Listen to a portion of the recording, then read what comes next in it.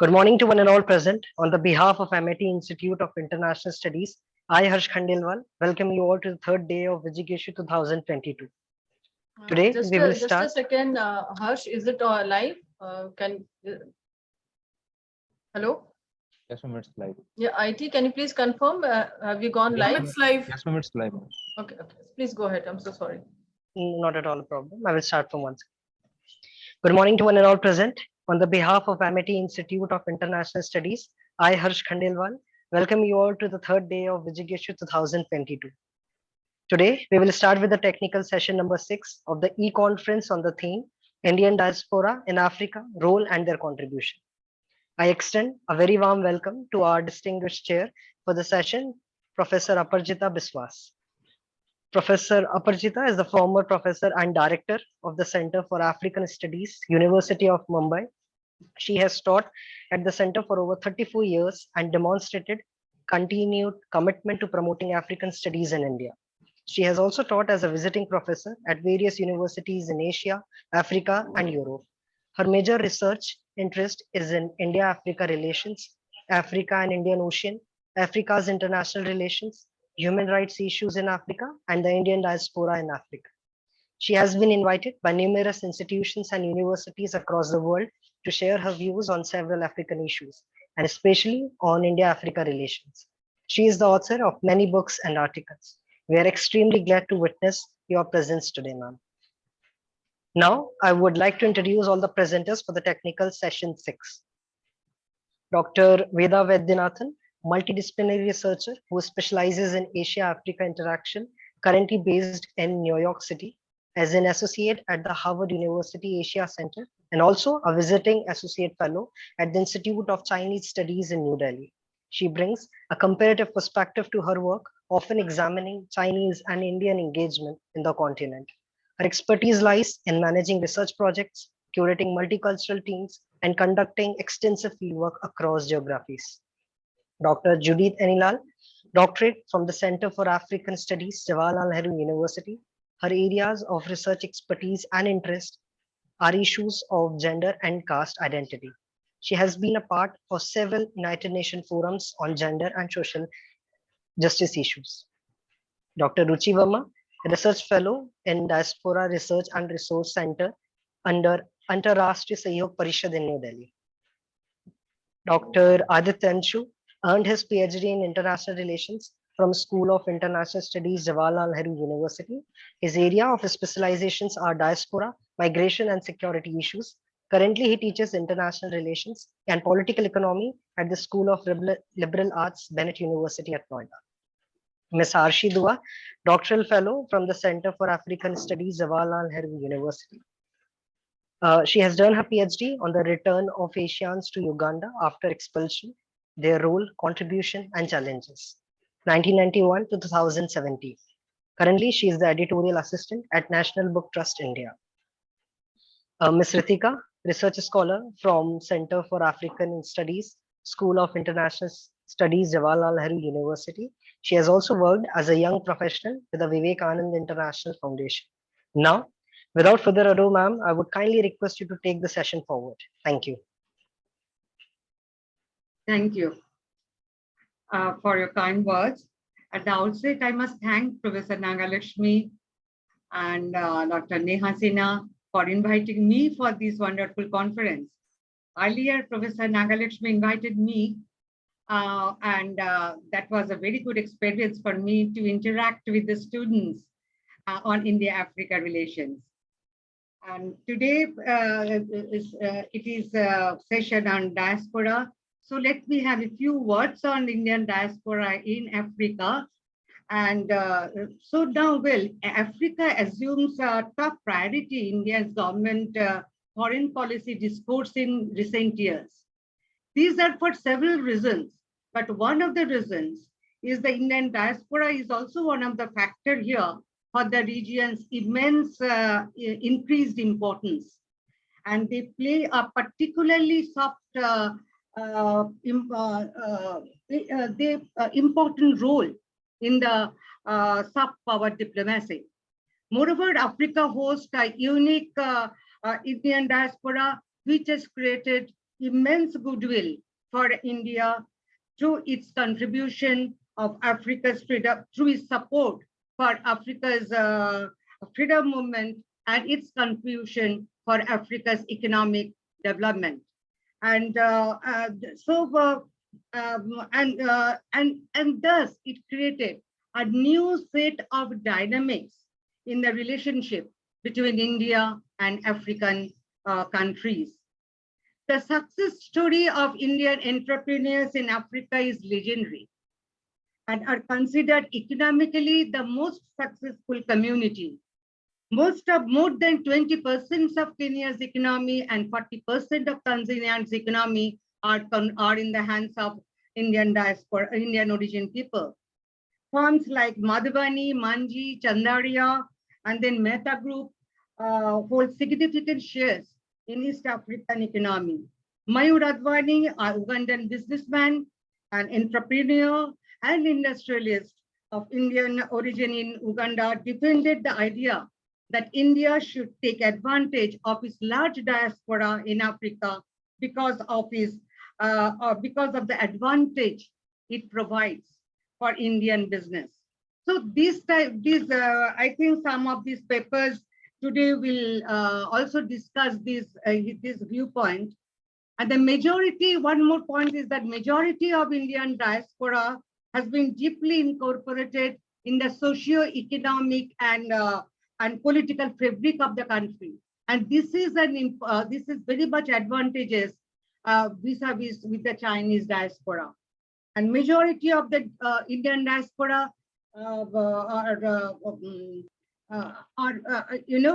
they have also integrated with the society, and and they have bring in tremendous benefit to the continent's sport without to the continent without accompanying political high-handedness characteristics of USA and EUA.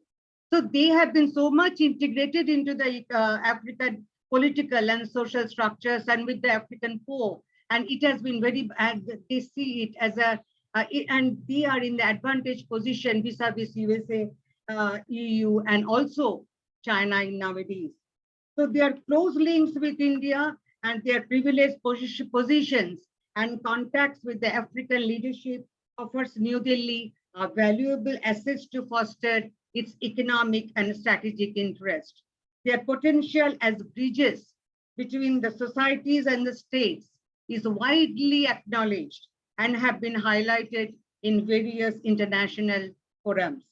The most important outreach of the Indian government was the creation of India's Ministry of Overseas Indian Affairs in 2004 to systematically facilitate ties with the diaspora, and with it, the launching of flagship Pravasi Bharatiya Divas convention to connect with vast overseas diaspora. The region is home to the largest population of Indian descent, and with about 3 million Indians, and have tremendous goodwill for their goodwill in their adopted country, as I have mentioned before. So with this brief introduction, I want to start this down the technical session. First, today there are 5 presenters. I think Aditya has dropped out in the last moment. So there are 5 presenters in these sessions. And first, now I invite Veda Vaidyanathan to present our paper here. Thank you. Thank you, ma'am. Am I audible? Yes. Okay, wonderful. So good morning, everyone. It's a pleasure to be here on many, many counts. One, because the session is being chaired by my PhD supervisor, and it feels like a nice full circle moment to be back in a panel that she's chairing. Also special because Neha invited me to this event, and Neha and I go back a long way. I believe we even did one of our first field trips to Africa, to Ethiopia together. So it's so nice to see you put this together. So congratulations to you. Thank you, Veda. And I've also been watching the technical sessions on YouTube from the last 2 days. And I have to say, the students at Amity are doing such a wonderful job. So congrats to them as well. And before I begin, I just wanted to quickly point out, I think the host maybe missed it, but my current affiliation is as a Fung Global Fellow at Princeton University. And I also have to quickly mention that I'm at a different time zone. So by the time this panel ends, it's around 3:30 in the morning for me. So it's going to be my loss entirely, but at some point in the panel, I'll sort of leave and I'll catch up on YouTube. So if you have any questions directed at me, please feel free to email me. I'll make that information available. So my presentation is titled Manufacturing Pharmaceuticals in Africa, Contributions of the Indian Diaspora. As Professor Biswas mentioned, the Indian entrepreneurial, the actor is very, very significant, especially in East Africa.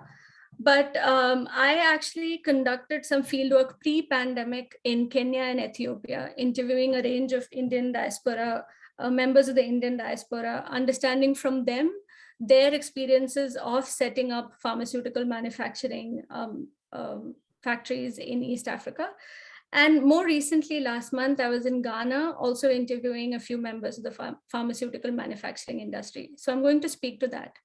But in the 15 minutes that I've been given, I thought, because it's a technical session, I'll spend 5 minutes just giving you an overview of the pharmaceutical manufacturing landscape in Africa to sort of contextualize why this is even important to look at and understand.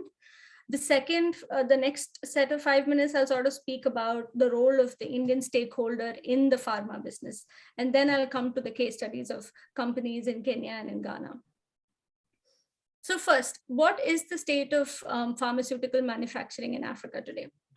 There are roughly 375 drug makers. Most of them are concentrated in North Africa. Those in sub-Saharan Africa are largely in 9 countries. Broadly speaking, up to 70% of pharmaceutical products are imported. Currently, in terms of actual output, less than 1% of Africa's vaccines needs are manufactured locally. That said, it is important to point out that African countries are not strangers to pharmaceutical manufacturing. McIntosh, Banda et al. Remind us that both industrial capabilities in pharmaceuticals and policy frameworks that support local manufacturing are not by in any measure a new phenomenon on the African continent. Local manufacturing of pharmaceuticals was one of many outcomes of industrialization of African state. For instance, Glaxo set up the first manufacturing facility in Kenya in 1930, followed by Abbott in South Africa in 1935, May and Baker in Nigeria in 1944, making it inaccurate to state that the pharmaceutical manufacturing industry in Africa is being built, but it is more precise to say that it's being revived. So to this end, the pharmaceutical manufacturing plan for Africa in 2005 was drafted by the African Union Development Agency, and it's probably the most exhaustive blueprint on how to boost local manufacturing production and how to improve public health outcomes in these different countries. But more recently, in May of 2021, 54 African countries co-sponsored a resolution on the local manufacturing of medicines, medical technologies, and vaccines that was presented at the WHO's World Health Assembly. So to try and pin a number on this goal, it is estimated that funding the growth of Africa's local pharmaceutical industries will require an estimated $111 billion by 2030. 11 billion to develop the industry and 100 billion to develop the supporting infrastructure. And now, why is this important? It's important for 3 compelling reasons provided a framework by the AFDB. First is a public health rationale, and this doesn't need explaining, especially after COVID. But the idea is to get affordable access to medicines that meet disease profiles of different regions. Second is, of course, a strategic rationale, that is to ensure national health sovereignty and minimum supply security. And the third is an economic rationale, to create economically viable industrial base, contribute to economic growth, reduce dependence on imports, create jobs, etc. And this is where the Indian stakeholder comes in. So largely speaking, India's share of pharma and drugs in the global market is over 6%. During 21-22, India exported pharmaceutical products almost up to $25 billion. So this makes India the 3rd largest manufacturer of medicines by volume and 13th by value. This is largely possible because it has one of the lowest manufacturing costs globally. And in Africa, South Africa and Nigeria are 2 of the top 5 export destinations. But discussing pharmaceuticals in and India in Africa, I think there are two important things to point to before I come down to the diaspora. One is our contribution to the antiretroviral medicines. This, as you all know, was critical in preventing the transmission of HIV/AIDS. And it was sold in early 2000s by Big Pharma in the West, and they charged around $10,000, $15,000 for it. And it was largely unaffordable for many in the developing world. But then Cipla Limited stepped in. They've brought in a triple combination ARV treatment for $350 per person per year. And then in 2017, two other pharma majors stepped in, marking the generic ARV at $75 per patient per year. And they supplied it to over 92 countries. So what happened because of this? Between 2001 and 2017 in sub-Saharan Africa, the prevalence of HIV declined from 5.1% to 4%. In early 2001, only 1 in 1,000 HIV positive Africans had access to life-saving ARVs. By 2017, 60% of people living with HIV/AIDS in African region had received an ARV treatment. Similarly, meningitis was eliminated by the WHO, who was working together with the Bill and Melinda Gates Foundation and the Serum Institute, because Serum Institute introduced a MenAfriVac, a meningococcal group A vaccine developed specifically for the African meningitis belt. And this cost just 50 cents per vaccination. So these are two important things to keep in mind. But beyond exports that one could talk about much longer, there are several Indian companies that are manufacturing pharmaceuticals in Africa. And this is where the Indian diaspora comes in. The diaspora has played a key role in the development of pharmaceutical industries in several African countries. For instance, Indians have contributed to the Kenyan pharmaceutical industry since its inception in the 1950s. Looking at Ghana specifically, when we looked at data from Ghana's Food and Drug Authority, over 96 Indian companies have licensed to manufacture pharmaceuticals in Ghana. So the first the first company that I'm just going to explain two profiles here. The first is an Indian diaspora family in Kenya. The name of the company is Cosmos, and it's a third generation family business that was set up in 1978 by a retired pharmacist who left India for Kenya to use his expertise and passion in pharmaceuticals to set up a manufacturing facility in Africa.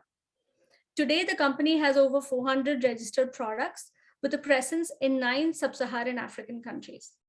The company enjoys a first mover advantage of being one of the earliest players in the market and is regarded as one of the best manufacturing facilities in East and Central Africa. Cosmos has generated over 500 jobs, most of them for locals. But according to management at Cosmos, they used to rely on foreigners for specialized work in early years of the operation. But the number of expats hired now is considerably fewer than a generation ago. That they attribute largely because the quality of workforce has increased with more experience and educational qualifications. The company often hires local Kenyans of Indian descent, that is members of the Indian diaspora, who study abroad and return to Kenya, rather than hiring recent arrivals from India because of high attrition rates. In Ghana, similarly, there's another huge manufacturing facility, which is set up by Mr. Dhananjay Tripathi. He's a pharmacist by training, but now, because of his contribution to the Ghanaian economy, has been made a naturalized Ghanaian citizen.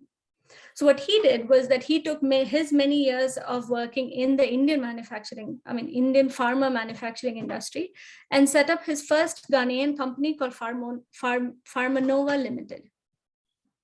And then he set up his second company called the Atlantic Life Sciences, which was the one that I visited last month. And this factory, Atlantic Life Sciences, it operates under Ghana's One District, One Factory, 1D, 1F initiative. The land for this project was procured in 2016, and by 2022, it was inaugurated. They said that it was delayed by 2 years because of the pandemic. It was inaugurated by the Ghana's president. It's a $35 million specialized factory with a sterile pharmaceutical plant for producing infusions, eye drops, vaccines, serums, injections, and general drugs. It was financed by the Ghana Export-Import Bank and the Standard Chartered Bank, and also by Pharmanova Limited's own resources. The impact that this plant has had in the local area has been immense. It's generated over 750 jobs, of which only 15 are held by Indians, and that too very technical experts. The tech transfer part of it is given a lot of emphasis. From what I could observe, every Indian expert was being shadowed by 2 or 3 Ghanaian technicians, and a lot of the big machinery were being handled by Ghanaian technicians. The factory also aims to produce 6 vaccines locally, such as anti-snake, anti-rabies, anti-diphtheria, anti-scorpion, anti-tetanus, and so on, once it becomes fully operational. What this will do is that it will reduce drastically Ghana's reliance on imports for vaccines. And not only Ghana, they'll be able to supply to the larger ECOWAS region, making it an important conduit for locally manufactured vaccines. Their aim is to reduce Ghana's import dependency and to prepare Ghana for supply shortages that will come up in the future. So what I'm trying to do with this paper is to make a case that the pharmaceutical manufacturing needs to become an integral part of India's health overtures to Africa. And in this dynamic, it's important to situate the diaspora because they have a tremendous role to play in this, traditionally and currently. And as pointed out by the case study, members of the diaspora are setting up several plants in Africa. Several of these have received funds from Indian sources, but several of them have not received funding, and they're being funded independently. But what this does is this presents opportunities for both India and their partners in Africa. So what do the host economies get? For the host economies, a vibrant pharmaceutical manufacturing base would decrease dependence on imports and increase access to medicines, as well as ensure quality of medicines. It would not only lead to generation of employment, but also facilitate skill and technology transfers and help bridge existing knowledge gaps. Alternatively, for Indian companies, they also stand to benefit because from multiple incentives provided to foreign investors and additional incentives for establishing joint ventures. One common challenge pointed out by members of the diaspora who run manufacturing facilities is that their biggest competition is imports from India and other countries as well. So in a broader context, to conclude, the fact is that mitigating the scale of global suffering, especially inflicted by COVID-19, will require a concerted effort. As a partner in African growth, Indian actors do have to play a role in strengthening health systems and improving their access to vaccines. In some countries, like Kenya and Ghana in particular, this is being spearheaded by members of the Indian diaspora, and therefore, as researchers, we need to pay close attention. Thank you. Thank you, Veda. Very, very comprehensive paper. And I understand that you have gathered so much of first-hand materials in pharmaceutical industry. The other, only 2 points, because you won't be there, I just wanted to make 2 points here. How you feel that there is any competition from Chinese pharmaceutical industry there? And the other is that how much this Indian origin people, what is the goodwill, because we have found that very recently, the Ghanaian University, the Gandhi statue has been vandalized and there is very anti-Indian propaganda.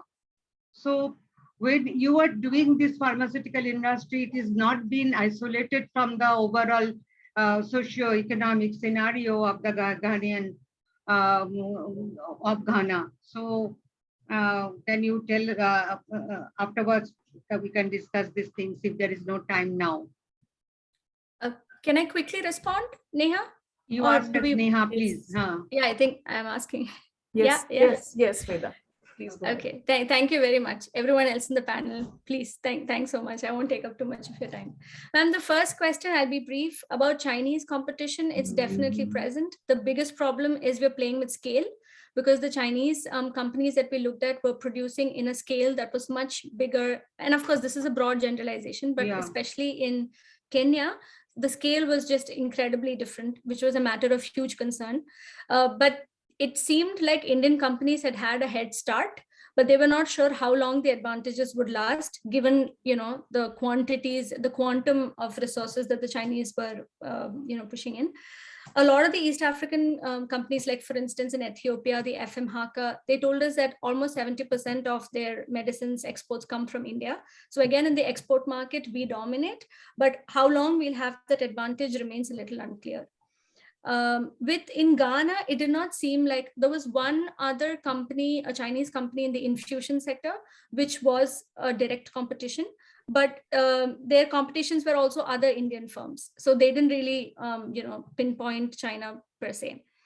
But with regard to the goodwill, ma'am, the difference that I feel with the Chinese and the Indian diaspora is that the Chinese are seen very much as the outsider, right? Because the Indians are familiar. We have been their third, fourth generation.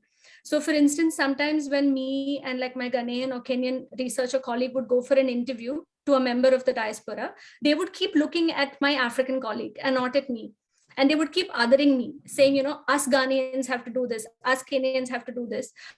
But then when they come with like snacks, it'll be like theplas and dhoklas, and it's very culturally Indian, but they don't really consider themselves Indian, right? So that was very interesting to me. So that sort of shows in when we go and speak to people in the allied industries, they don't really treat Indians as the foreigners. So I think there is definitely some element of goodwill. Of course, some parts of it, like you mentioned, are being challenged, but broadly speaking, I think that's definitely an advantage that we have, that we are not somehow seen as an outsider that just sort of came in. Well, the Chinese, I think, have a lot of work to do on their, their PR exercises. Yeah, if that answers your question. Yes, thank you. Thank you. Thank you, ma'am. So, Neha, can you go for the next presenter now? Yes. It's Judith. Harsh? Is it Judith now, no? Yes, Right. Yeah. Ma'am. yes, sure. We have a next presenter as Dr. Judith. Yeah, thank you so much. And I want to thank the chair, Professor Aprajita Biswas. It's really good to see you, ma'am, Yes, at the same here. conference. And it's good to be part of the panel where you are chairing. And I want to thank Dr. Neha Sinha for this opportunity. Sorry, I have a little bit of sore throat, but there was a little disconnect with the diaspora for me because I was engaged in other issues. And it's really good to be back again. And I would like to thank Neha for this. So coming to the topic of my presentation today is majorly on the issue of role of Indian diaspora in South Africa, gender analysis, and the political participation. So I would like to start by saying that South Africa continues to be one of the most significant locations for fostering India and Africa relations due to the presence of considerable population of PIOs, numbering around 1.5 million.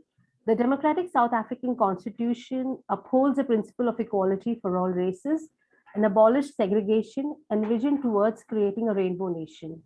Therefore, my paper seeks to analyze the engagement of PIOs in the making of the Rainbow Nation, participation in the mainstream politics through the electoral processes and as civil society movements. So significantly, the role of intelligentsia and civil society in developing the political debates around equality, social justice, and gender justice were actually key game changers in changing the political fate of South Africa from a racist authoritarian regime to a multi-party democratic system. The activist groups in South Africa gained a lot of momentum during apartheid itself in the 50s and 60s as individuals got together, activists got together, and they formed a larger network of civil society against the apartheid discriminatory laws. So their broader struggle was to overthrow the discriminatory regime and to bring forth a more egalitarian political system in place. So in parallel to that, the women's movement was also gaining momentum, and prominent Indian women were part of this entire political journey. To name a few, Phyllis Naidu, Brex Govinder, Ila Gandhi, and Gunam, Dr. Gunam, were prominent voices against the gender and racial violence and discrimination in South Africa. So simultaneously with the unbanning of the African National Congress and the international condemnation of the apartheid government led to the return of exiles.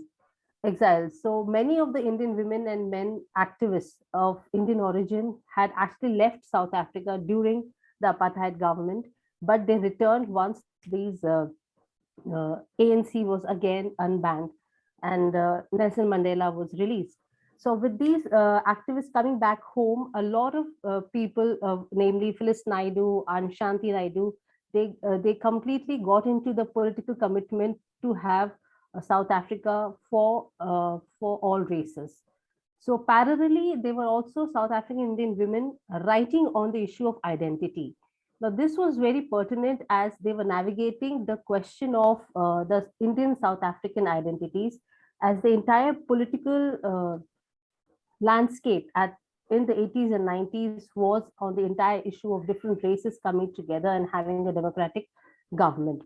So the classification in apartheid was majorly on racial lines. So because of it, there were strong community feelings that were leading to revival of group consciousness. So we had Indianness on one hand, and on one hand, we had the Black consciousness movement that was arising. Now, what had happened is that intellectuals and activists, they found a common ground to come together by this consciousness movement, that the community feelings were already being, they were already coming up. So they found a common ground, and that they said that this is a common Black consciousness movement that we need to recreate in terms of removing these racial segregations and building a consciousness of the self and of the nation as a collective. So within this also, the gender hierarchies were also beginning to question the patriarchal boundaries that was not just against state, but also the patriarchal notions that were within the community itself. Hence, for women of Indian origin in South Africa, claiming a voice became a political act, which a lot of women did through their writings. So I would like to quote here, Fatima Mir was one of the most significant anti-apartheid activists and a prominent Indian woman to engage in the issue of identity, of Indian identity in South Africa. Her own stand was that she positioned herself as an Indian South African, but also a Black person who questioned the white discriminatory state.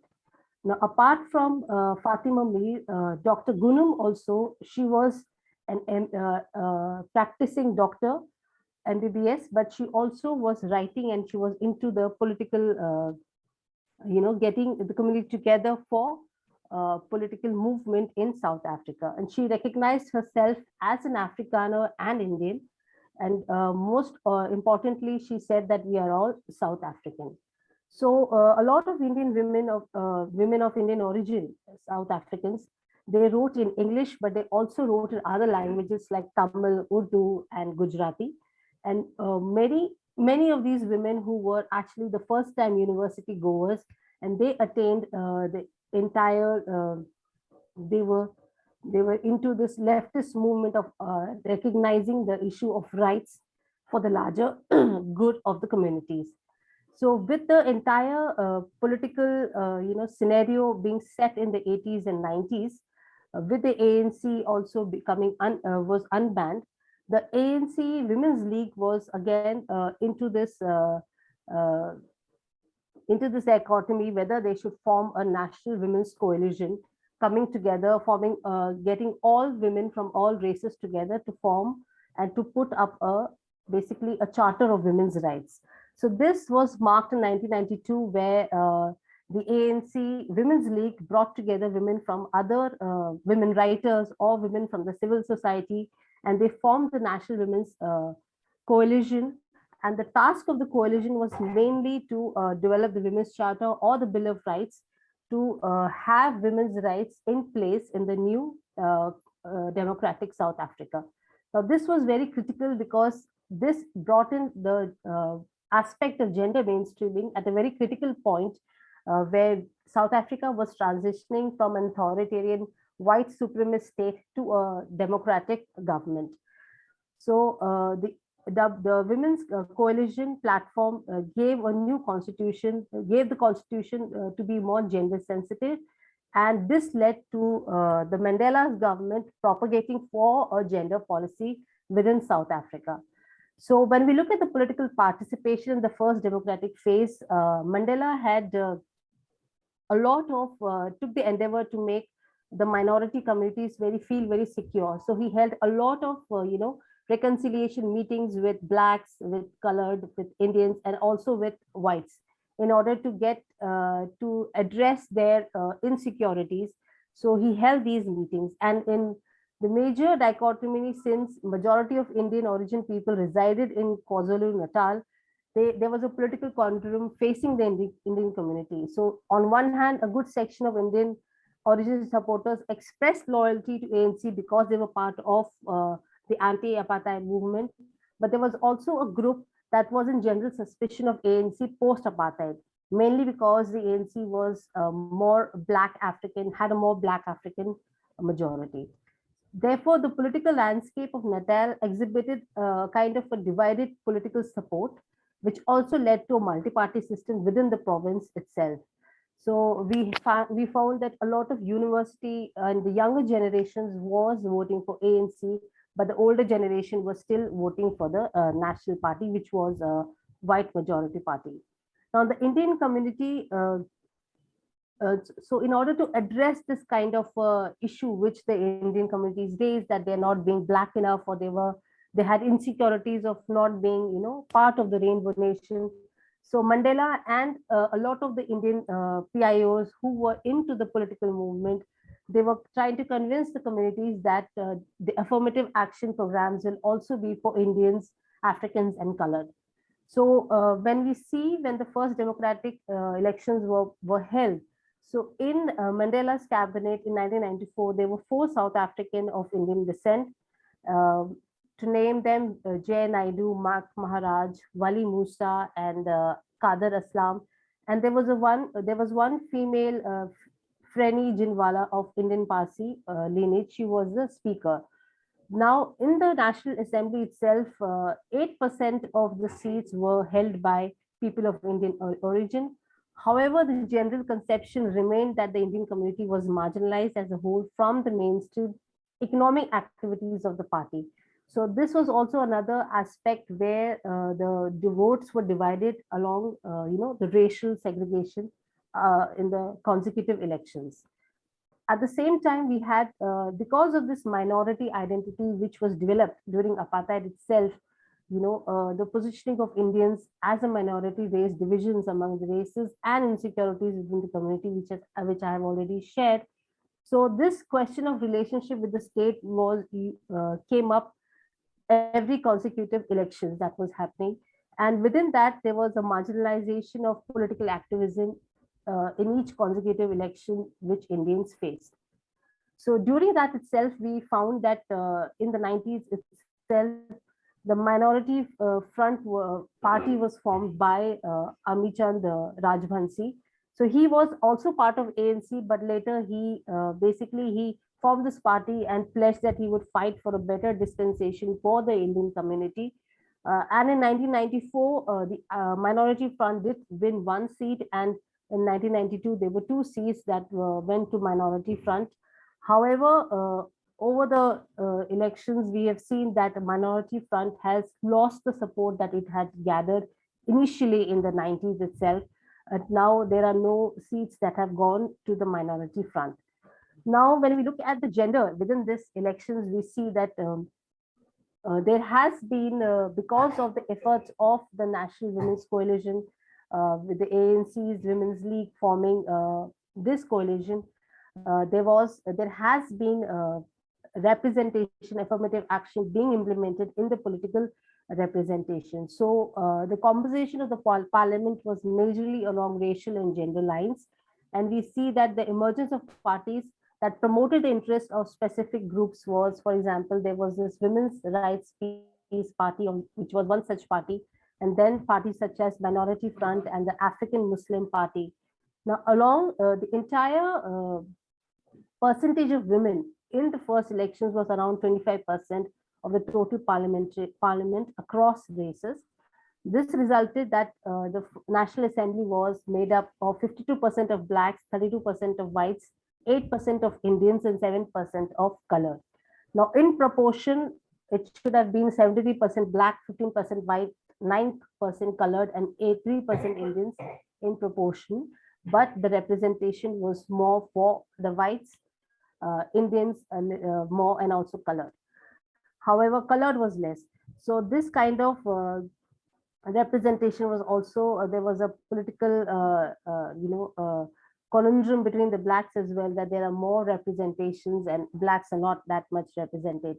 So that's led to a lot of political struggle between the blacks and other race groups as well. So what we see is that representation of women, however, Indian women in the political parties from 1994 and 1999 has actually fallen.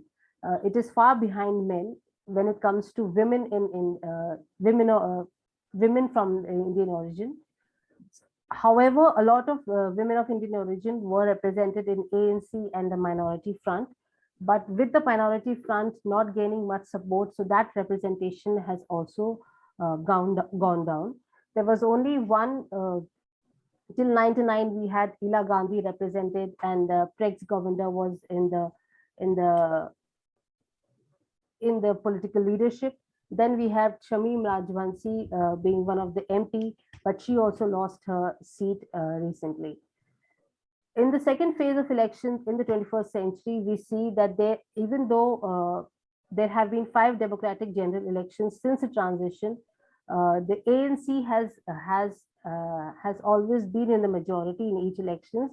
And for women, the political representation received a setback for its 50-50 agenda in 2014, with only 36 representation. And this was a 4% drop from the previous parliament.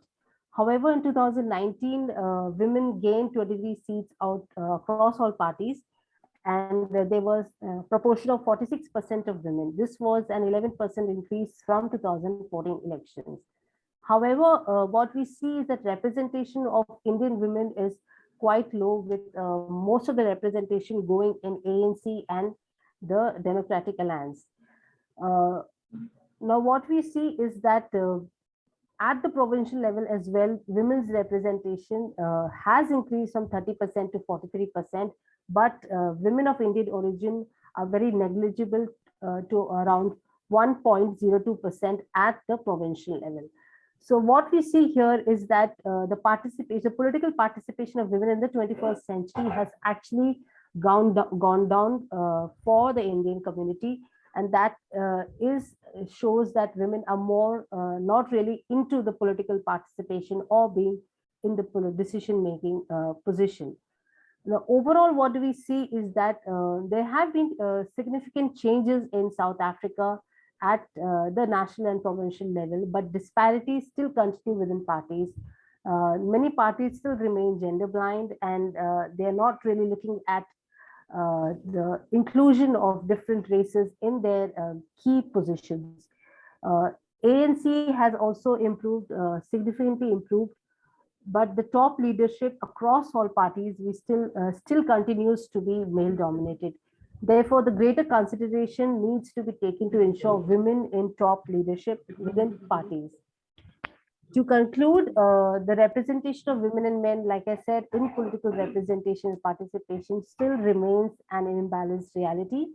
Thus, political parties in South Africa, though they have come a long way since 1995 in renewing their commitment to the cause of gender equality as per the gender agenda, yet there remains a backlash to women's rights. Having gender-specific manifestos that they have developed, for example, ANC, Democratic Alliance, even Minority Front had their own gender manifesto, but they did not suffice in terms of bringing about political and social change, because they did not really have a political commitment to make systemic changes for inclusion of women, and especially women from Indian origin or colored women.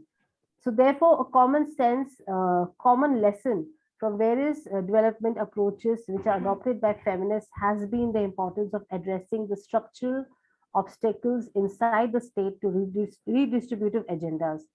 This mainly is in the context that the strategy of reservation or affirmative action is the only way to tackle the institutional, social, and political barriers. Therefore, the main issue that South Africa brought the policy of affirmative action as a tool has been really breakthrough tool that it is necessary to legitimize women's participation in decision-making performance. Even though there has been a lot of change with only 2.6% in apartheid period to coming to 46% of representation of women in South Africa in the 2019 election is a great achievement. Yet the presence of representation of Indian women, women of Indian origin and colored women is way behind when we look at the larger numbers in the context of representation and bringing their issues at the table for discussions. So to conclude, I would say a genuine political engagement on the change of attitudes and behaviors on gender justice should be the strategy forward, giving way to greater participation of women in politics, especially for women of Indian origin and colored women. This will lead changes in attitude and perceptions over women's participation in governance and bringing about social justice within the communities. Thank you. Thanks a lot. Thank you, Judith. And it is a very comprehensive paper on Indian origin, Indian diaspora in South Africa. But I just want to have 2 points afterwards during question and answer session. You can think about it and also you can reply to it. That is the first is things that participation, what you have given the participations and what are this thing, but what are the issues that you have to, and it has not been very clear to me that what are the issues of Indian diaspora. This is participation, electoral proportionate representation. These are the things, but the issues must come first, come also in your paper. And the other point is that, yes, we have enormous Indian origin people have enormous support. They have also contributed enormously for the in the anti-apartheid struggle. But what happened now? Why did the recent outbreak of the of violence against Indian people in South Africa? So some of the issues, if you bring it out, then it will be clearer to us why now in the present situation, this is the outbreak of violence against Indians. Thank you. Neha, shall I go to the next participant? Or Yes, yes, okay. ma'am. Yes, ma'am. Okay, thank you. And now I've invited Dr. Ruchi Sharma, and to present her paper here. Am I audible? Yes. Yes. Yeah. Thank you, Chair. Ma'am, it's a pleasure to always see you or meet you.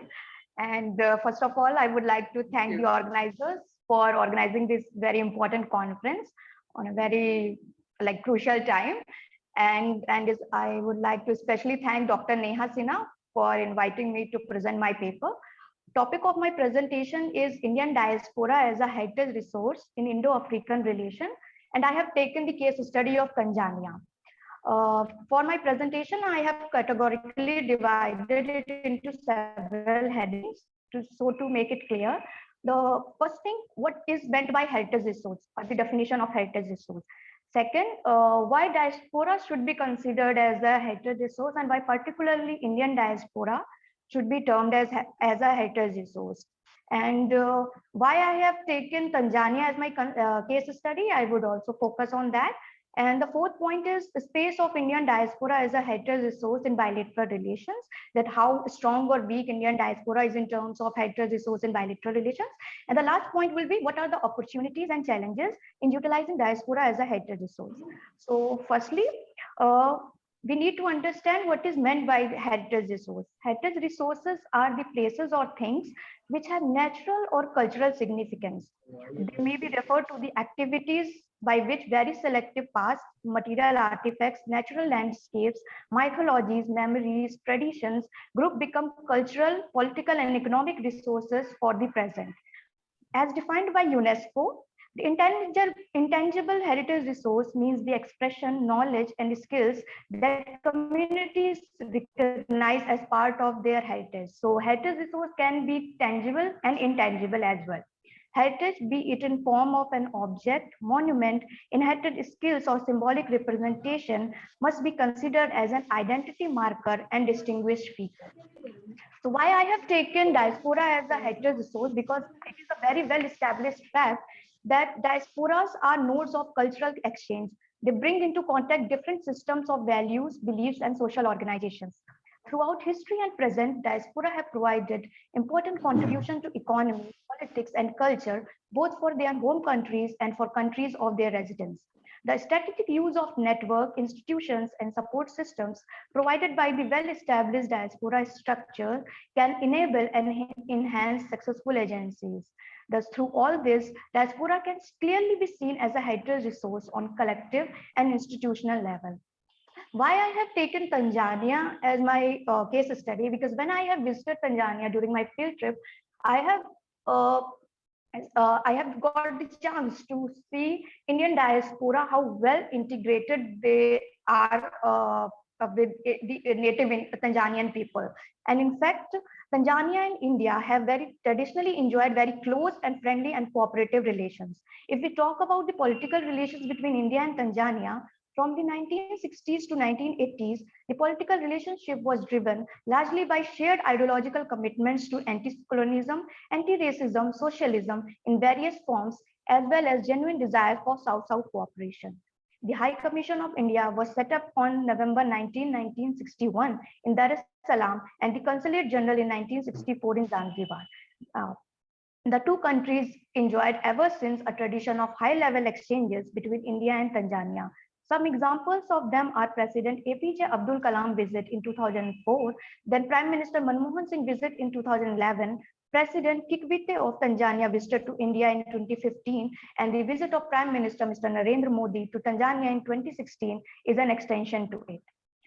If we talk about the economic relations, India and Tanzania have a very vibrant business and commercial relationship. India is a leading trading partner of Tanzania. Tanzania major imports from India include petroleum products, medicines, and pharmaceutical items, motor vehicles, sugar, clothing items, etc. Tanzania major export to India include gold, cashew nuts, pulses, timbers, spices, leather, etc. The total trade between them in the year 2014 to 15, according to MEA report, rose up to 3,573 million US dollar. Many lines of credits have also been signed between them, majorly for agriculture and water supply sectors. High-tech and education sector are also major area of cooperation between them. If we talk about the cultural relations between India and Tanzania, there is a very close cultural contact between India and Tanzania. In fact, Indian Council for Cultural Relations had established an Indian Culture Center in 2010 in Tanzania. ICC has been increasing local contact and content in programs to enhance the cultural dialogue between India and Tanzania by partnering with local artists and cultural entities. For example, India-Africa Fusion Music in cooperation with Department of Arts and Music of Dar es Salaam University has been organized by Indian Cultural Centers. Now, what is the space of Indian diaspora as a heritage resource in Indo-Tanzania relation? That is, how strong or weak could Indian diaspora can be considered in terms of heritage resource between India and Tanzania bilateral relations. Diaspora as a heritage resource is an important factor in India's foreign policies and an asset for its diplomacy. The presence of Indian community plays an important role, and there is no denying in that it plays a very important role in bilateral relations.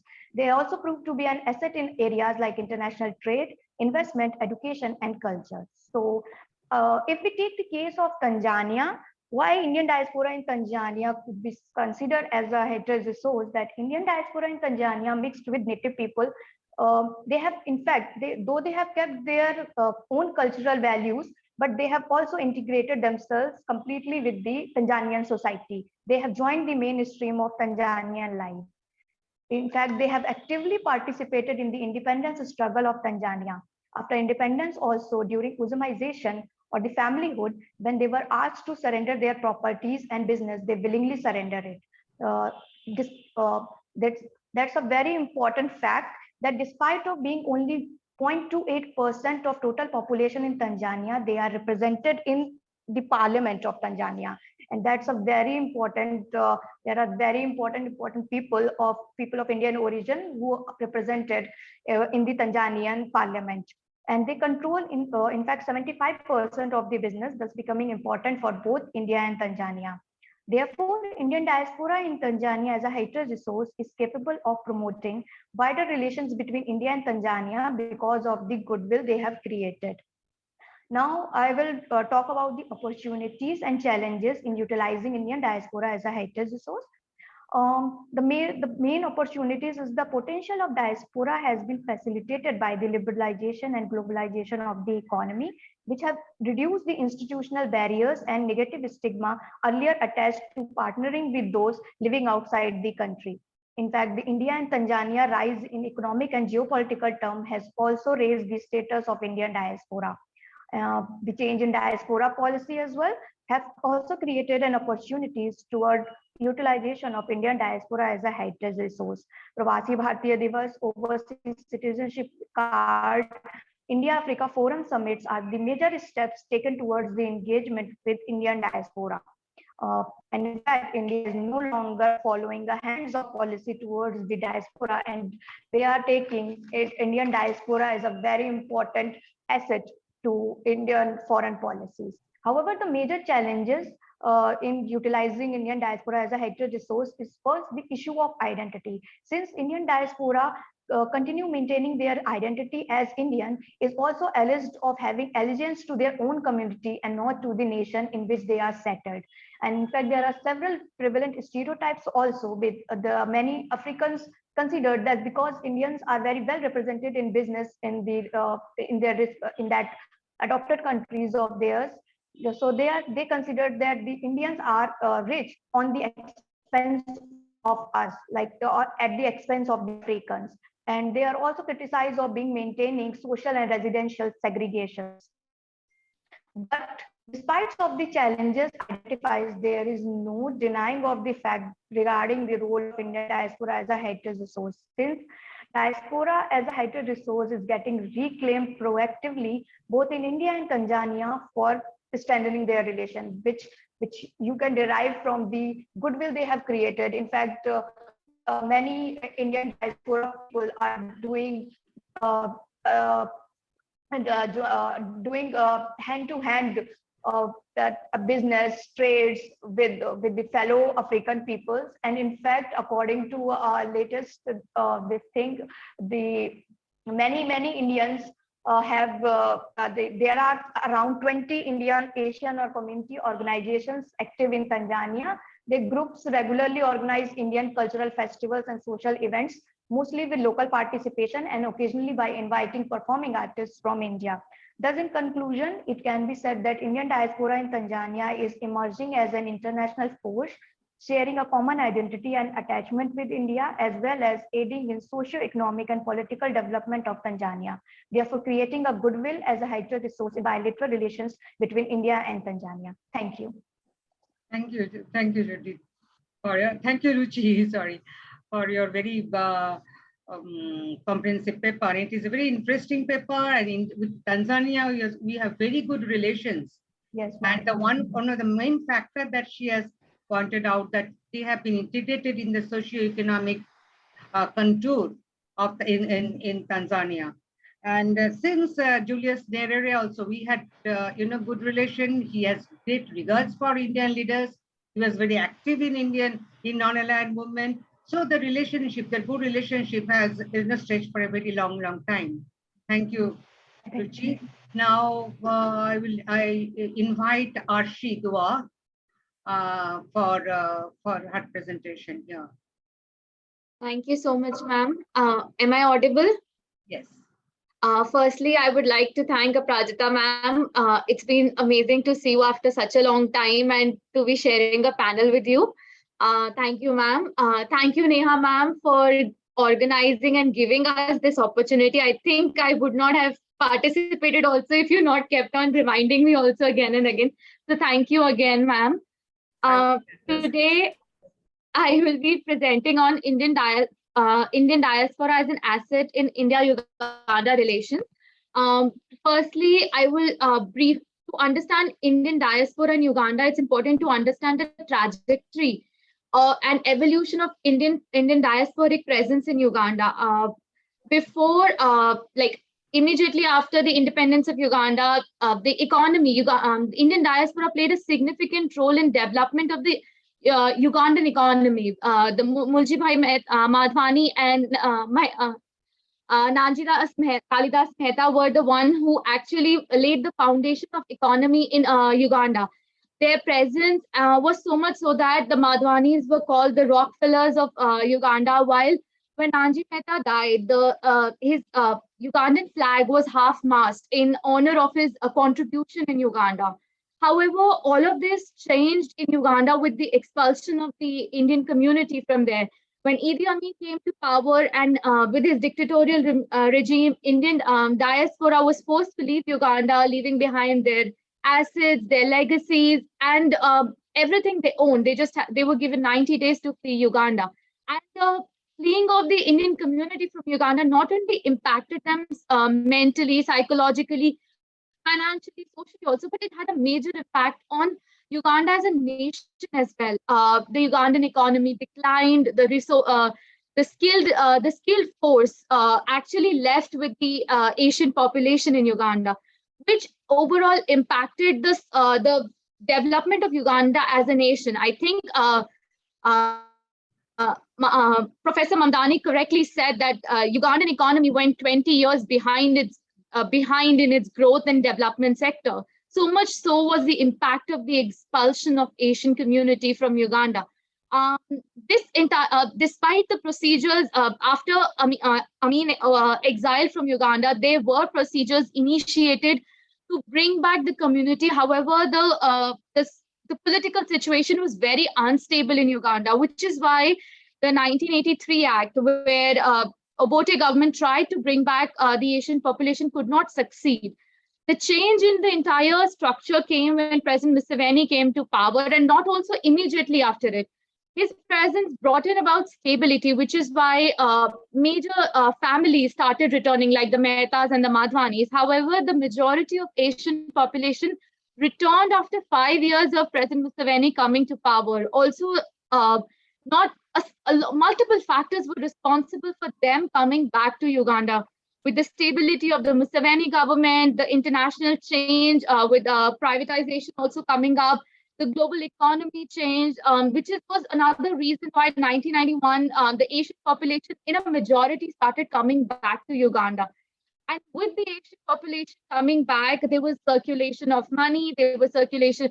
Also, their coming back was an insurance for the Western powers as well, that since Uganda is now stable to reinvest in Uganda, because they're inviting the Asian population back, and they're returning their properties, which was as President Museveni promised them.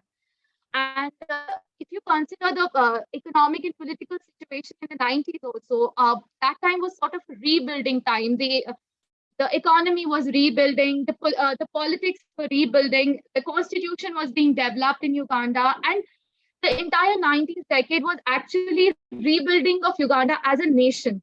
And the Indian diasporic community played a significant role in it, be it the Madhwanis, the Mehtas, the Karyas, the Mukwanos, and not just the people who returned, the Ruparelas as well. They were not the people who just returned. They were also the Asian population who stayed in Uganda during the expulsion period and afterwards as well. They had experienced the transformation of Uganda from highs to lows, the changing graph in the Ugandan structure. The 2000s, the new millennia, as they say, brought about a major change in the relation. The bilateral ties increased. The high-level visits increased, and the development, the coming and going of people also increased. I would say the major change started from 2010, where Indian diaspora actually became a major asset for India-Uganda relations as well. And the project and Indian diasporic community started playing a major role. If you consider examples, the Indian Association in Uganda, Indian Women Association in Uganda, Arya Samaj, all these organizations started playing a significant role in philanthropic work as well. If you say it in 2015, a major heart surgery project was organized wherein these smaller the diasporic organizations helped in medical, in a way, a sort of the medical diplomacy as we call it today at that time, wherein the native Ugandans were given the opportunity to come to India for multiple heart surgery projects, the ones who needed it. And similarly, a lot more of these instances were developed over the time. The channels of communication were developed. And most importantly, if you say International Yoga Day became a major source of communication between the diasporic community as well as the native population. Yoga started, yoga celebrations, not just on the International Yoga Day, but preceding it as well, was started celebrating in schools, in colleges, in universities, and not just at the High Commission. The overall, the community came together to celebrate it. They came together.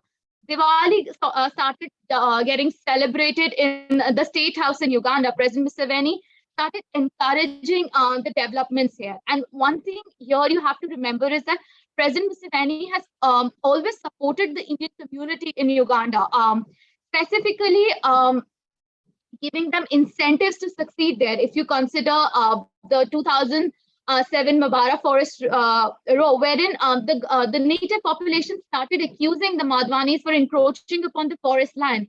However, the president did not go completely against it. He took a stance or appeased both the communities and took a decision regarding it. So his policies has always been a very appeasement to the Asian community there. A major change in India-Uganda relation and the presence of Indian diaspora started, again, I would say, was a turning point in 2018 when Prime Minister Modi visited Uganda in July 2018. And his visit actually was a major step towards increased bilateral ties between the two nations. Apart from what you say, affirming the desires to develop economic, bilateral, commercial, defense, technical sectors, they also highlight multiple points wherein to combat terrorism, for education sector, for medical sector. In a way, you could consider the foundation for the medical diplomacy, which was actually more important in India-Uganda relations during the pandemic time, was done during Prime Minister's visit to Uganda. And his promised aid, which was actually in 2019 proceeded there. And by the time the pandemic came, the foundation was laid, wherein India was a major source of help to Uganda during the pandemic time. And if you understand how the development of India-Uganda relations with the diasporic presence also here, you have to understand very recently, on 3rd August 2022, Uganda Parliamentary Forum on Indian Affairs was launched, which is actually the first country-focused forum established in the Parliament of Uganda. This forum is actually enable a continuous dialogue and enhanced cooperation between the parliamentarians and their countries. It will also serve as a platform for members of parliament who work closely with governments of both the countries to promote bilateral ties and candidly discuss issues which are of national interest to both the countries. Also, this forum will increase a close collaboration on various sectors of human rights to scientific research, for economic development, national disaster relief, from culture to education, to health, to tourism, and other issues bearing bilateral interest for both India and Uganda, which is actually a very significant development in India-Uganda relations. The post-pandemic, the relations between the two countries has actually risen to a very high significant level if you consider. And diaspora has been a very important aspect of it. If you say it, in recent years, Indian diaspora in Uganda, with the help of the High Commission in Uganda, as well as the smaller organization, be it the Indian Association of Uganda, or the Indian Women Association, or the Arya Samaj, the Paridari Samaj, they've all worked towards it. To cite a few examples, Indian Association of Uganda at World Cycling Day flagged and supported an event which was the Uganda Cycling Association and the Kampala Boys Sports Club. Similarly, Indian Association of Uganda and High Commission of Uganda organized blood donation camps in Kampala and Jinja City. The High Commission of India partnered with Tare Samaj on the Environment Day to celebrate 150 years of Mahatma Gandhi and the birth anniversary of Mahatma Gandhi, and planted trees in the city. Of course, the High Commission handed over vehicles as promised by the Prime Minister to Uganda Defense Forces in March 2020. Under India for Humanity banner, Indian High Commission in Uganda and Indian Women's Association in Uganda started the free artificial limb camp in Uganda, which was actually a major success. Around 550 cases were successful cases were witnessed. Also, Indian Women Association was also responsible for furnishing schools at a very regional level in Uganda, giving them a facelift, helping the education sector, encouraging women to develop their skills to become self-independent and empowered in various sectors, and not just the women belonging to the Indian community there, but the native population as well. Also, they were also responsible for donating equipments for this artificial fitment camp, and as well as books to schools, to uniforms and other sectors. Under the Bharat Ek Parichay scheme of Government of India, the High Commission had launched an India corner at Ugandan universities of Makerere University, Isbat University, and Victoria University. If you say a cultural sector, there's been a multiple cultural exchanges as well. The Ugandan artists performed at the 35th Surajkund International Craft Mela. Also, the Ugandan tribal dance troupe participated in the Chhattisgarh National Tribal Dance Festival. Very recently, a friendly kabaddi match was also organized between the Ugandan national team and the diasporic team in June 2022. If you say, again, as I mentioned, yoga was another major source of contribution. After Prime Minister's visit in 2018, channels of medical diplomacy between India and Uganda were developed. However, pandemic expanded these channels, and so that if you consider the telephonic conversation between President Museveni and Prime Minister Modi, India was one of the first countries who assured Uganda for help during the pandemic, and they were the ones who they were substantiate. India dispatched medicines, the hydroxychloroquine tablets, anti-malaria drugs, the masks to Uganda at that time. And not just that, the Indian-made vaccines were also dispatched to Uganda to support that. Medical equipments were transferred during the pandemic, which was actually one of the reasons that the medical sector between India and Uganda developed to a very significant level post the pandemic time. In the defense sector, Indian Association of Uganda gifted the Stand Model Army Training Room for Senior Command and Staff College in Kimbaka. Also, recently, a first major defense agreement was signed between India and Uganda, wherein Uganda has awarded Hindustan Aeronautics Limited a contract for maintaining and support of its Su-30 combat aircraft fleet, and it is actually a very historic deal. Indian Association of Uganda, with the help of Indian military training team, has also set up the military war game center called India in Uganda in 2020. And this war game center was constructed with roughly around 1 billion Ugandan shillings, which was voluntarily donated by the Ugandans of Indian origin, which is actually of a very significant development. The Indian military, Indian military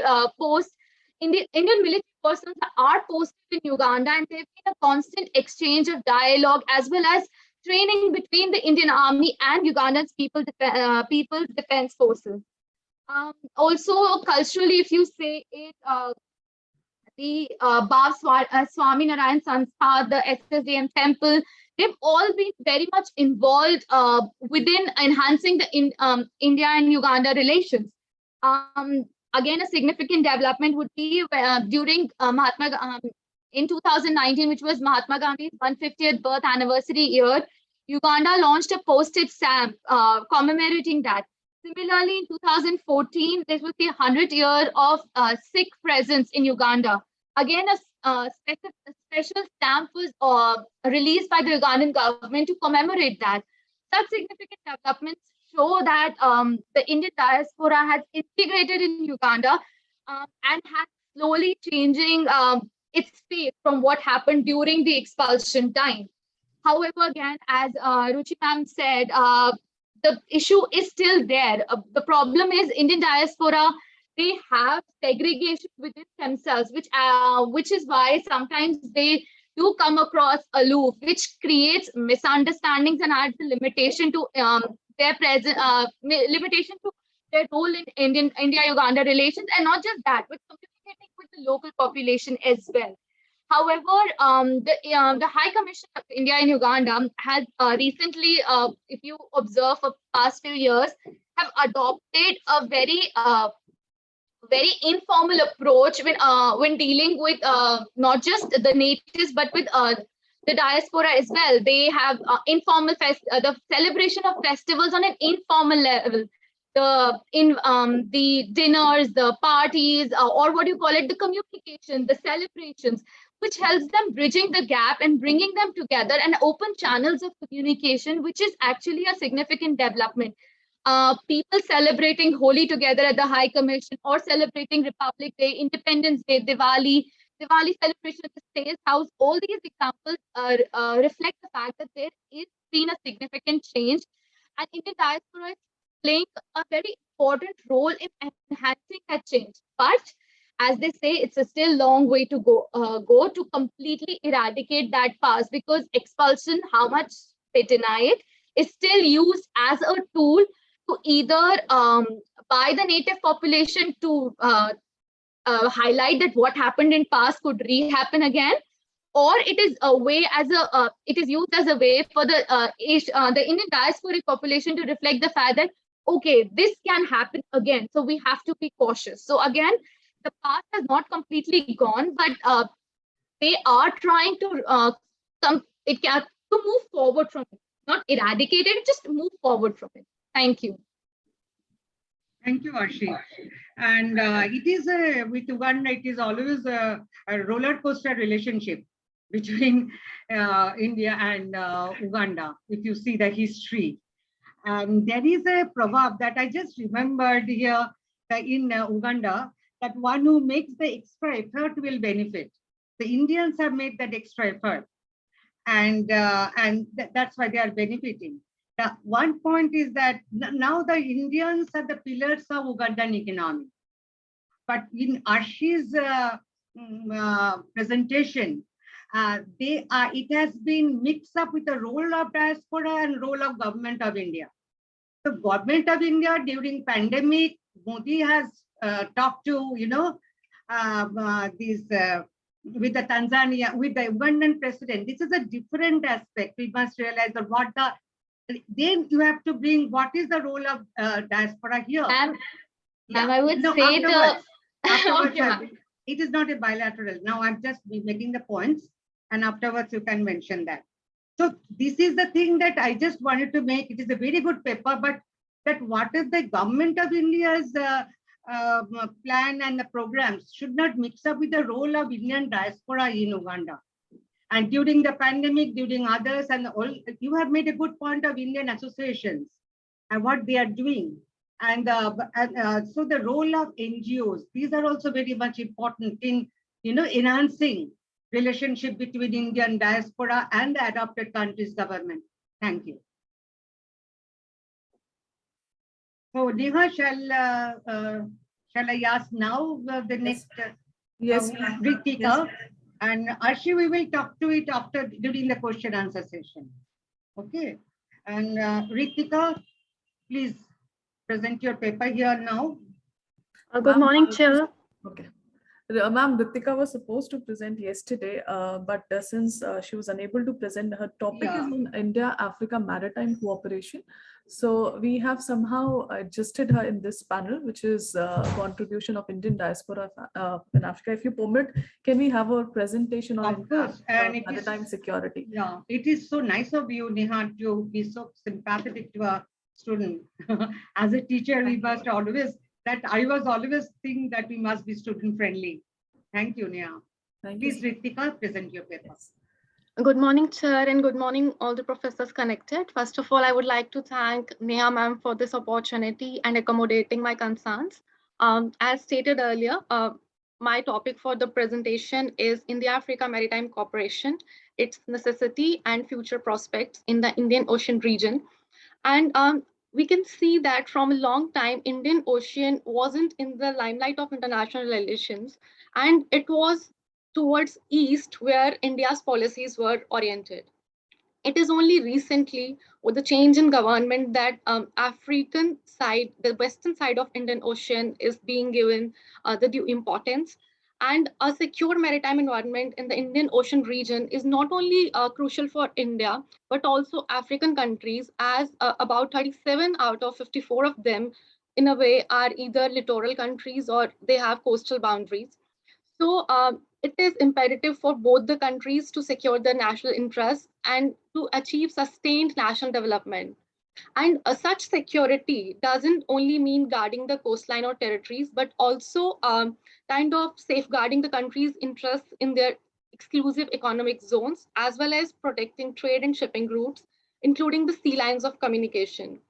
So as we can see that both India and Africa have kind of quite evident and significant positions in the Indian Ocean region. India having a coastline of 7,500 kilometers and an exclusive economic zone of about 2 million square kilometers. Similarly, Africa also has a vast coastline with most of its countries being either coastal or island nations. So Africa's maritime environment is globally significant as a huge amount of international maritime traffic passes through it, which includes almost 90% of continent's trade and almost 60% of the global trade, which passes through that region of Indian Ocean region. But there is an irony that despite being so prominent in the coastal region, African countries for long suffered from a culture of sea blindness, as many scholars have pointed out, which indicates that despite having that access, they didn't know how to utilize that opportunity towards their gain, how to maximize the benefit of its water bodies and the plethora of resources present in its oceans. But towards the change of the century, the 21st century saw a kind of booming oil and mining industry in Africa. So it became a center of global attention with various global players like India, China, and European Union, very keen to engage African waters. However, with the increase of resource extraction activities in the sea, corresponding to it, also the rate of maritime crimes multiplied. And unfortunately, most of the African countries lacked the capacity to ensure the security of their declared maritime zones.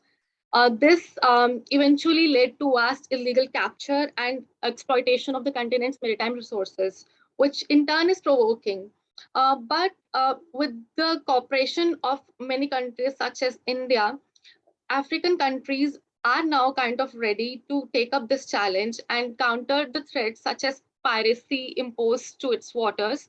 So against this background, why is Western Indian Ocean so important for Africa? I would like to point out that in the western side of the Indian Ocean, there are about 10 African countries, including the overseas French territory of the Reunion.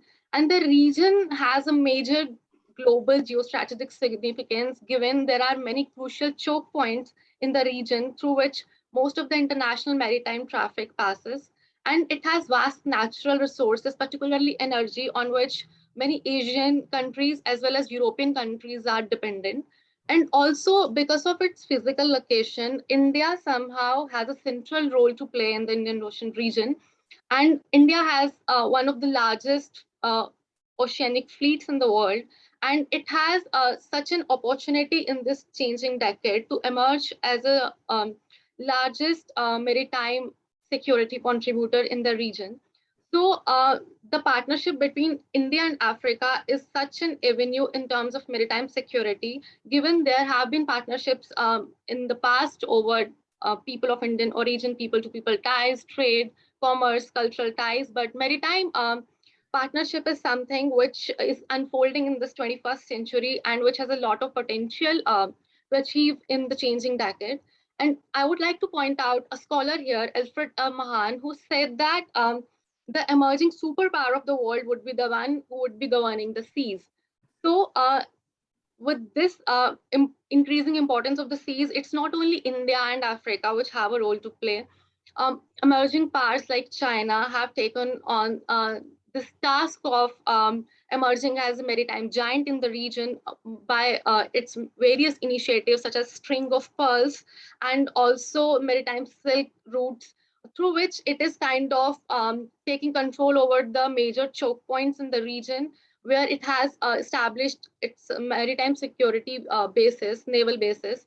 And Djibouti is the first overseas naval base of China, which clearly indicates the prioritization of the region by China much prior to when India took over, looking towards Africa as a potential maritime contributor.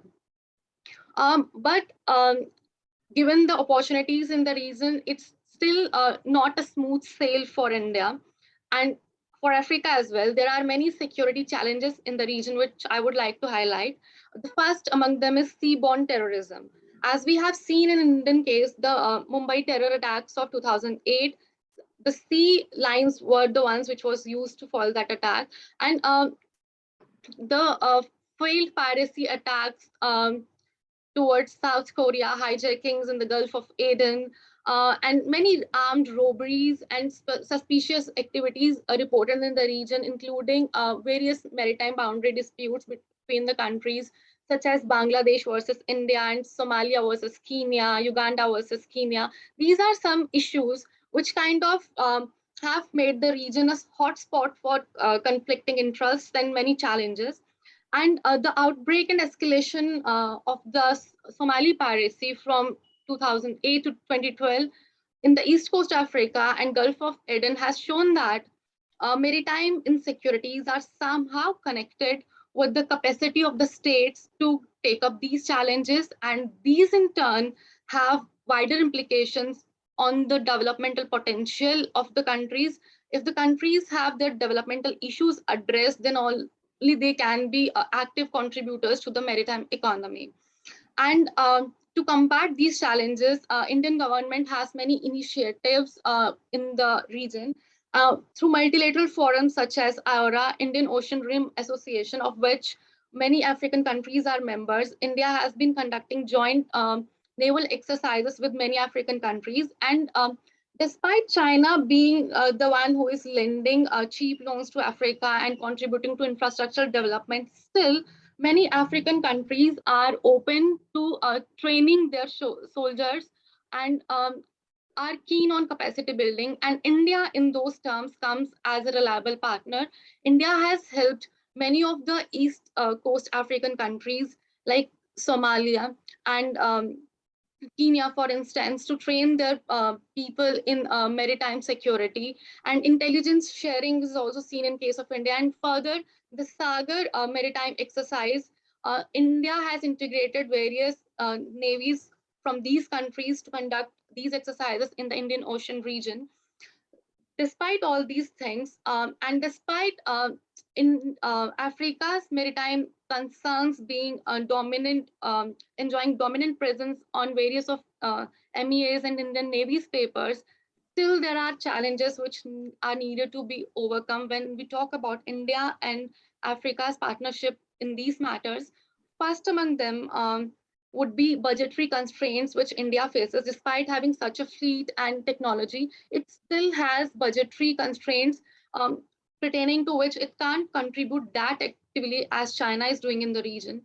Secondly, there is a time lag in the actual delivery of these things on ground, given there is shortage of manpower, and also the people on the African side are not much trained in these things. So there is a vast time lag between the actual policy outcomes and the implementation of policies.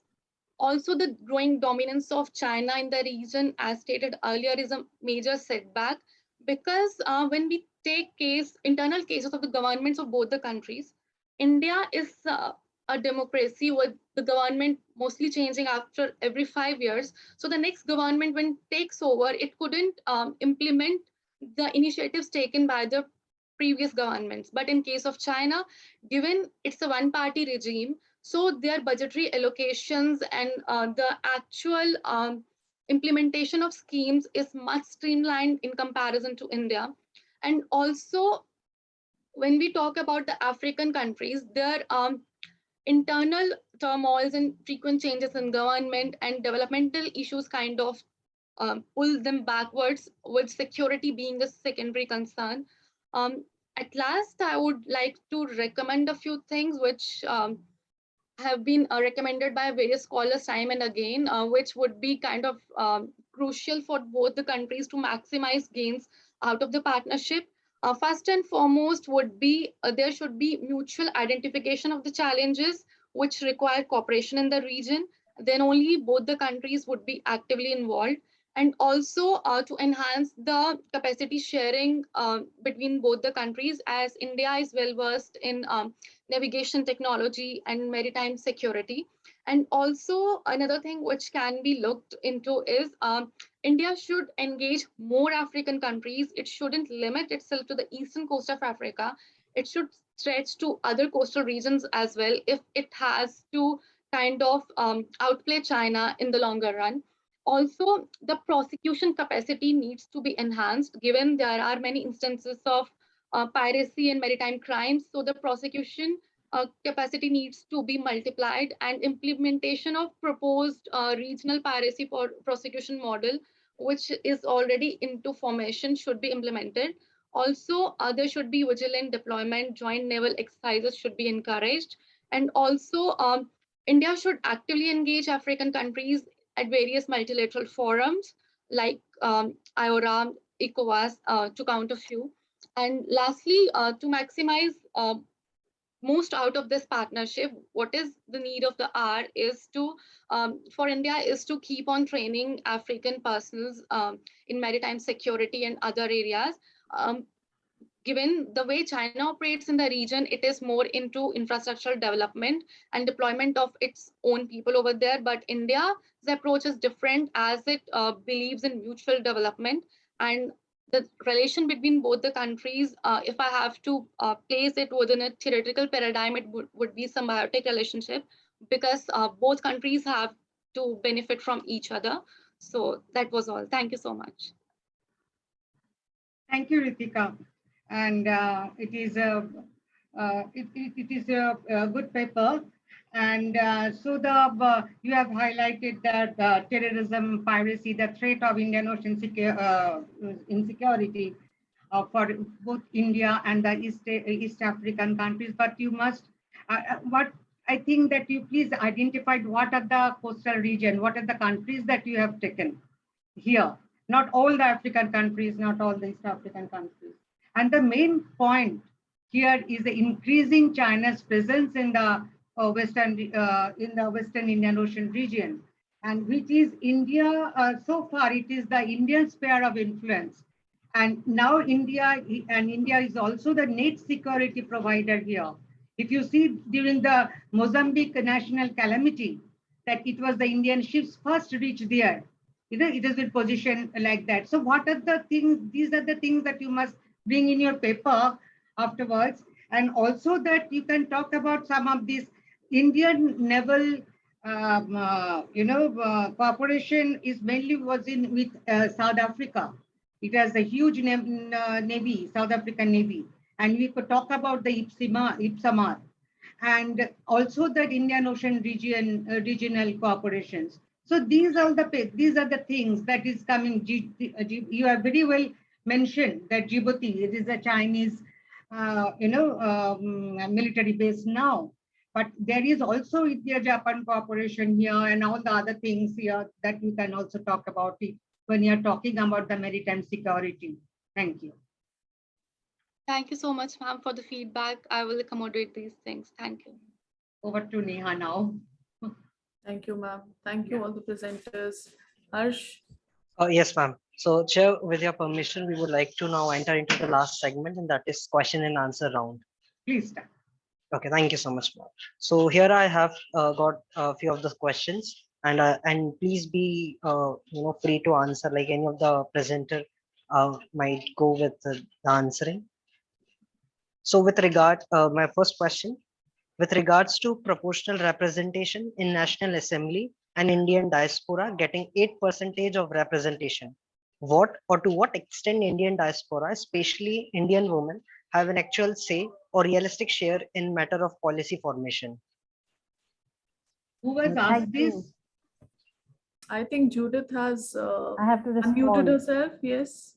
Am I Judith, do you audible? want to? Yes. Do you want Yes, to take ma'am, that I question? complete. Yeah. Thank you, Neha. Thanks, Harsh. So, with regard to this question, I would like to respond. First thing is that the 8% representation was in the first general elections, and consecutively in the four general elections, the representation has actually gone down. And specifically for South African women of Indian origin, the percentage is very less, coming to 0.2%. So here the issue is that South African constitution states that all people of South Africa have equal rights and entitlements as per the constitution. So in terms of policy formulation, it is not specifically related to races, but the affirmative action policy which South Africa has in place is a policy across races, especially for Africans, for Indians, and for colored communities. Because when we look at the social milieu in South Africa, we have some Indian families who actually have also a mixed lineage of marrying Africans or having also colored in their families. So the affirmative policy which South Africa has in place is for all communities that were discriminated, either they were Indians or they were mixed or Africans. However, the policy when we talk about, you're saying the question is regarding what is the share of Indian women, whether they have any realistic share in matters of policy formulation. So I would like to reiterate here that South African women, since their political participation in the 21st century has actually decreased for whatever reasons, it can also be the reason of rising violence in South Africa, and in a way that more women are now into businesses and into teaching, and many women are also independently moving out of South Africa. So this is also one of the reasons that there is a migration of Indian women out of South Africa, and many of them are going to Dubai working, and they're actually sending money back to their families. So policy formulation in terms of matters, that is one is that women are not much represented.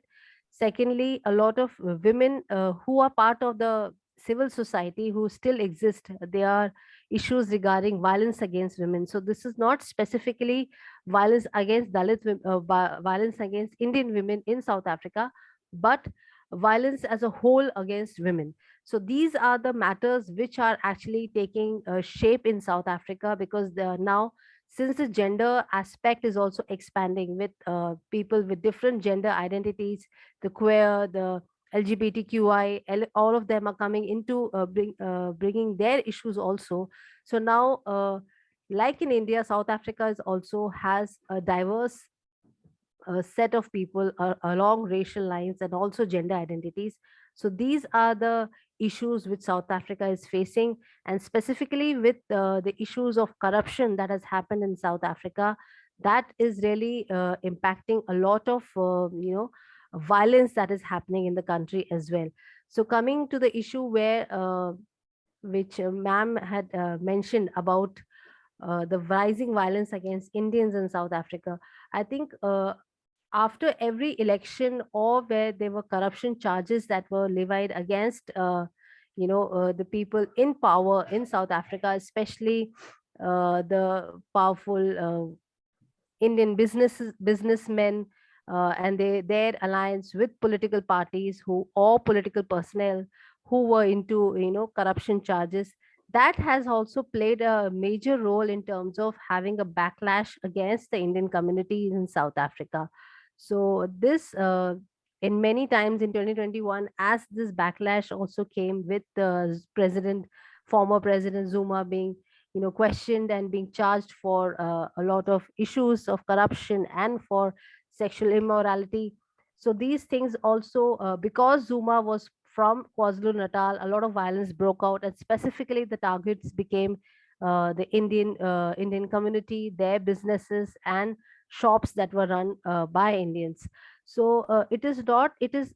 There are a lot of interrelated issues that become part of these things, and with the investigations that were put in, a lot of even the Indian consulate stated that there was a lot of issue of criminality in South Africa, not necessarily having racial, slurs or connotations to it, but if the system does not address these kind of economic disparities within South Africa, there are chances of having a racial what do you say, racial massacre happening in South Africa if issues of economic disparities are not really addressed or representation is not really taken seriously.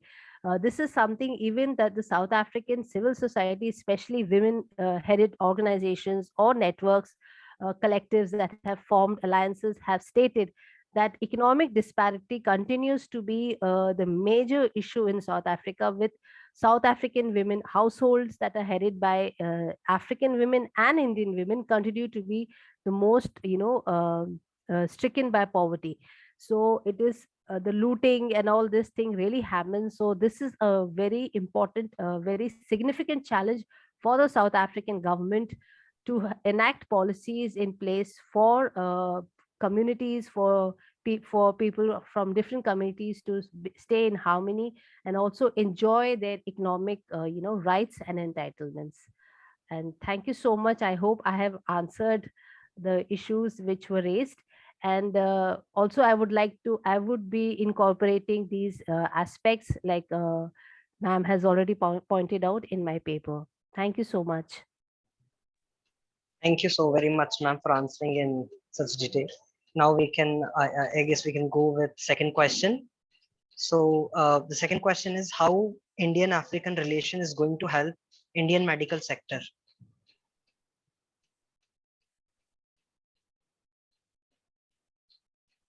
Anyone can take that question. The rest of the panelists, Dr. Ruchi, Dr. Judith, Arshi, Ritika, you want to answer question? Or Harsh, we can take another question. We can take two, Sure, three we can. questions, Okay. and then we can get back to the speakers. All right, so moving the third question, as Indian government has a strong emphasis on public-private partnership in manufacturing and infrastructure development in Indian domestic arena, can this model of public-private partnership with the Indian diaspora and Indian government be applicable in African market as well as with regards to Indian interest in African continent? Neha, some of the questions, if it is you feel that Veda can answer, you can always write to her. Yes. By email. And these questions were indicated to her, ma'am. Some of her, yes, that's why I'm saying some of our very interesting questions. So, I will do that. Yeah. I'll make sure it's done, ma'am. Harsh, I think there was a question on diaspora Yes, ma'am. as well, the challenges, yeah. Okay, ma'am. Considering there are 3 million Indians living in the continent, what are the issues or challenges faced by them?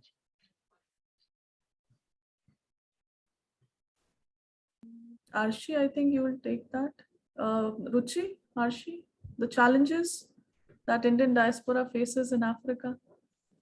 Yes, ma'am. I can point out that I have also mentioned in my paper that the major challenges which they face, that because they have maintained their identity or they practice their Indian values, they were sometimes considered as persons that they have major alliance to their country of origin, that is India, rather than their country of adoptions.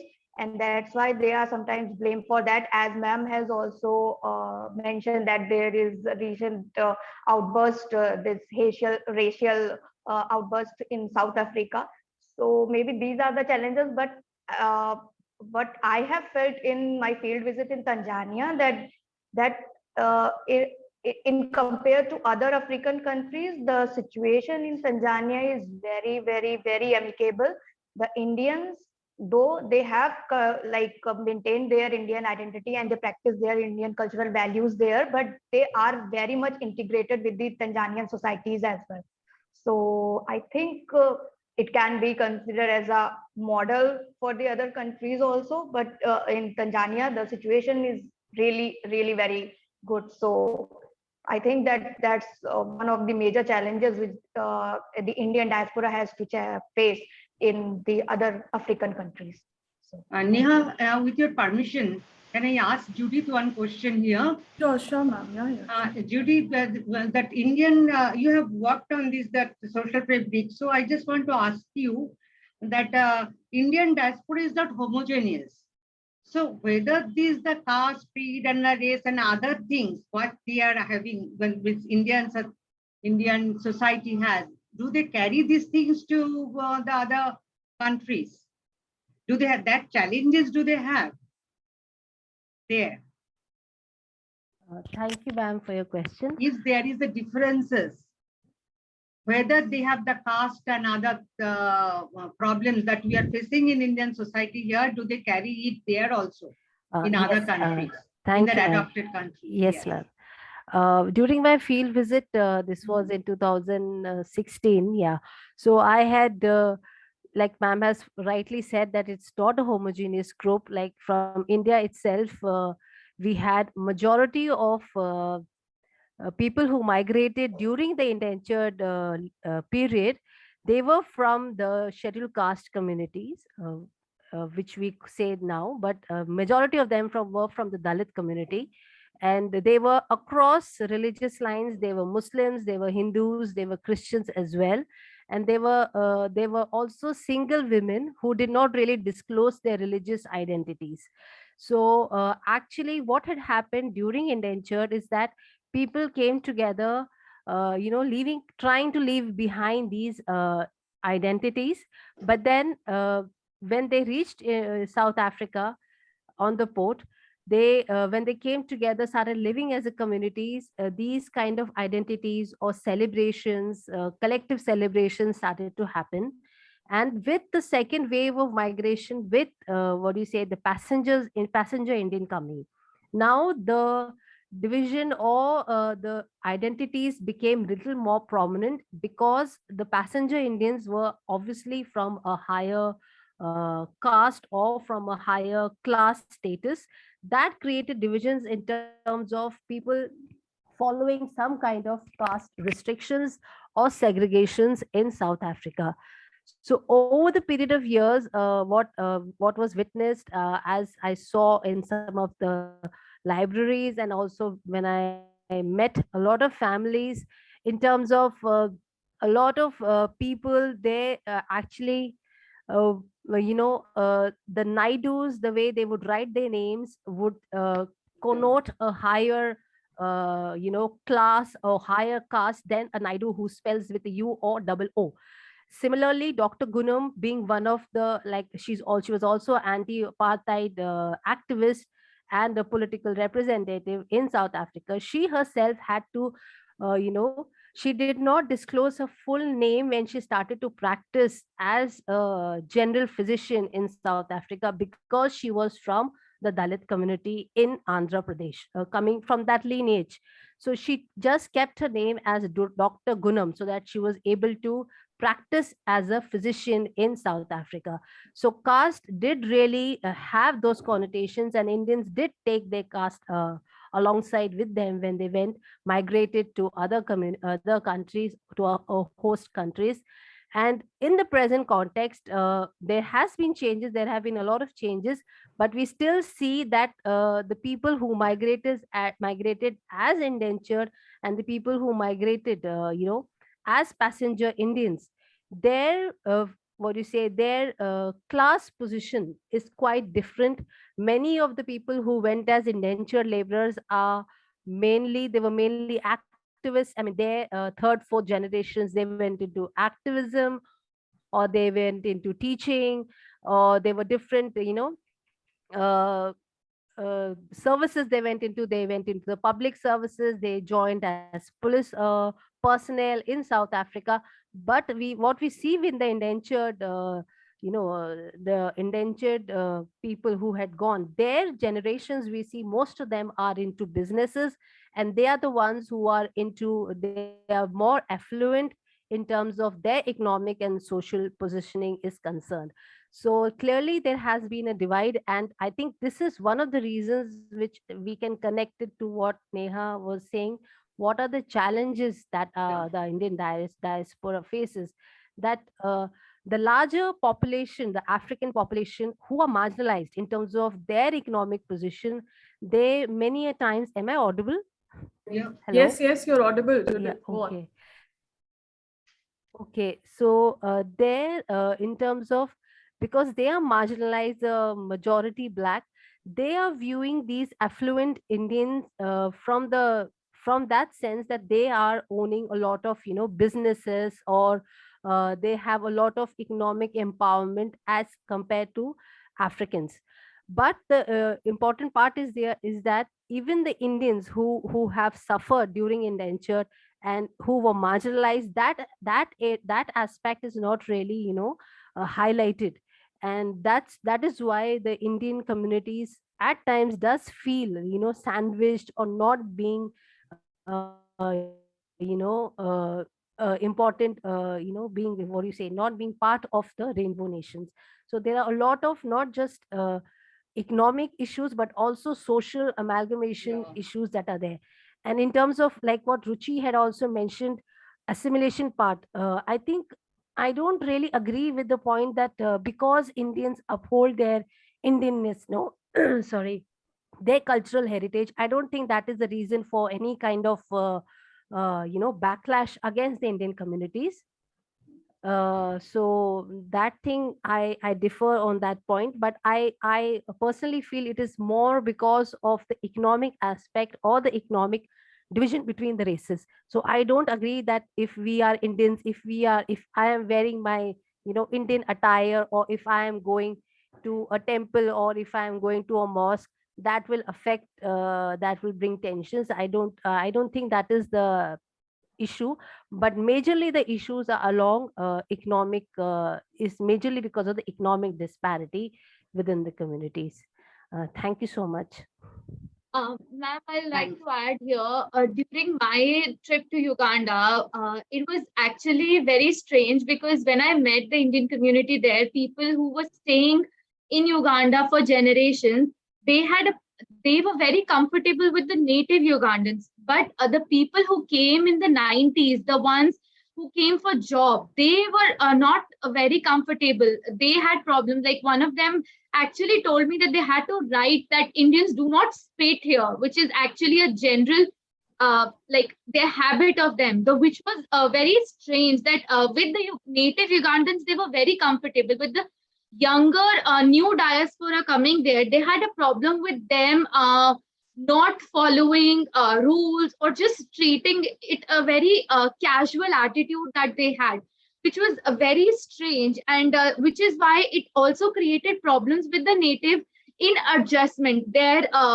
problems, actually the confusion comes, they're okay with the people who are staying for a longer time, but when it comes to the newer diaspora, acceptance of them comes a problem with how they treat them. That actually it's like how you treat them, their reaction would be based on that. We will respond in a similar kind. And the newer diaspora is not that comfortable in comparison to the diaspora which is staying for a lot longer than that. So that was what my experience was when I went to Uganda, because the older generations, or the ones who were staying for generations, they were very comfortable, they were very friendly, and they had no problem. They were actually a lot more praises. But the newer diaspora, they had a problem from the people of their own community because of their attitude towards the natives. So that was what I observed and heard from them as stories. Yes, sure. Very well observation. Yes. Can I just Really? add one point, Neha? Yes. Like what Arshi has just mentioned, it's very true, because even when I had visited, there was a lot of NRIs who had migrated, in the past 5-8 years or something. And also the Indian government portals also mentions that around 60,000 plus NRIs have migrated recently to South Africa. I think the recent migration of Indians to South Africa has also created some kind of, social economic ripples in South Africa, because their own practices in India is different than the ones now that the people of Indian origins have been practicing in South Africa. So when they go there and they try to tell them, this is what, for example, there are a lot of Gaundas in South Africa. So now people from Tamil Nadu, when they go recently, they migrate. There's a lot of people who are doing sari business in South Africa. So they take saris to South Africa and all that. So now what is happening? They're trying to do a cultural trade as well. So they try to educate people, this is not the way Gaundas are supposed to, pray, or they're not supposed to do certain, rituals, or they're supposed to perform certain rituals. So that is also something that has been going with this recent migration. And a lot of Africans actually have issue with these new segments of Indians coming to South Africa, because initially when there are South people, PIOs that are there from generations, they have friends, they have close people coming into their homes, they are dining together and all that. But now there are certain kind of suspicion when other Indians, NRIs coming in and settling in South Africa. So this is also one issue that is happening. Yeah, thank you. Very good. Thank you so very much, Chair, and to all the presenters. It was a very healthy discussion that we were actually, listening. And I think we have finally reached to the end with this. So thank you to the Chair and the presenters for an enlightening session with a greater understanding of Indian diaspora in Africa, role and their contribution. Thank you once again to all our professors and everyone and the scholars who are attending this session through Zoom and YouTube. I would like to extend my humble thanks on behalf of Amity Institute of International Studies and the Amity University Uttar Pradesh. Now we will go for a short lunch break, and we'll meet soon at 2 p.m. for the plenary session 2, which will be taken forward by Anushka. Please assemble back in time. Thank you. Thank you. Thank you. Thank you, ma'am. Thank you, Neha. Thank you all the presenters. It's time for us to catch up in JNU, and I think Ritika is staying in the hostel. So Ritika, you're going to host us now. So we are there. Yeah. Is here. We'll be there soon. See you. So, Neha, this session become very interesting and vibrant because so many issues have come up and so many new, a point of discussion. There is old diaspora, new diaspora, and all the things. Exactly, and this is what is happening in Mozambique as well. Because since you're discussing about Tanzania, South Africa, Mauritius, Uganda, where there's a huge diaspora, Indian diaspora. So Neha has also worked on Mozambique. That's true. So I can relate with whatever the discussion was. We were into that particular discussing about the Indian diaspora, the new and the old diaspora, whatever I mentioned. So even Mozambique is facing the same issue. Same issues. Yes. And so many intricacies now the points are coming to discuss.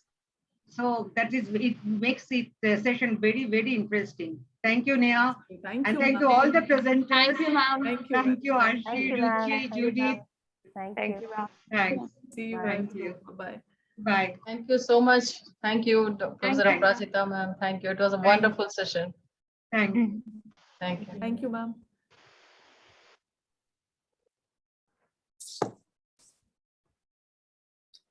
So how are things going on in the Amity Institute of International Studies?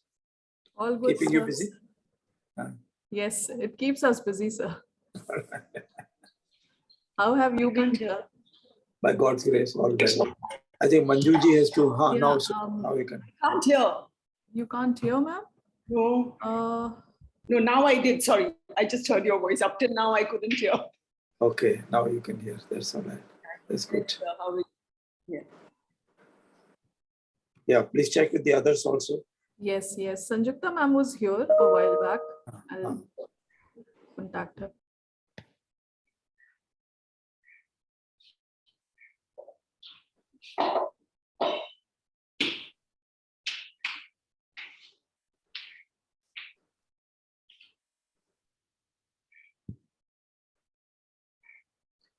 Neha, just tell me technically I'm all right. You can see me Yes, clearly. yes, sir. Yes, sir. Perfect, sir. And hearing also is all right. Yes, sir. Yes. So how many speakers do we have in this session? So we have 4 speakers, sir. Okay. So Ambassador Srivastava is the first one, or Ambassador Yes, Seth yes. is the first one? Ambassador Seth, ma'am, she'll be the first one to go. Then we have Ambassador D.K. Srivastava. Then we have Aslam sir, and Yes. then we have Sanjukta ma'am. Yes. Okay. So if you're giving 20 minutes to each, so I think up to 3 o'clock I can do up to the Mr. Aslam for the yeah, I'm associated in some ways, because some of the friends of Gandhian Institute, Right, sir. they used to have a branch in Ramgarh where I did during my summer months. You are in Ramgarh, sir? No, right now I'm in Delhi, but I spend about 4 or 5 months every year in Ramgarh. Oh, I see. Okay. I got back about a month ago. Oh, I see. They will.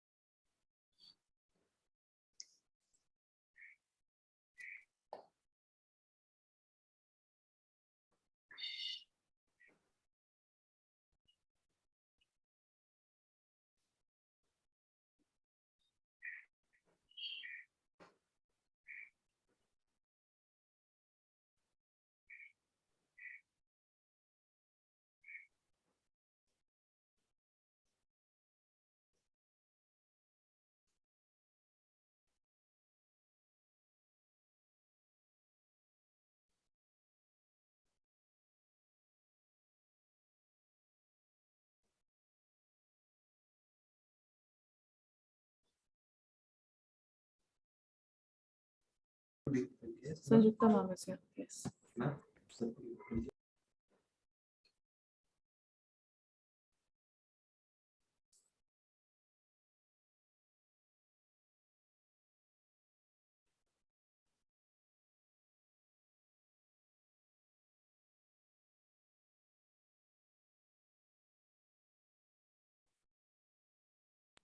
Anushka, you there? Yes, ma'am, I'm there. We can start with the session.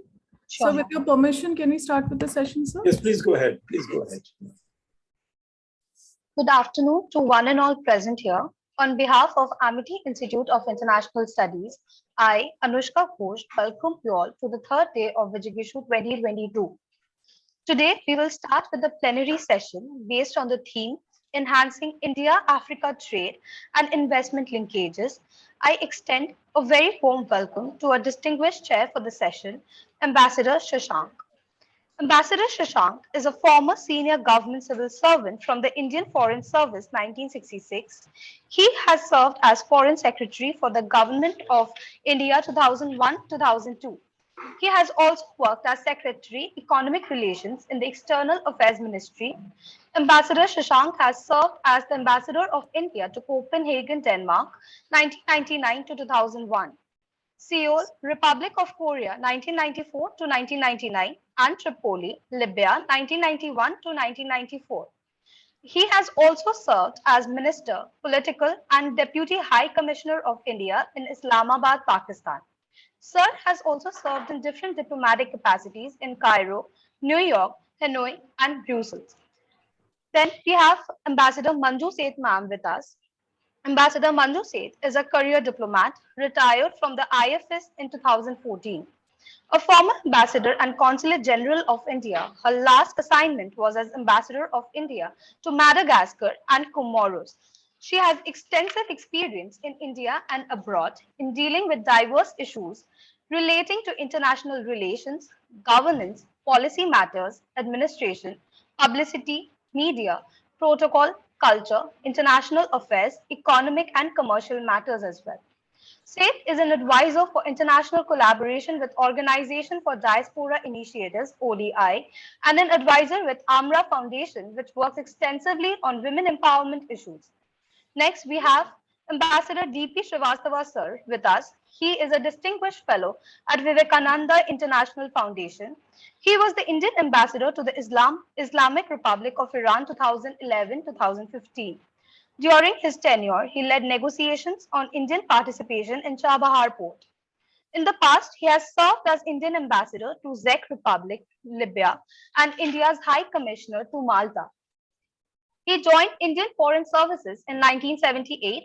After retirement, he has served as senior advisor to ONGC Videsh Limited 2015 to 2016. He has also served as an independent director on the board of GAIL 2017 to 2020. He is currently on the board of directors of India Ports Global Limited, the company under the shipping ministry charged with the development of Chabahar port. Then we have Professor Sanjukta Bhattacharya ma'am with us. Professor Sanjukta Bhattacharya is a faculty member at the Department of International Relations, Jadavpur University, Kolkata. She has also done her master's from Delhi University and completed her PhD from Jawaharlal Nehru University, New Delhi, India. Her areas of specialization include American studies, internal politics, foreign affairs, and Black studies, West Asia, Third World, contemporary international relations, ethnicity, religion and politics, international terrorism, and gender. Professor Bhattacharya has served several publications to her credit. She has been a senior research fellow with the Fulbright Foundation in 1987 to 1988 and a visiting scholar on the program Direct Access to the Muslim World 2004 with Fulbright Foundation. Then we have Mr. Gautam Ghosh with us. Mr. Gautam Ghosh is working at Federation of Indian Chambers of Commerce and Industry, FICCI, Delhi as Senior Director and Regional Head, Africa, Middle East and South Asia. He has almost 3 decades of experience in business promotions, general management, stockholders management, and people management. He has traveled across South Asia, Africa, and Middle Eastern countries to promote India's bilateral and regional business and economic relations. He has also been acknowledged for FICCI's Africa, Arab, and South Asia desks multifold engagement strategy which spans across diplomatic missions of all African, Middle Eastern, and SAARC countries, government institutions, ally bodies, as well as memorandum of understanding partners in the region, think tanks, and industry. Next, we have Professor Aslam Khan with us. Dr. Aslam Khan is Associate Professor in Department of Gandhian and Peace Studies, Mahatma Gandhi Central University, Bihar, India. Prior to this, he served as Professor of International Relations and Dean, Faculty of Social and Management Sciences, Yobe State University, Nigeria. He also served as Associate Professor in the Department of Political Science and International Studies at Bahir Dar University, Ethiopia. He also served Aligarh Muslim University, Aligarh, India as Assistant Professor of Political Science. He has also served USI, New Delhi as Associate Fellow. Dr. Khan has been also serving as a visiting professor at University of Maiduguri, Nigeria, and Mahara Leadership Academy, Ethiopia. Dr. Khan has been very actively engaged in his research pursuits concerning African politics, US and South Asia, Indo-Pacific peace and conflict studies, and nuclear issues. His more recent publications include a book titled Great Game in Indo-Pacific, Rediscovering India's Pragmatism and Paradoxes, and 3 chapters entitled Disarmament Policies, Institutionalization of Nonviolence and Military Deterrence and Statecraft in Encyclopedia of Violence, Peace and Conflict. We're extremely glad to witness your presence today. Now, without further ado, sir, I would request your kind self to take the session forward. Thank you. Thank you very much. I think you have given excellent background information about all the distinguished panelists, and we are really looking forward to listen to their ideas. And I think the first one, of course, we have Ambassador Manju Seth. Ambassador Seth, if you could kindly tell us about the issues relating to Africa and India present day scenario. So you have the floor, please.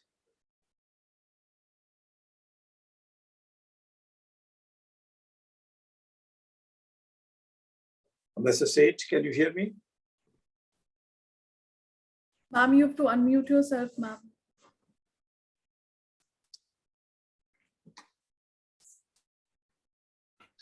Can you hear me now? Yes, yes, ma'am. Yes, yes, we can hear you. Please go ahead. Just a moment, just a moment. I'm sorry.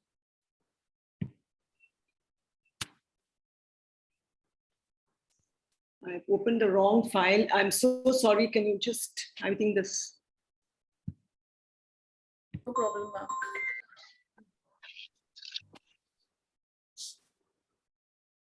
Where's it So in gone? the, I'm so sorry. it's okay, perfectly fine, ma'am. In the meantime, let me formally, as the director and head of the institution, let me formally welcome all the dignitaries, Ambassador Shashank, the chair, Ambassador Manjunath, Ambassador D.P. Srivastav, Professor Sanjukta, Mr. Gautam Ghosh, and of course, Professor Aslam Khan. So I want formally welcome all of you for the session. Thank you so much. Thank you. Thank you very much. Yeah, sorry, it's just opening now.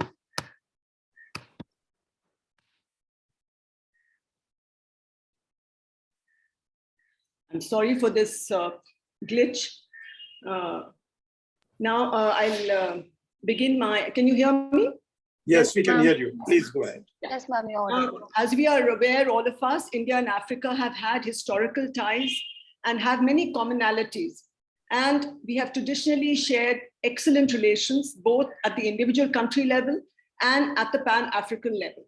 The Indian Prime Minister, Mr. Modi, had enunciated 10 guiding principles for India's engagement with Africa during his address to the Ugandan Parliament in July 2018.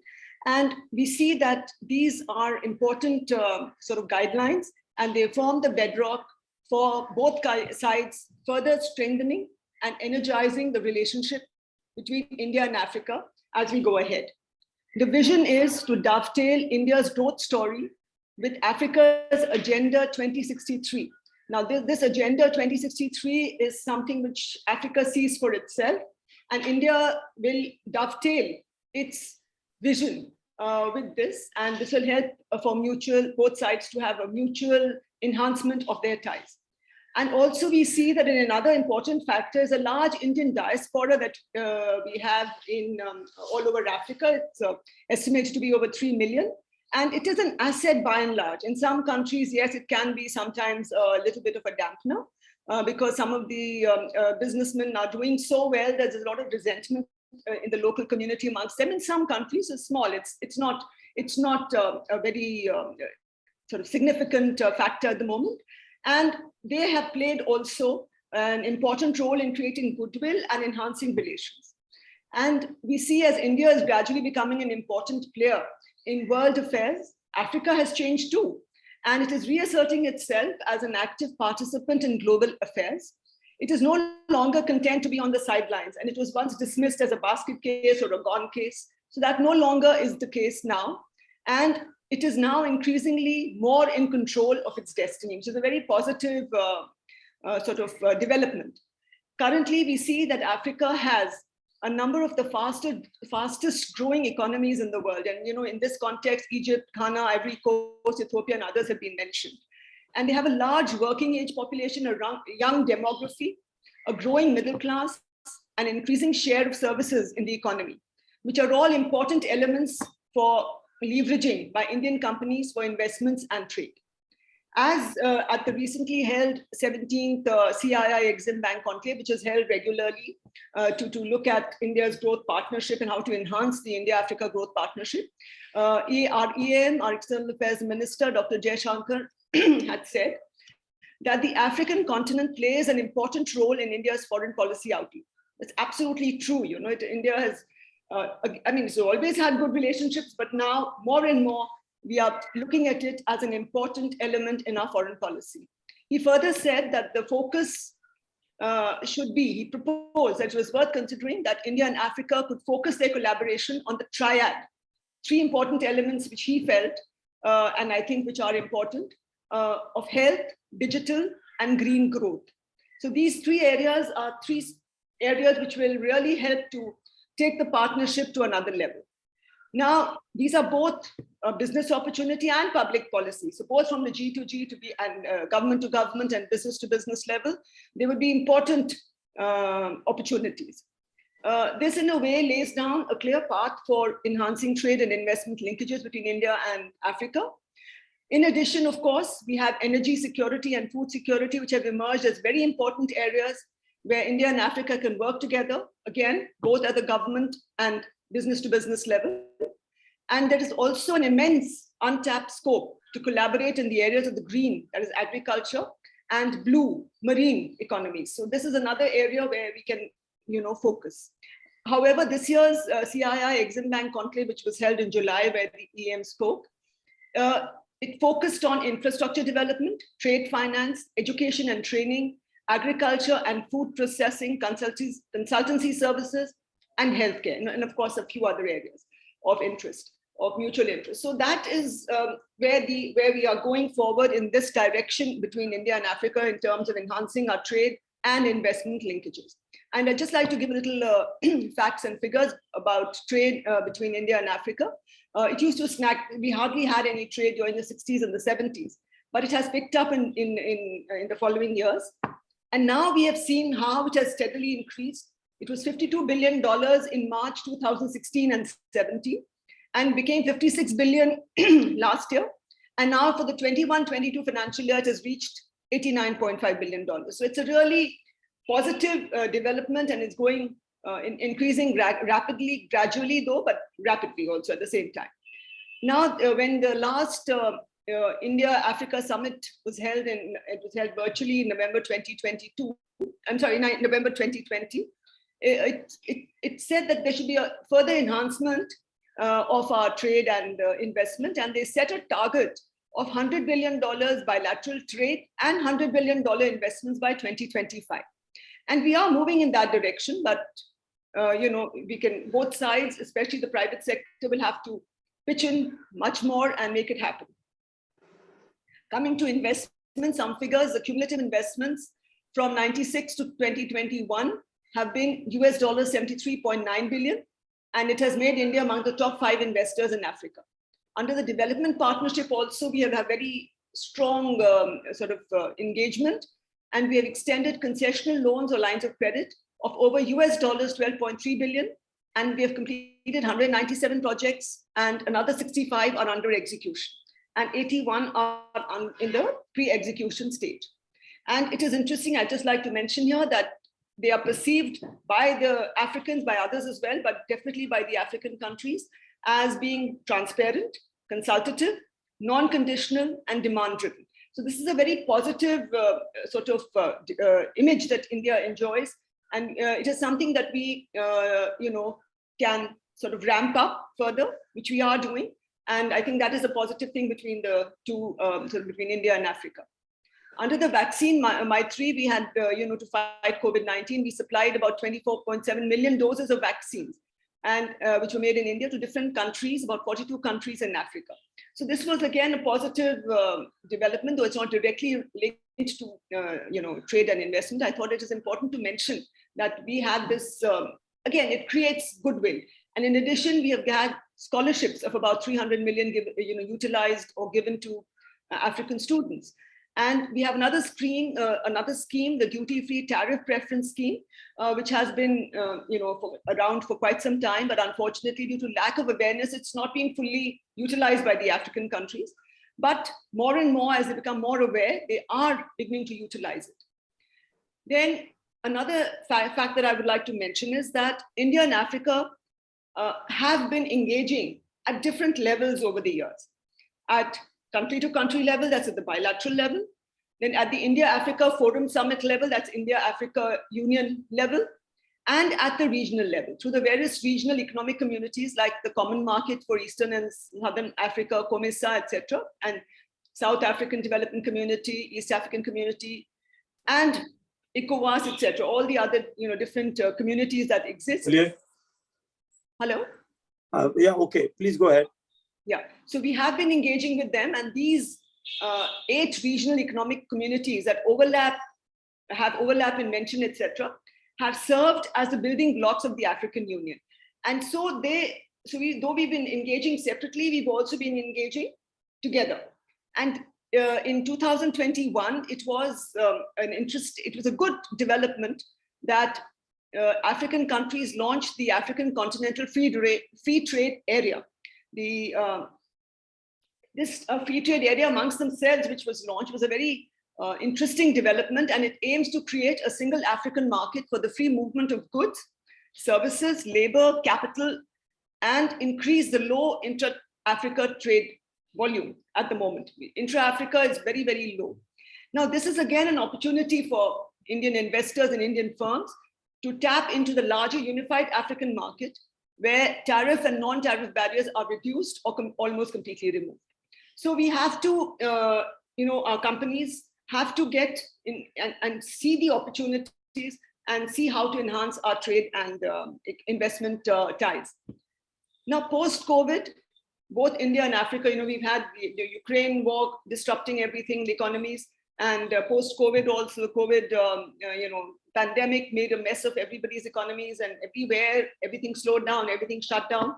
So now post-COVID, while India and Africa are both focusing on rebuilding economies and their businesses, now they would like, now both sides, I think, need to focus on augmenting healthcare infrastructure and ramping up collaborations in joint research and development to deal with new and emerging health threats. And a lot of health threats are emerging from Africa or in Africa. So it's an area where both our countries and our laboratories, research laboratories, and private sector, both in the private sector and government, could work together and deal with these new, study these and deal with these emerging health threats. And training of healthcare workers for handling different kinds of pandemics, preparing paramedical staff are the need of the hour. Another suggestion I'd like to make is that Indian private companies like Dr. Lal PathLab, I'm just mentioning any names, I don't have any particular sort of, preferences, but Metropolis Labs, etc. Many more of these kind of labs should be encouraged to set up joint testing lab facilities and also have local partners in African countries for the entire range of health tests, including those for COVID-19. Because I know when I was in Madagascar, this was a big problem. It was a big lacuna that there were no good testing facilities. So, this would be an important area where our companies could go. And many more Indian pharmaceutical companies need to be encouraged to set up manufacturing facilities. They are setting up, many have already set up, but across Africa, if they set up, it will be really a win-win for both sides. And to be able to meet the medical or medicinal needs of all African countries. Similarly, joint ventures could be set up for different needs, local needs depending on each country, equipment, medical equipment, medical, like PPE kits, for instance, or whatever is required. And the Apollo hospitals group has set up hospitals and health centers in Africa, but these are well below the requirement and demand for good medical facilities and the opportunities available. And of course, the public-private partnership would be a good way to ramp up health facilities, and many of the local governments are willing to and are interested in setting up these joint ventures with good Indian hospitals. I think that is one area we can again look at, and our companies and our hospital groups could look at, utilizing or leveraging. And of course, this would create employment opportunities for local people because there would be training provided and there would be world-class facilities. Of course, to some extent, it would be slightly, it would, sort of impact our medical tourism to India, which is, quite growing and very, very, quite, robust. But it would definitely be more environment friendly and sustainable and advantageous for both India and Africa if local health facilities, hospitals, and testing facilities could be set up in Africa. Of course, many, many Indian companies are there already, Tatas and Mahindras and others in the auto sector. But now, as we know, the auto sector is turning green. And I think that's another area where they could go into electric vehicle manufacturing and other, and other green technology in the auto sector. Solar Alliance is another thing that we can, Solar Energy and Solar Alliance is another initiative where African countries have been very supportive of India's solar alliance. And now is the time to seize the moment, I think, and make the switch to solar energy grids at the earliest, given the widespread availability of sunlight almost throughout the year in the African continent. And I'd just like to, in this context, mention India's PPP, public-private partnership with the Solar Grandmothers, with an organization in India for the Barefoot College for the Solar Grandmothers Initiative. And that was another thing which was very, very welcomed by the African countries, and I had the opportunity in Madagascar to meet this group of solar grandmothers. And the local government thought it was a very wonderful initiative where you can have solar energy lamps given to each one of them, pumps given, and they were taught how to do the basic repair and the recharging, etc. So this is another area where we can have partnerships, and it would be ideal to have the PPP mode in remote areas and other areas in Africa for setting up solar energy grids, even small ones, and bringing together Indian and African ingenuity and business acumen.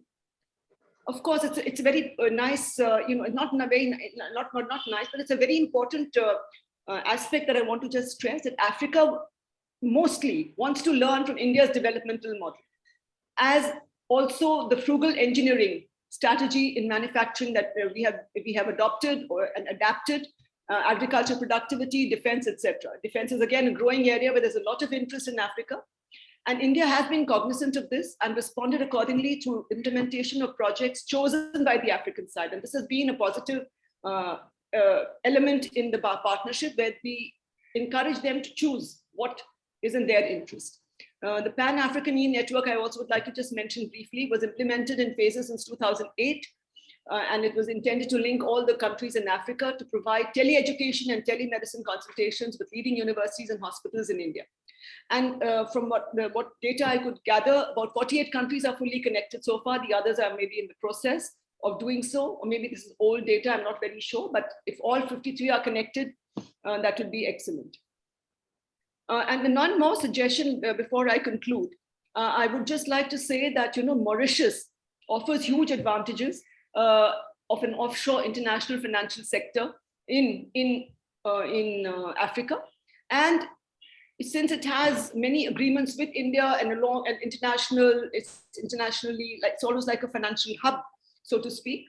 It would be a great opportunity, and it could serve as the gateway for investments and other investments and trade linkages between India and Africa. And I think our companies should, and in the banking service as well, banking connectivity and for remittance of funds, remittance of payments, etc. For FDIs, of course. So for all this, it would be a really win-win situation if advantages of Mauritius could be leveraged by our companies. And it has, I think both African companies and Indian companies could utilize this mechanism and could benefit from it. While India seeks to accelerate its investments and trade with Africa, it's a positive thing that by and large it has been guided by more altruistic motives, and its approach has always been to promote South-South cooperation and contribute to African capacity building through training programs, and has set up power and IT infrastructure through lines of credit. It has helped to boost agriculture production, offered highest education scholarships, and normally the aim has been to enhance the ability of the African people to be able to stand on their own.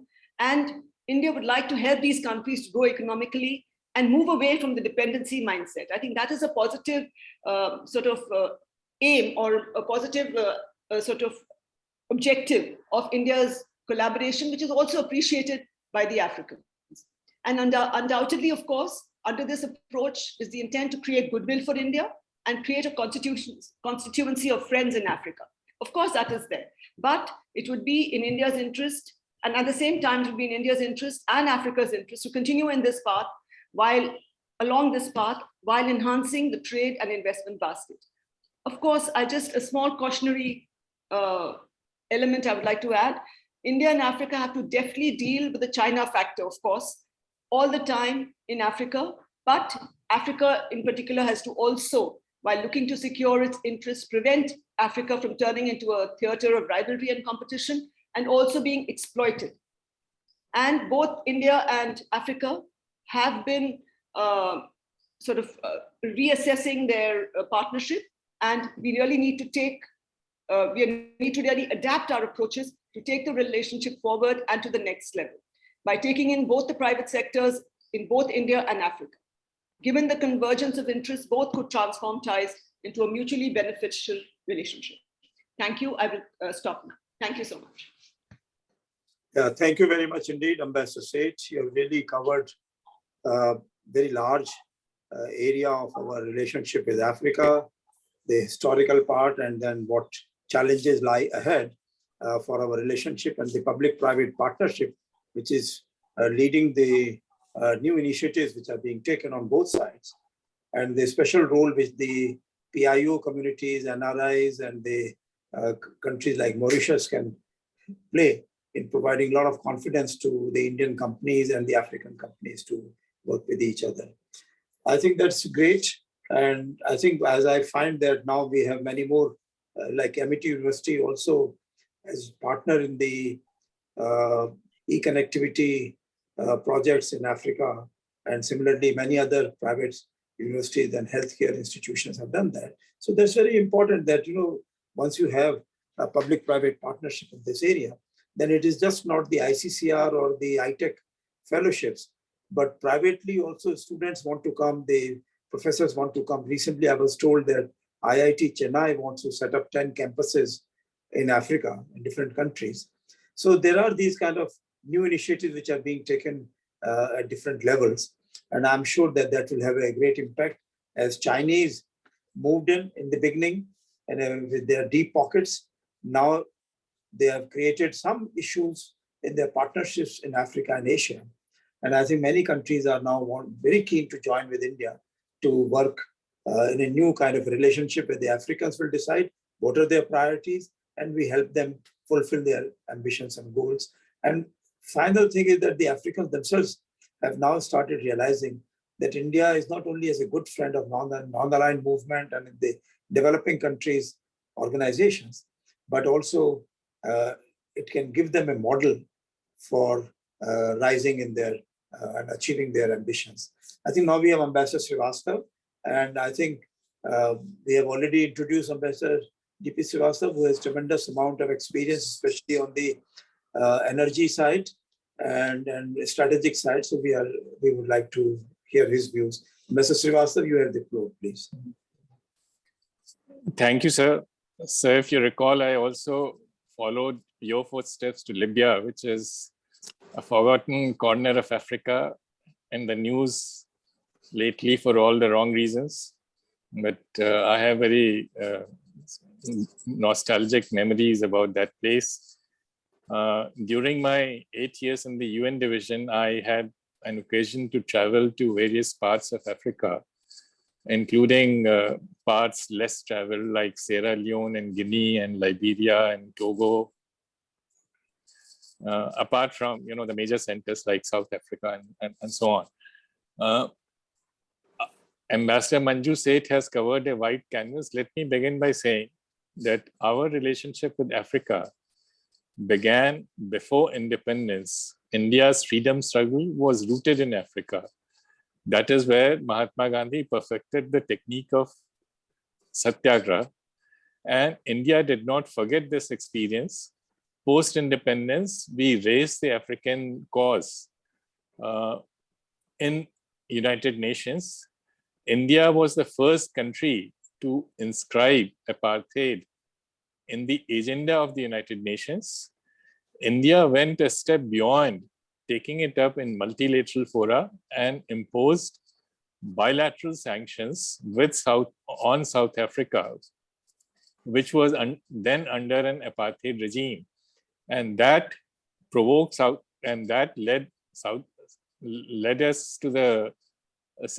that provoked South Africa to take India to International Court of Justice. This was the first case in which India was dragged to International Court of Justice. And South Africa's argument was that India raising apartheid issue and imposing sanctions on South Africa was an interference or intervention in South Africa's domestic affairs, which is barred under Article 27 of the UN Charter. Now, this episode I'm relating because we have now come a long way, and it is today the Western countries which are using human rights, but we were the ones who, and in a very different way, we used human rights and to against the apartheid regime. India also led the fight against decolonization. India is also one of the largest contributors to UN peacekeeping, and I had personally the privilege of being associated with Indian participation in UN peacekeeping in Africa, ranging from Somalia to Rwanda to Mozambique to Angola to Sierra Leone. And of course, we had observer missions in various places. Coming to the current situation, particularly trade and investment, which is a topic for this session. As Ambassador Manju Gupta has mentioned the figures, she's already mentioned the figures. We have a two-way trade of $89 billion, but this is not a reason to be cause for complacency, because of this $49 billion, which is a major part or 60% are imports. And these are basically oil imports from Nigeria and Angola. So exports are really around $40 billion. Now, about 4 years back, I think the figures were around, export figures were around $35 billion. So we have gone up to $40 billion. In between, the pandemic intervened. So it's a positive trajectory, but we need to do more. And especially if we take into account what China has done, Chinese two-way trade with Africa, as against $89.5 billion for India, the Chinese figures stood at $254 billion. So it's almost, two and a half times the Indian figures. And this is despite the fact that China is relatively a newcomer to Africa. India has also invested a great deal in Africa. We have about, I think the last figures I know, I understand we have invested about $74 billion. But the most important area is capacity building. And India has been involved through ITEC and program. India has extended a very large number of scholarships and fellowships for training to African candidates in Indian educations. I have, as I mentioned, I have traveled very extensively in Africa, and I was delighted that, to come across people in very senior positions. For instance, the Vice President of Sierra Leone, on my first visit to Sierra Leone, which was under rather unusual circumstances, there was a hostage-taking of crisis. 500 UN peacekeepers had been taken hostage. And I landed in Freetown, and the first caller who came to meet me was Defense Minister, followed by the Vice President, and both of them had been educated in India. Vice President had been educated in a medical college in Rajasthan. So we have contributed to capacity building in Africa, and that has also created a lot of goodwill. Africa now has come of age, and I think about 3 years back, this is pre-pandemic, there was a report by African Development Bank which pointed out that Africa generates about $500 billion in taxation. And there are very impressive figures of remittances. It's about Africa earns $60 billion in remittance. And in fact, the remittances earned by Africa were more than the FDI coming to that region, which was about $50 billion. Since then, Africa has created this CFTA, the common free trade agreement. Now, Africa, 55 countries in Africa have joined CFTA. The population is about 1.3 billion, and it has a GDP of $3.4 trillion, which is very substantial. And that tells you about the size of the market that Africa has as the free movement of goods and services in the common market will increase with the reduction in tariff. The aim is to bring down to eliminate 90% of the tariffs. This will now, I was looking at the figures of, the investment in Africa, that is about $484.5 billion according to World Bank. Now, interestingly, Africa was investing more in rest of the world. Interestingly, Africa was also making very substantial investment in rest of the world, which was about $92 billion. This was more than investment within Africa. This, of course, as the African common market develops, I suppose this trend will be reversed. Now we have, in the third India-Africa Forum Summit, we committed about $10 billion of line of credit. We need to have a serious look about how we can increase disbursement. The commitment figures are very substantial, which tells something about the political will by India's political leadership to engage with Africa. But disbursement has not really taken off. And there are three major hurdles. One is the absence of direct shipping line. Second is not many Indian banks which have correspondent banking relationships with African banks. And the third is very high insurance premium. Now, first, let me take up the absence of direct shipping line between India and Africa. Despite the historical relationship and despite the huge political and economic commitments that we have made to that region, it is surprising that there's no direct shipping line. As of now, Indian exports have to move via Jebel Ali or Salalah to Africa. Now, this adds to cost. It also it adds to the shipping cost. More importantly, it adds to the time. And this is perhaps, and if there's more, if the shipping is taking more time, that means the exporter's money remains blocked. He cannot get his payment till the goods have reached the destination.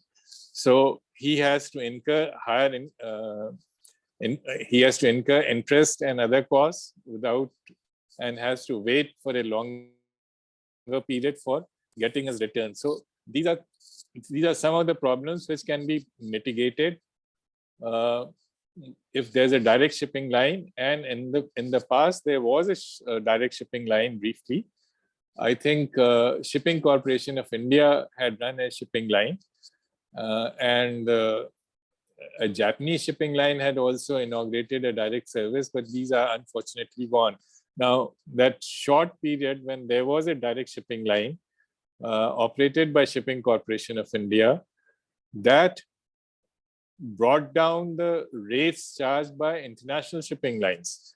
So the argument that, you don't have to have your own shipping line because you can hire ships or you can hire shipping services does not tell you the full story. You can certainly hire shipping services, but that is at a cost, and the rates go up. According to RBI figures, there's a total outgo of $54 billion in terms of shipping fee. That, of course, is not limited only to Africa. That's a larger problem. But Africa is a subset of this problem, and it requires serious thought to be given to start a direct shipping line between India and Africa. The second point which I highlighted was the banking facilities. There are very few Indian banks which have correspondent banking relationships. There are, of course, banks in major countries like South Africa. For instance, Exim Bank has a presence there. There used to be 5 State Bank of India branches in South Africa. They have now that in last few years, the number, instead of increasing, the number has come down from 5 to 2. So it's a movement in the reverse direction. Some of the other banks like Bank of Baroda and Bank of India and Canara Bank have actually closed their branches. Now, this is a case with South Africa, which is South Africa and Nigeria are the 2 heavyweights in Africa. So you can imagine what is the situation in other countries. And if there is no direct correspondent banking relationship, then letters of credit have to be routed through, for the most part, European banks, and they charge exorbitant fee. And then there's also a confirmation fee charged for confirming the letters of credit. So this is a very basic issue which needs to be addressed by having a stronger banking presence. Third is the insurance cost. And I was reminded, UN General Assembly session, the high-level segment has just been wound up. I think the Senegalese president and a couple of other heads of state, they all highlighted the point that there is a exaggerated risk perception which drives up the insurance costs. And that has an impact both on the goods trade as well as the project's export. Now, this is something which needs to be taken up, and we cannot depend on multilateral institutions. They have their other priorities, and most of them are focused, in developed countries. So this will have to be addressed by ECGC. Now, ECGC, one of the reasons why Export Credit Guarantee Corporation charges higher premium is that it has been brought under IRDA, which is a IRDA, which is a domestic body, and their focus is ensuring the depositors' interests. Now, for export, you need to have, ECGC does not have any depositors, accounts. So this precautionary scheme, which is built into its insurance scheme, need not be there, and it can be treated like any other export credit guarantee body dealing with exports, which will help if it is brought outside the purview of IRDA. It will bring down the rates also. And incidentally, when ECGC was set up, it was not under the purview of IRDA. So this is something which needs to be looked into by our finance ministry. Then Exim Bank. Now, Exim Bank has a pivotal role in promoting India's project exports. And I think there's a need to increase the Exim Bank's borrowing limits, which is currently the 10 times its net owned funds. This multiple is 15 times in case of Korean Exim Bank. In case of Chinese Exim Bank, there is no such limit. Exim Bank should also be allowed to have flexibility in raising money for lending. It should be given permission to have equity, to take equity in regional African banks. This will give Indian projects exports, entree or access to projects which are being funded by regional development banks, and their volume or scope is much bigger than the project pipeline which can be sustained under India's lines of credit.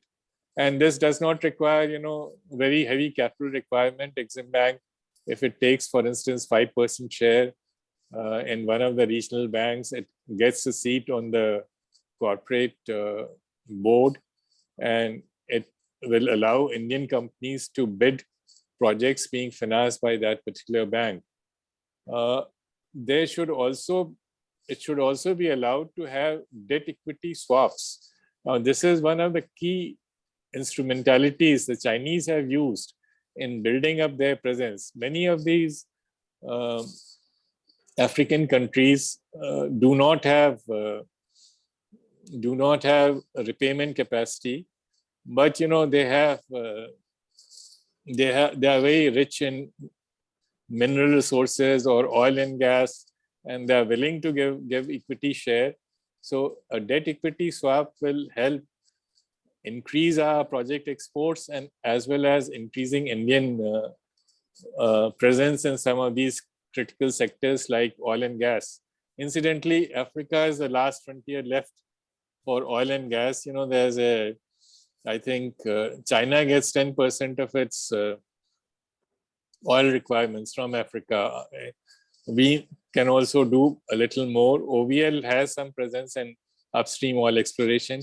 India does buy fairly large amounts of crude oil, but that has not led to corresponding presence in the upstream exploration.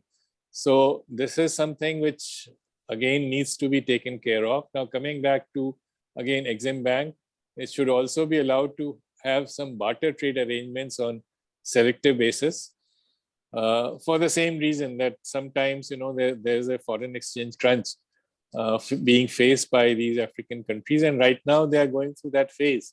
So barter trade, if Exim Bank is allowed, Chinese do it regularly, this will help speed up things and increase Indian presence. Lastly, Exim Bank should be allowed to have more offices. Right now it has just 3 offices. I think one is in South Africa, one is in Ivory Coast, and one is on the East Coast. But this is a very limited presence. We need to increase this presence. We will need to, as we go ahead, I'll come back if I have any further comments. I'll stop here. Thank you. Thank you very much indeed, Ambassador Srivastava. I think there's a really important issues which you have raised. Shipping, insurance, banking, all these are the nuts and bolts of the trade and investment relationship. So we can keep repeating our platitudes for improved relations, but then nothing will move unless we can really do some practical steps in these areas. And I hope that we would be able to find some means to take care of these issues also. Very important. There's no doubt about it. And that we have partnerships with countries like Japan, USA, and we are trying to set up new partnerships for Africa-Asia growth corridors or for the diamond relationships for investments. So I think we should work on these issues. Shipping and insurance, of course, the problem is that there have been questions of piracy. And so Indian Navy has put some naval ships to give protection to the shipping lanes. I think we need to work out on those issues also, so that with the other countries, then I'm sure that the insurance premium, etc., will come down. I think we have 3 more speakers, and we need to wind up by 3:45 because then we will have the valedictory from 4 o'clock onwards. So I will request the next speakers to kindly keep that in mind. They are making very, very important points. So I don't want to stop them or give them any kind of an alert in between. So I think next speaker is Professor Alam Khan. Is that right? Or is that Mr. Gautam Ghosh? We have Dr. Gautam Ghosh next with us. Next is, yeah, Mr. Gautam Mr. Ghosh Gautam Ghosh, sir. Yes. from FICCI. You're the Senior Director for Africa. So you have really, I mean, all these issues which have been raised by Mr. Srivastava, you are the right person to tell us the industry perspective on these issues. Please go ahead. Yeah, thank you, Ambassador Shashank, and good to see Ambassador Srivastava after quite a long time. I have been interacting with him during his tenure in Iran, particularly, in many of the occasions and issues. Today we are speaking about Africa, and since I am from the business organization, I would like to focus on practically an extension of what Ambassador Srivastava has just mentioned about the banking problem. You see, from FICCI, we have been trying our level best to increase the Indian business footprints into Africa for a very long time. And we are quite aggressively working on this at this present moment. But what we find is that, apart from the existence of Exim Bank, which is particularly working on the projects that are under our development assistance and which are supported by Government of India, we do lack, the number of private sector banks that are present in Africa, which create a lot of problems for Indians. I tell you why. See, what happens is that I'll give you a very practical example. What happens is that suppose there is a deal that an Indian company has entered into, with an African company. Maybe it is in the agriculture sector and something to do with an agricultural equipment. Number one, they try to find their local partners out there who would be their sole agents for selling. But the problem that is being faced there is the trade finance. Now, trade finance has become a major issue in Africa. If that is resolved, we understand that several of the Indian companies which are trying to get into Africa, whether in a big deal or a small deal or in whatever commodity, you will find large number of Indian companies presence in Africa, and also use of Indian goods and services into Africa in a much bigger way. Now, this encompasses the entire value chain, whether it is a commodity, whether it is a service, whether it is drugs and pharmaceuticals, whether it is education, whether it is skill development, you name it and you will have a problem there. The second issue is the digitization. Today, nothing is going to happen in Africa without digitization. And this has been reiterated by many of the international speakers who have been speaking at our forums on which we have been organizing on Africa, and also otherwise when we interact with them. Yes, there are countries which have made certain progress and implementation of digitization, but at large, this is a major problem. Today, if you look at the consumer behavior, everybody wants to have their goods and services at their doorstep. A good example of it is e-commerce. But along with e-commerce, there has to be, a fintech, there has to be meditech, there has to be health tech, even pharma tech for that matter, or even edutech. Everything is more or less becoming virtual, and that is the call of the day. With that, it means extensive expansion of high-grade telecommunication. And with that, every entire paraphernalia which is required for the spread of entire, I would say broadband, because today, yes, if you compare the cost of, mobile usage in Africa, yes, everybody has a handset. If the entire young population is hooked into mobile phones and possibly the latest devices, but the cost of using data is very high. So if you have to spread digitization, one of the most important things that is required is broad-basing the broadband.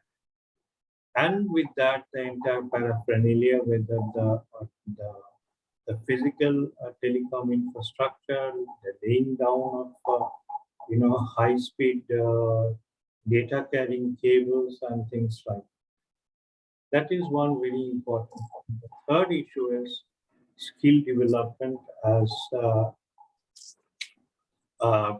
even Ambassador Srivastava and Ambassador Manjushek had, touched upon. That is a very important aspect. Just by digitization will not help. High degree of skill development for the maintenance of the architecture that will be developed by local, trained people, African people is very important. It is not possible for Indian companies to carry hundreds and thousands of labor and keep them there and, help them, maintain the architecture. That is workable initially for a certain period of time, but later this has to be handed over to the locals because it will be at the end of the day maintained by them and for them, which has to be, taken care. Likewise, healthcare. Healthcare also requires a lot of, skill development. Not only doctors, nurses, paramedics, even administration of, injections and vaccines, maintenance of vaccines in medical centers is also very important. Education, yes, you do have a system of high-tech, but that is not enough. If you are upgrading your technology, upgradation of skills is also required. Then at least to start with, there should be some exchange of students, at least for technical education on a teacher's training program, who can then become, trainers for teachers there, who can go back and train people at their places and take this message forward. These were the three basic observations that I had. The recommendations would be, as I said, would follow from the observations.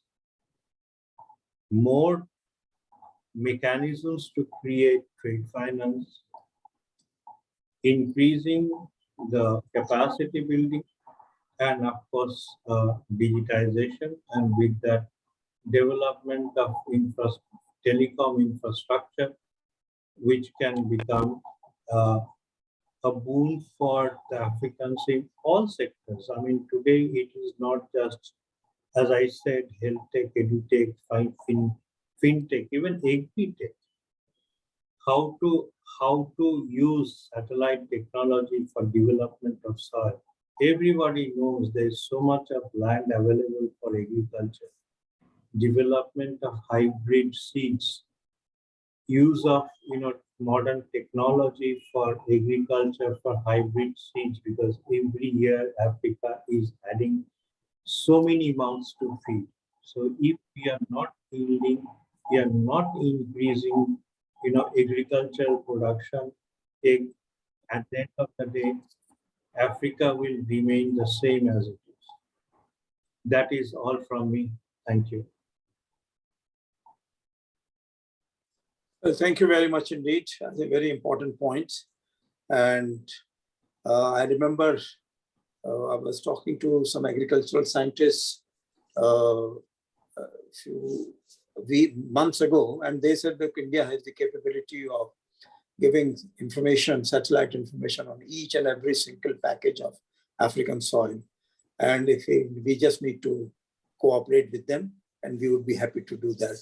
I do not know. So I think we have to find some way to actually organize it. This was done by the Indian Agricultural Research Institute scientists, and they were quite willing to share the technology with them.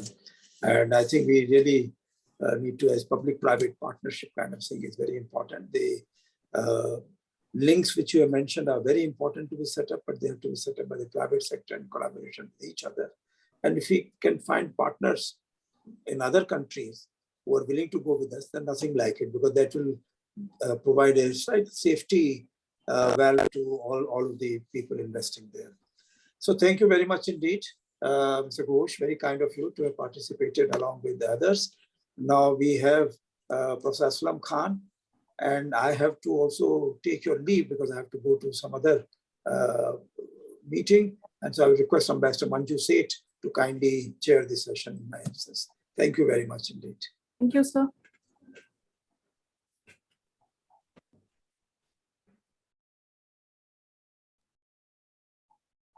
Am I audible?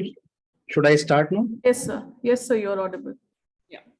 First of all, my sincere thanks to Dr. Nagalakshmi, ma'am, Dr. Neha, Dr. Divya, and other faculty members, and my gratitude to all panelists here. I'm highly thankful for this opportunity. Today, a lot of things have been discussed in terms of the India-Africa trade relationship, but I will make mention right from the beginning that India has presented the world a model of uniting the mankind and erasing the artificial barriers, as we can trace it in our ancient philosophy, in the concept of Vasudeva Kutumbakam, and the whole world is one family. And this is the core of our civilization. And this concept is the core of India's vision for not only for Africa, but for the world. So the foundation of India-Africa, if I go into the background, it was led by Mahatma Gandhi. It was earlier mentioned by fellow panelists that according to him, that there will be a commerce of ideas and services, not of raw materials and goods like imperialist powers. So if I categorize, or if I divide the Indo-Africa relationship in terms of periods, then it can be categorized as relations like until 60s. Then Nehru was the main architect, and he talked about the Afro-Asian solidarity, and African countries provided strength to Nehru's non-alignment movement. So this first phase is described as the ideational or a pragmatic one. The second phase starts from 1970 to 1990s, and this was there is a period where there was some kind of negligence of Africa because of India's attention to South Asia and India's attention on inward looking foreign policy. Though India in this phase continued to support Africa against apartheid and others. So the third phase starts from 1990s onwards. So this is the phase of re-engagement with Africa. And however, the lead was taken by the private sector rather than the government, and the private sector of India should be given credit to push attention of government of India towards the region of strategic and economic importance. When present state of relations, we see that since 2008, India and Africa relations have been institutionalized, and India has started engagement with African Union, Pan-African platform. So far, as I remember, 3 summits have been organized under the aegis of India-Africa Forum Summit. And it is to be noted that the approach of India is also influenced by China, and China has also initiated the Forum for Africa and China Cooperation in the year 2000. So since 1990, India has significantly widened its relation with Africa, and African countries now account for a larger share of India's energy imports, thereby reducing its dependence on Middle Eastern countries. So India is also trying to establish a counterweight to China's activities in Africa. However, the gap is much widened. India's goal to strengthen state institutions in Africa, like to promote economic development and to prevent African state from becoming unilaterally dependent on China. So Africa is also relevant to India's global ambitions, since India continue to see itself as an advocate of the global south and find support for this role, especially in Africa. So the voting weight of African state plays an important part in a reform of the United Nations and India's aspiration for a permanent seat in the Security Council. If we see geopolitically, that in geopolitical terms, India's Africa policy is of interest both in its relations with China and with Germany and Europe. And there is often talk of competition between India and China and Africa. Yet the foreign policy makers in New Delhi are very well aware that they do not have the means and instrument to compete well with China in Africa. Nevertheless, China does play a role in India's foreign policy towards Africa. Formats such as the summits with Africa are presumably based on comparatively with Chinese initiatives. So furthermore, this in response of BRI, India has developed a new foreign policy strategy such as Asia-Africa Growth Corridor, and which is to be implemented jointly with the Japan. So now here the question is whether India's relationship with Africa should be seen through the Chinese prism only, while China has been in Africa's infrastructure, mining, oil, and other kind of natural gas sectors for many years. And India, despite moving late, has worked through training, education, capacity building, which have been very well received by those African nations. So China is developing series of important ports in Africa on the western and eastern coast, right up till the Mediterranean, and building rail linkages to connect those ports. And over the last 15 years, India-Africa trade has gone up to 20 times and reached, according to the government, it's $89 billion in 2021 and 2022. So further, Africa is India's fourth largest trading partner, and merchandise trade grew by 34% from $67 billion in 2019-20 to $89 billion currently. So India's export $40 billion and imports is $49 billion from various African countries. So Indian investment in Africa is between like $30 billion and $35 billion. And India has given concessional credit to the tune of $7.4 billion, of which $5 billion has been disbursed. The credit lines have been helped create many hundreds of projects in 41 countries. Pan-African e-network for education and health is functioning in 48 countries. It has already been mentioned by the previous speakers. So India's effort as a reliable partner in Africa. So due to China's growing influence in Africa, the continent has also become a stage for India to compete for spheres of power and influence too. However, India has considerably fewer foreign policy resources than China when it comes to pursuing its own interests. For that reason, Indian government led by Prime Minister Modi in response to the Chinese BRI has since 2014 developed, revived several forms of bilateral and multilateral cooperation, and several visit has been paid by Prime Minister of India. So India wants to counteract China's growing influence in the Indo-Pacific, which also encompasses the Indian Ocean and East Africa. So India's increasing bilateral cooperation with USA, Japan, and Australia is a part of this endeavor. The quadrilateral meeting of 4 states, which was renewed in 2017, sent a clear signal to the Chinese ambition, although the future shape and the direction of this institution remains not very clear. So in 2017, India and Japan agreed to create an Asia-Africa Growth Corridor. The two governments are trying to push ahead with the infrastructure projects in the countries bordering the Indian Ocean and in Africa, so as to reduce the Chinese influence. In 2018, India and France signed an agreement that will allow the Indian Navy to use French facilities in the Indian Ocean. So, as earlier mentioned, the Indian diaspora is also making a very prominent role, and it consists the people of non-residents Indian and the persons of the Indian origin, and this is playing a very important role in Africa also. And this kind of the diaspora boost and the role of the diaspora increased when the BJP took office initially in 1919, it intensified its efforts toward the diaspora. Since 2014, Prime Minister Modi has been intensively involved with the diaspora during his trips abroad, and part of his visit to the America in September of the same year have gave a speech aimed to the Indian diaspora at the Madison Square are the few example. And an example of Uganda in the summer of 2018. He addressed the Indian community. So many initiatives were taken, positive initiatives were taken by the Prime Minister of India. And obviously, he gave the 10 guiding principles for the Africa.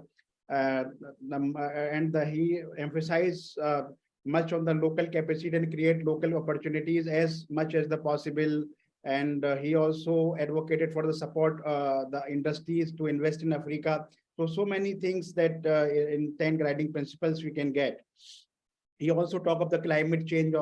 He also talked of the cooperation and mutual capabilities in combating terrorism and extremism, cyberspace, of course. And he also emphasized to make cyberspace safe and secure. And so after that, I will make a focus here on Indo-Pacific concept as a central part of India's foreign policy and what has been the role in the Indian Ocean also. So here are, I will give these ideas of the Indo-Pacific to consider the aim and advancement of shared vision of the free, open and inclusive Indo-Pacific that was promoted by India, US and Japan and others. So in 2008, India hosted the first ever Indo-Africa Forum Summit in New Delhi, which saw representation from the 14 countries of Africa.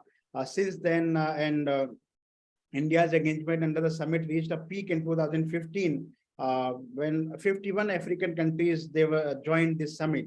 So as India looks to deepen its engagement with Africa as a part of Indo-Pacific strategy, noting that India's definition of Indo-Pacific region extend to the eastern shores of the African coast, and India should look to expand its this summit even further by inviting participation from the US also. It will be a great plus. So the Indian government also expanded the agenda, whereas until then the main focus has been on the issues such as loans and development aid projects and especially combating terrorism, piracy, etc.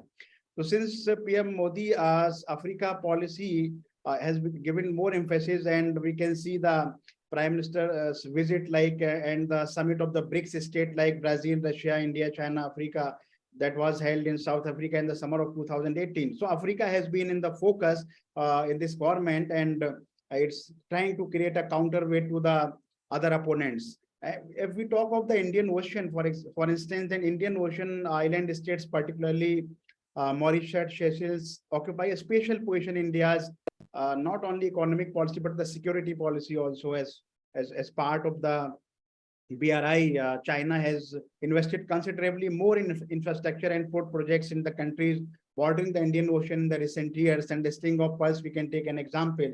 Then Indian security experts, they also having apprehensions that the ports can be used for the military purpose in the future, and that India will be militarily encircled by that. But is in response, that India has expanded its own security cooperation with these island states like in Mauritius. India patrols and monitor the island states exclusive economic zones and trains police and army members in fighting pirates. And India has also transferred or sold ships that was mentioned earlier to the island state, enabling Mauritius to improve its defense capabilities. Finally, India is investing in the expansion of the port infrastructure on the island also. So India's it's a comprehensive maritime maritime policy or the maritime development itself complements its economic development. The renewed vision of the Indian Ocean region has been focused on the growth and prosperity of the region and the promotion of India's vital national economic interest. And the projects like Sagarmala project that was initiated to emphasize the port-led development. And this project aimed to build a robust port infrastructure and modernize them due to their importance in the trade and economic development. So India, along with the many members of the Indian Ocean Rim Association, also strive to achieve sustainable use of the Indian Ocean resources. And the concept of like the blue economy has drawn attention in the areas of ocean energy, deep sea mining, and marine biotechnology, etc. So this is also in the backdrop of the blue diplomacy. So India and China's expansion in the Indian Ocean, that we can clearly see a competition over there. And what are the future prospects? That there is no doubt that India has considerably expanded its political and economic and somehow military relations with Africa in recent years. Nevertheless, an assessment of its Africa policy in the overall context of its foreign policy is somehow difficult. So despite the increase in trading goods and in the continent is unlikely to play a major role in Indian foreign policy in the foreseeable future compared to Southeast Asia or the Middle East, for example. The big exception in the energy sector, since the increased energy imports, especially from the West African countries, are essential to India's effort to diversify its imports, for example, oil from Nigeria and Ghana and so some other countries. So the African continent is probably even more. Professor Khan, sorry, may I ask you to please conclude? We are running short of time. Let's conclude. Yeah, thank you. Thank you so much. So what are the African perspective? Because we are looking the things here from the Indian perspective, from the other economic perspective, but what are the African perspectives in this regard? We should also take care of that. So from an African perspective, India remains an important partner, even if only to counterbalance excessive dependence on the China for African state. However, Chinese and Indian not a zero-sum game, but rather complement initiatives. And since China has more numerous opportunities in Africa, as many examples demonstrate, between 2000 to 2014, it invests around $350 billion in the developing countries, making it one of the largest investors in Africa. And India cannot compete with these orders of magnitude, although it is involved in a number of regional development banks in Africa, as earlier mentioned. Its shares are far lower than China. So India holds minimal, like 0.2% of the shares in the African Development Bank. China is having 1.2%. So for the West African Development Bank, the figure was 0.07 earlier, but it need to be increased. So this was I'm just concluding the declaration of the 10 guiding principles for India-Africa engagement is a welcome step and creating a concrete framework for India's relation with Africa. The first imperative is for the Indian government is to publicize these principles, and to make them practical and more engaged. So the work, however, should not stop in merely articulating the principles. India should set out and develop an action plan for each of the principles. In a bid to explore new markets, India is constantly engaging with Africa, where there's a huge potential to boost exports. Comprehensive action plan detailing the strategy for each of the principles will a long way in boosting two-way trade and investment, which have yet to reach their full potential. And India and Africa must also look to sign more legal frameworks to improve economic engagements like FTAs, and to generate and incubate more ideas. Both India and Africa should look to engage with one another in more programs and platform at the track 1 and track 2 levels. So, and as earlier mentioned, since I am having experience of teaching in Africa, then I can see a huge influx of the students. They are coming to India. And one important things I want to mention here, India is having a very good trust and very good rapport in Africans. When I was having an informal discussion with some of the people in Ethiopia and Nigeria. So India is trusted much in compare with the China. So this is our great plus. Then we should this reputation should be cast in terms of the trade and economic relations and the political relations. Thank you very much for providing me the opportunity. Thank you. Thank you. Thank you so much, Professor Aslam. It was, you really highlighted many important issues, including, vis-a-vis China. It is, we can't be constantly comparing with China, but as you pointed out, we need to keep that in mind always. And practical action points need to be formulated to implement the guidelines and the framework that we have in mind for our bilateral Africa-India partnership. Thank you so much for your valuable inputs. And now may I request the next speaker, Professor Sanjukta Bhattacharya of Jadavpur University, to kindly make her remarks. Professor? Thank you so much, Chair. Also my fellow panelists. And before I begin, let me also thank Dr. Neha Sinha and Professor Nagalakshmi for inviting me here. Now, first, before I say anything, being the last speaker, everything has been said, but let me try and make it interesting. And before I start, let me also wish all my fellow panelists and the people over here a happy Durga Puja, which is actually starting tomorrow for us. And I should be there because we have a home puja. But anyway, here I am. Now, the theme of this session is enhancing India-Africa trade and investment linkages. Now, the two key words here are enhancing and linkages. What does enhancing mean and what does linkages mean? Enhancement means an increase or improvement in quality, value, or extent. The synonyms for linkages are many, like for instance, connection link, interconnectedness, correlation, relationship, interaction, interdependence, just to mention a few, there are many more. Now, the fact that there are linkages between India and Africa in trade and investment, of course, is a given, and I'm not going to go into that at all. What is important here in this theme is that how best, basically, can we basically improve or enhance, that is increase or in quality, in value and in extent, India-Africa trade. So that is what I'm going to, that's going to be my focus. Now, before I start, let me also ask why Africa? Why not Latin America? I'm not going to answer why not Latin America, which also has huge potentials, and we are focusing on that, but not as much as we are on Africa. How many, in fact, of these forums we have on India, Latin America, trade and investment, and how do we enhance it? Now, so basically it's India, Africa. And especially so because it is after almost, half a century of relative indifference to India-Africa trade that now we are focusing.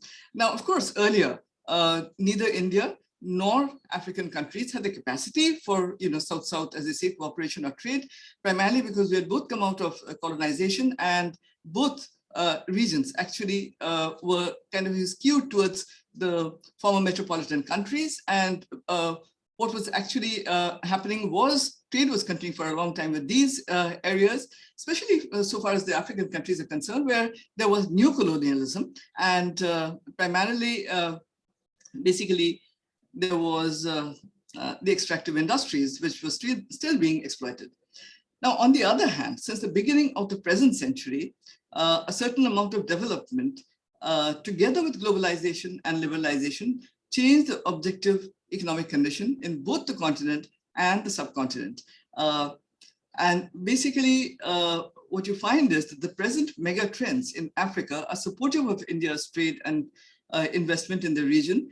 And India, currently the 5th largest economy in the world, according to the IMF, is competent to act as a kind of driver of growth in the region.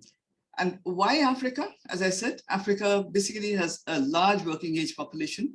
It has a growing middle class. And well, there's a significant share of services in its economy. And these are all ingredients for adding value to trade and investment relationships. Consumer-driven goods related to agribusiness, apparel and clothing, pharmaceuticals, and automotive components are opportunities for India's foreign direct investment. Especially because Africa, through the African Continental Free Trade Agreement, which has now become operational, is putting together appropriate rules of origin to assure their optimization. The African CFTA will also provide a unified continental market that India's firms can tap into, potentially increasing the scope and level of India's engagement with Africa. Here it may be pointed out, however, and this is something because I am from IR, the world of trade and investment is a realist world, and realist in the sense of basically international relations, the discipline, especially the private sector, where the primary motive of trade is profit. Although the rhetoric used to promote trade and cull benefits often involves phrases like win-win situation, South-South cooperation, development cooperation, etc. The fact remains that there is nothing genuinely altruistic in trade relations, with each country weighing its own economic interests in trading and investment. Given that the priority of national interest in economic relation is, well, significant. In the few minutes that I have, I will focus on the challenges and opportunities involved in enhancing India-Africa trade and investment linkages. So far as opportunities are concerned, Africa has now become a global trading and investment hub, offering a potential of $2.2 trillion market and a population of over 1 billion people. It has the largest arable landmass in the world and also contains 20% of the world's mineral resources and 8% of the world's oil reserves, which is all now being further enhanced by Africa's integration into the world economy through a certain degree of technological change and capacity building at the infrastructural, institutional, and manpower levels, although these are still ongoing projects. These offer potential for investment in the manufacturing as well as the services sector, including healthcare and financial services, which India can tap into. While the corporate sector may basically compete and participate for profit, governments can and do facilitate such participation through creating an enabling environment, and the government of India has played a pivotal role in this connection from the beginning of the present century. It launched the Focus Africa program in 2002-2003, one of the objectives being to increase interactions between the two regions by identifying areas of bilateral trade and investment that would, and the word is again, mutually benefit. And this is used again and again, both India and African countries. Now, as a result of government initiatives like the Focus Market Scheme, as the chair here pointed out, now, in fact, the trade is, bilateral trade is around 89.5 billion in 2021-22, and the African region now accounts for about 10% of India's global exports and supplies 8.3% of India's global imports. Africa's economic integration through the African CFTA provides further opportunities to India to enhance trade and investment. Recent export credit agency, that is the ECA, estimates suggest that African CFTA will lead to gains in the agri-food and industrial sectors, creating additional opportunities for adding value to natural resources, which India has, and for diversifying its basically into new business areas. Currently, 75% of India's FDI flows to Africa. In fact, I mentioned this earlier because they're focused on the services sector. But there is major opportunity now for FDI in the manufacturing sector, which could act as a growth engine for the development of value chains by providing foreign capital and technical know-how. One of the most promising areas, of course, is pharmaceuticals and healthcare. India is currently an important source of pharmaceutical imports for Africa, as well as a destination for what is termed medical tourism, which has already been discussed. However, during the recent COVID pandemic, the disruption of medical supply chains and the closing of borders to so-called medical tourists revealed the fragility of supply chains. Further, India's actions in restricting vaccines to countries which had become dependent on COVAX, which India had supplied earlier because of this vaccine Maitri diplomacy, may have made African countries basically question its credentials as a dependable partner, so far as, when in times of need cannot really supply. Moreover, medical tourism is costly. And how many Africans can actually afford it, given the low air connectivity between, India and African countries, which will add to travel costs, as well as, of course, the hospital costs in private hospitals, which actually offer these so-called medical tourism packages. The opportunity is there to build good hospitals, both private and through public-private partnership, transfer know-how, develop medical skills, and improve telemedicine. India is a world leader in producing vaccines. Pharma firms should consider investing in African pharma industries or building their own outlets in Africa. This would really prove to be a kind of win-win situation, which we talk about. Now, in this context, it is important to point out that 75% of India's total FDI flows to Africa are currently basically concentrated on the services sector, financial services, telecom services, and the next, of course, is the mining sector. So far as exports and imports are concerned, the pre-COVID year of, in the pre-COVID year of 2019, over 60% of India's imports from Africa comprised basically fuels from Nigeria, Algeria, and Angola, followed by precious stones and glass, about 20% from Ghana, South Africa, and Botswana. About 25% of India's exports to the continent were petroleum products and 18% were pharmaceuticals. This implies that India's trade and investment profile is very limited, leaving space for a lot more. Given the nature of exports and imports, there is, of course, a trade imbalance in favor of Africa, and this has already been pointed out. What is needed is a diversification of the trade basket to include a greater proportion of exported manufactured, non-traditional, agro-processed, etc. goods from Africa to India, and not just crude oil and primary products. In this, what is important is listening to African voices. Through the print media, through the digital media, if one listens, even on the surface, it is clear that many Africans are of the opinion that globalization is a mixed boon for Africa, unless Africans can harness it for their own good, and that African countries should not be the field of new competition. They need transformative outcomes. One author, in fact, has written that basically the path to real economic transformation does not lie in its export of raw materials and import of finished value-added products. Real transformation lies in developing Africa's human capital and make manufacturing the basis of its trade with others. And he pointed out that India had significant experience and capacity in these areas. He noted that India-Africa relations should be anchored on investments by Indian firms in African countries and access to India by African MNCs. Now, basically, as I told you, as I mentioned earlier, economic relations are, well, they're realistic. So both in the domestic and international fields, and facilitation and lubricants are needed basically to improve trade and investment. Now, so basically to look at the points of facilitation, one must also understand the challenges that India faces and our own limitations in this area. Only then can basically there can be modification, rectification, and there can be enhancement in trade and investment linkages. Let me first quickly point out some of the challenges. Of course, there are many, but firstly, there is limited access to trade finance, which has already been mentioned, with a lack of proper financing mechanisms as a major constraining factor, according to a joint study of the CII and the WTO.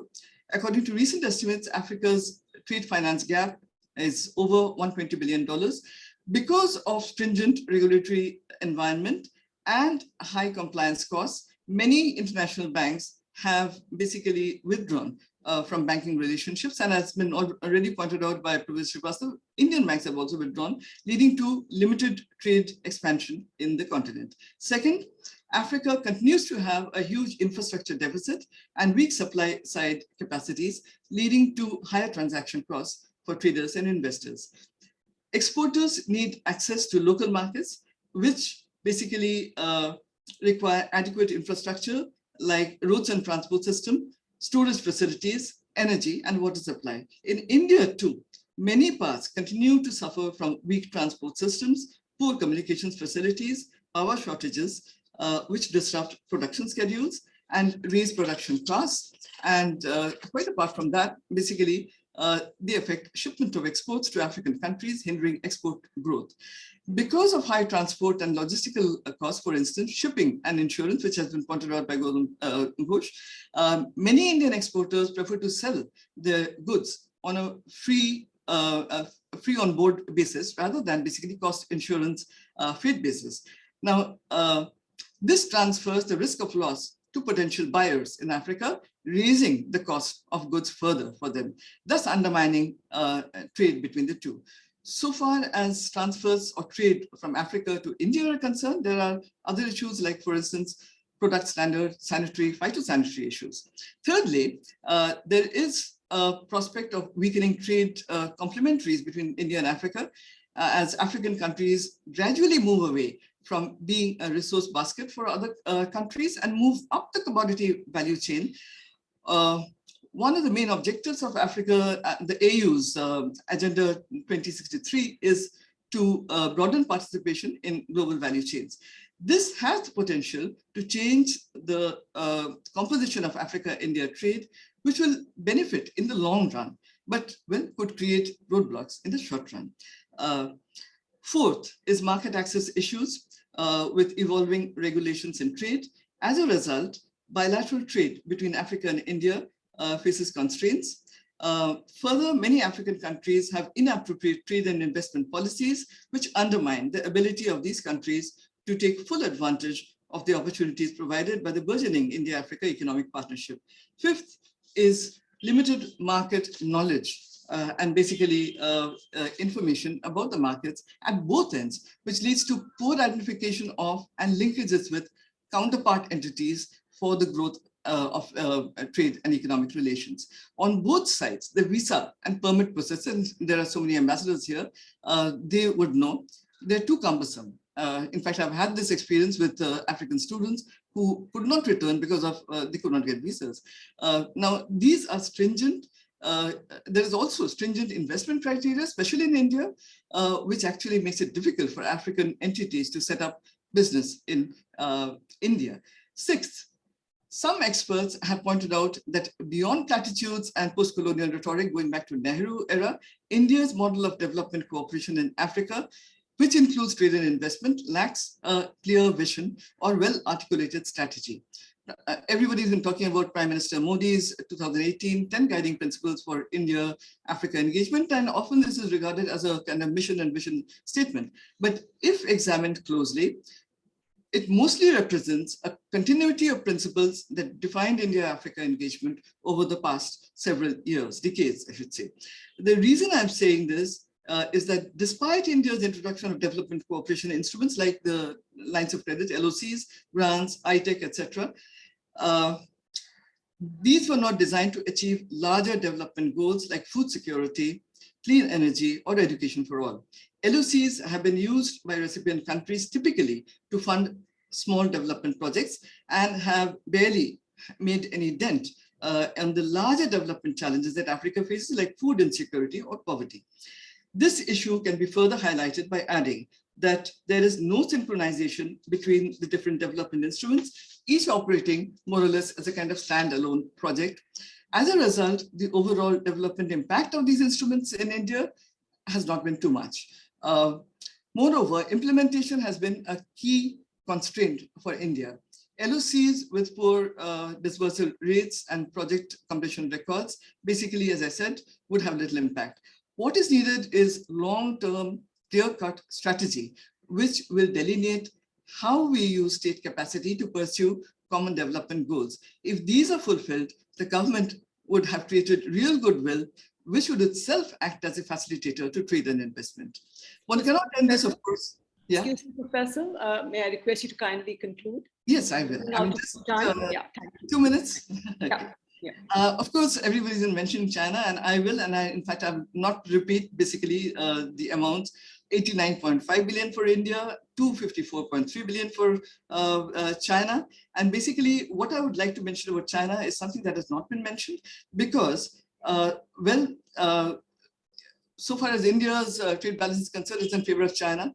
So far as Africa-China trade is concerned, it's in favor of China. Now, they have basically taken action to, in fact, improve the trade balance, and it has pledged, China has pledged to import $300 billion of African products by 2025 to balance the trade. Now, when it comes to strategic vision, President Xi pledged $40 billion to infrastructure projects in Africa as part of China's BRI initiative, and also, very importantly, the China-Africa Cooperation Vision 2035.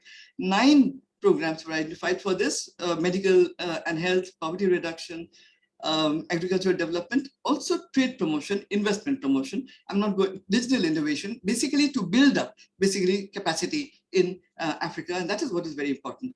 Now, the focus was also to develop other industries in Africa in a sustainable way. For instance, environment-friendly agriculture. China is the largest investor, as I pointed out, but basically this is focused investment. The point I'm trying to make here is that there is no denying that trade and investment is a competitive arena. And of course, we compete with China. And here, political, economic, and business strategies converge and matter. There is no shame in if our policymakers basically examine and draw lessons from the so-called China model in an attempt to, in fact, enhance trade and investment relations and strategies in India with the continent, basically India-Africa relations. Now, this is particularly pertinent because post-COVID, both the continent and basically the subcontinent have suffered economic losses, and we cannot afford the kind of money that basically China has, and we cannot increase our development aid too much, the LOCs, etc. What is needed is a clear strategy to enhance India-Africa trade and investment with a focus and basically make it sustainable. So what can India do? Very briefly, and I'll conclude over here. It should prepare a focused Africa strategy, which I've been mentioning right through, targeting a few important areas. We cannot take much. Basically, like food and health security, climate change, adaptation, physical and digital connectivity. Second, it should actively continue to contribute. It already has, but it should. The growth of human capital and capacity building, especially in the context of Africa's burgeoning youth population who are in need of skills and jobs. Thirdly, given the Indian government's emphasis on what they say mutual benefit win-win situation, India's development cooperation should be aligned to its commercial interests in Africa. That is, the government should support the Indian private sector companies to invest in development-friendly projects for mutual benefit. One must remember that business and trade are central to India-Africa relations in present times, although strategic security is also very important, especially in the Indian Ocean Rim states. Therefore, the government must build a strategy that factors in security and economic interests in its role as a facilitator. It is only then that we can add value to and enhance India-Africa trade and investment linkages. Thank you very much.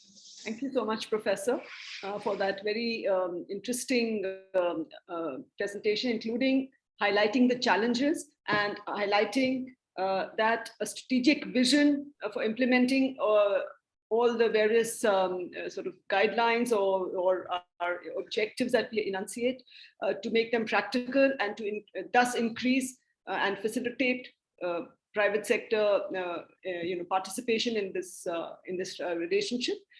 Thank you so much. And I'll hand it over back to Professor Neha. Thank you, ma'am. Thank you. Anushka, you there? Yes, ma'am. Yes. I would like to thank you everyone for your insightful discussions. I would like to now take a humble opportunity to request Dr. Divya Anand ma'am to deliver the official vote of thanks. Dr. Divya Anand is currently an assistant professor of international studies at Amity Institute of International Studies, Amity University, Uttar Pradesh.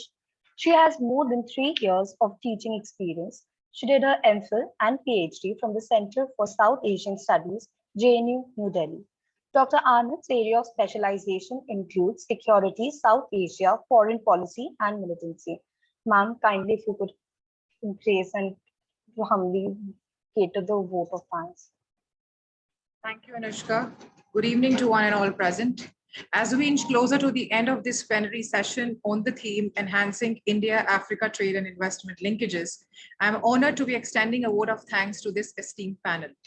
On behalf of Amity Institute of International Studies, I would like to extend my heartfelt gratitude to Ambassador Shashank, former Foreign Secretary of India, for chairing this session and contributing his boundless expertise.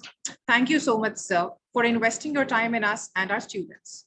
My deepest regards to our panelists, Ambassador Manju Seth, former Ambassador to Madagascar and Comoros, Ambassador Deepesh Srivastava, Distinguished Fellow Vivekanand International Foundation, Professor Sanjukta Bhattacharya, Jadavpur University, Professor Aslam Khan, Department of Gandhian and Peace Studies, Mahatma Gandhi Central University, Mr. Gautam Ghosh, Senior Director, FICCI. We could not be more grateful to you all for having accepted an invitation to partake in this plenary session. We are humbled by your presence and will be forever indebted to you for taking out time to share your thoughts and ideas with us. We are much obliged that you believed Vijigishu to be a platform worthy of your contribution.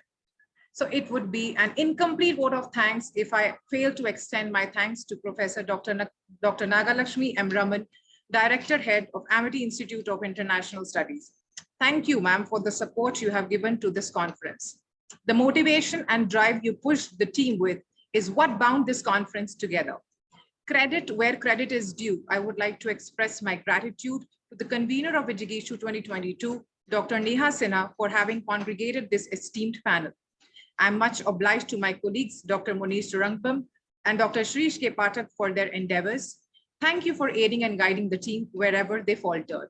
Our students have been working tirelessly behind the scenes to make this session a success, and I would like to thank them for their efforts.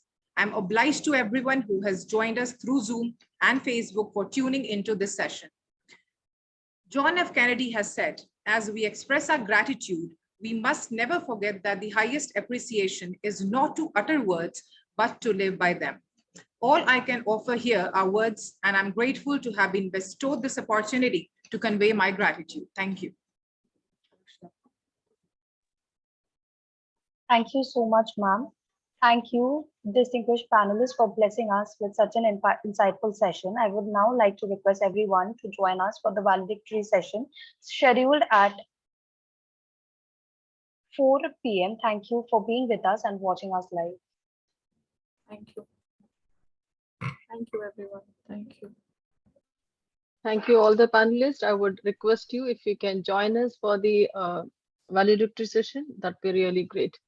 Thank you so much. We'll resume at 4 sharp. Thank you. Reaching the climax now. Right, sir. Good. Very good afternoon.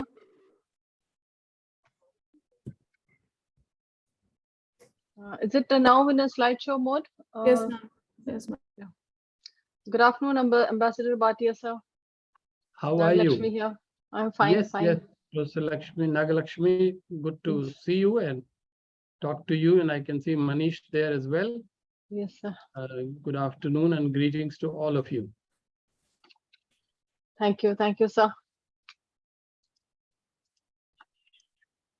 Is this the first edition or this is happening earlier Vijigishu 2022 conference?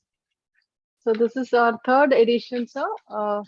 We have been consecutively doing it from Vijigishu 2020 onwards. So this is the third edition. I see. So this is very much the product of the COVID era. Now, before that it started, you can say that, yes. But we had to go it for e-conference because of COVID. This thing. And then we continued with the same style. And in the previous 2 years, the themes were different naturally. Yes, sir. Yes, sir. So should I call up Professor Gurinder Singh, sir? Yeah. Yes, ma'am. Good afternoon, Ambassador Bhatia. Great to see you. Yeah. Good afternoon. Good afternoon, sir. Yeah. Good afternoon, Dr. Nagalakshmi, Dr. Neha. Good afternoon, sir.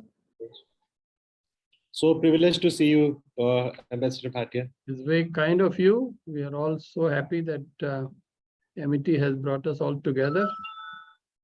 And I've been watching the conference since yesterday in parts. Right. Obviously, it seems to have gone off extremely well. Thank you so much, sir. I'm quite sure that Professor Nagalakshmi and Dr. Sinha and all the faculty colleagues are very lucky that you are blessing this conference. Yes, indeed. Thank you. Dr. Neha, Ambassador Kumar Tuhin has joined. Yes, yes, Please ma'am. check it out. Yes, ma'am. He's there. Yeah. Okay. So, sir, with your permission, can we start the session, sir? Yeah, please. Yeah.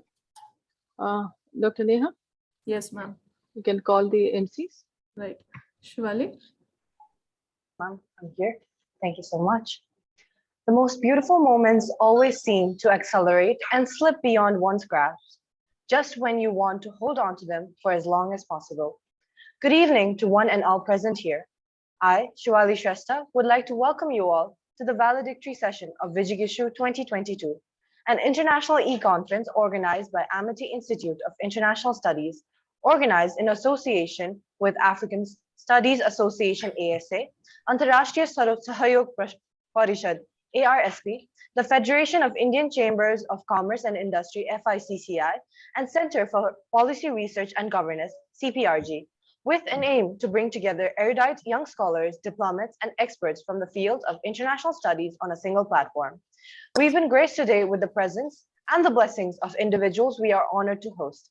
I extend my warm welcome to Dr. Atul Chauhan, Honorable Chancellor of Amity University, Dr. Ashok K. Chauhan, Honorable Founder President of Amity Education Group, Professor Dr. Gurinder Singh, Group Vice Chancellor of Amity University, India, our honorable guest, Ambassador Rajiv Bhatia, Distinguished Fellow, Foreign Studies Program at Gateway House, our special guest, His Excellency Mr. Alam Sehaye, Woldemariam, Ambassador of the Embassy of the State of Eritrea, honorable guest, Ambassador Kumar Tuhin, Director General of the Indian Council of Cultural Relations, Professor Ajay Dubey, Chairperson of the Special Center for National Security Studies and the Center for African Studies at Jawaharlal Nehru University, and Ambassador Virendra Gupta, President of Delhi-based Antarashtriya Sahyog Parishad, Council for International Collaboration, New Delhi, and also to all our scholars and viewers who joined us online.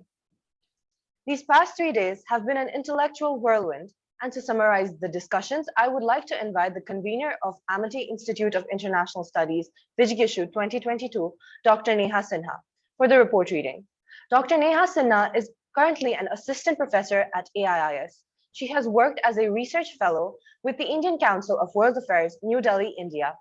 Prior to joining the Indian Council of World Affairs, she worked as an associate fellow at Vivekananda International Foundation, VIF, New Delhi. She has pursued her PhD from the Center for African Studies, School of International Studies, Jawaharlal Nehru University, New Delhi. Her specialization is on the African region, migration, and diaspora studies. Dr. Neha Sinha has presented papers at various national and international academic conferences and has a considerable volume of publications. With this, I'd like to hand over the floor to ma'am. Thank you, Shivali.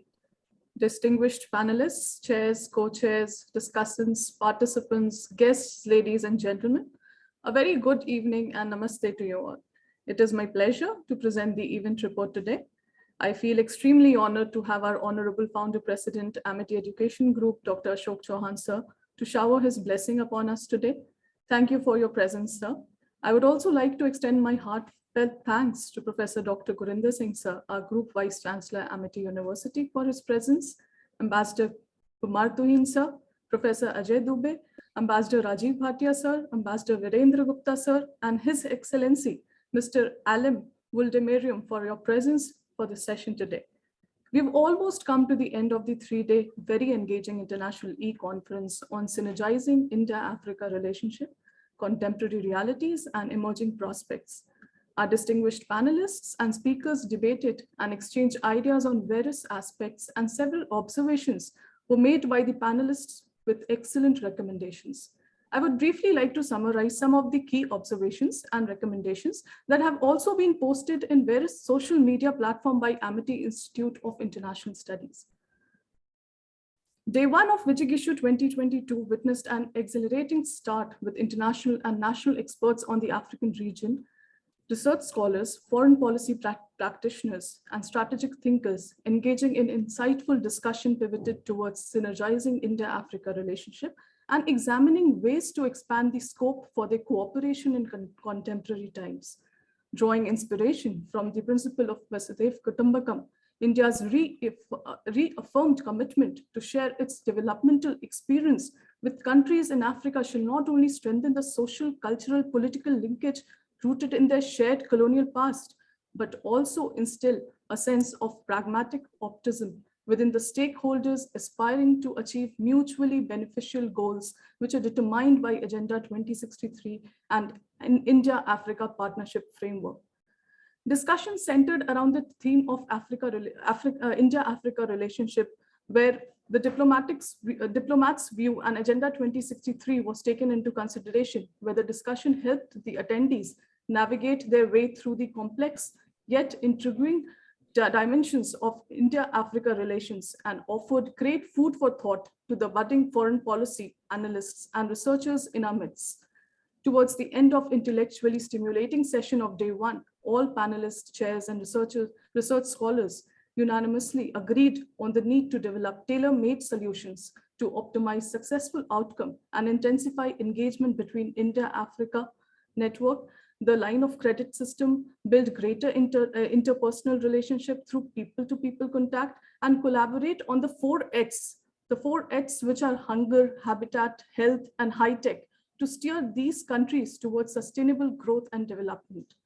Day 2 of Vijigishu 2022 witnessed an equally exciting deliberation as Day 1. The presenters and chairs of all the technical sessions provided comprehensive understanding of the India-Africa relations, its prospects and challenges. The first session focused on the expansion of developmental cooperation between India and Africa, and how India is considered a major partner for African nations. The presenters of technical session 2 highlighted major focal points such as the Afro-Asian construct, the new emerging voice in international affairs, role of Indian diaspora in Africa, trade relation, the soft power diplomacy between the nations, scope of infrastructural development, about the free trade agreements and mutual sustainable development were some of the areas discussed. Moreover, the focus was on deepening cooperation in areas like food, energy, and water security.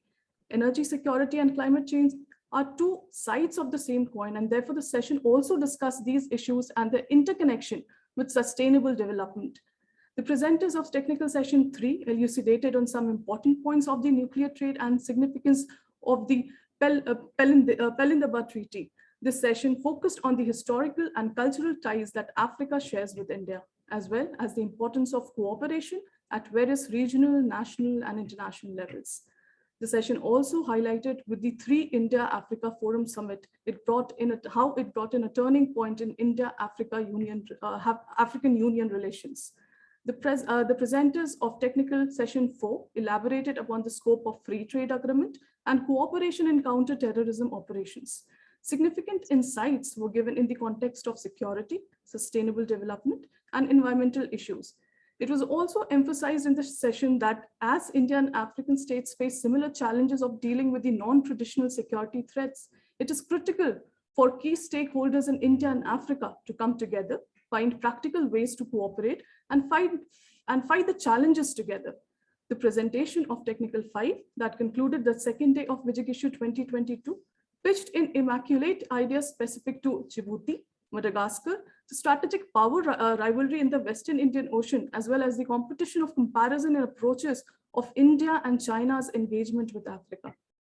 The ultimate lap of Vijigishu 2022 ended on a victorious note with thought-provoking discussion on the theme of role and contribution of Indian diaspora in Africa and enhancing India-Africa trade and investment linkages today. All the presenters focused on the diverse perspectives. The session related the theme Indian diaspora, which discussed about the manufacturing of Indian pharmaceuticals companies in Africa, the gender analysis, political changes in Africa, and the role played by the Indian community in deepening India-Africa relationship. In the plenary session, the discussion was mainly centered around how the African subcontinent is projected to make up a quarter of global workforce and consumer market by 2030, making the continent an attractive partner for business worldwide. Talking about India's contribution in Africa for trade, India's main export to Africa are refined petroleum products, pharmaceuticals, while Africa primarily exports crude oil, gold, coal, and other minerals. They also discuss the importance of India as a major contributor in skill training, capacity building, and strengthening of Africa's telecom infrastructure. With both India and African nations recognizing the need to look inward while simultaneously engaging in tactical collaboration with each other. Day 3 ended with all the panelists, chairs, and the research scholars collectively agreeing upon the need to increase the momentum of organic state-led community engagement, encourage summit diplomacy, and boost commercial relations to optimize mutual benefits for both India and Africa. That's all from the reporter's desk. Thank you. Over to you, Shivali. Thank you so much for presenting the glimpses and highlights of the past 3 days, ma'am. Any event falls apart without the support of a strong foundation, and Amity University is that foundation for AIIS and Vijigishu. We thank the university for their support and take this opportunity to invite the Group Vice Chancellor of Amity University, Professor Dr. Gurinder Singh. Professor Dr. Gurinder Singh, Group Vice Chancellor, Amity Universities, has an extensive experience of more than 25 years in institutional building, teaching, consultancy, research, and industry. A renowned scholar and academician in the area of international business, he holds a prestigious doctorate in the area, along with a postgraduate degree from the Indian Institute of Foreign Trade, where he illustriously taught with 7 merits.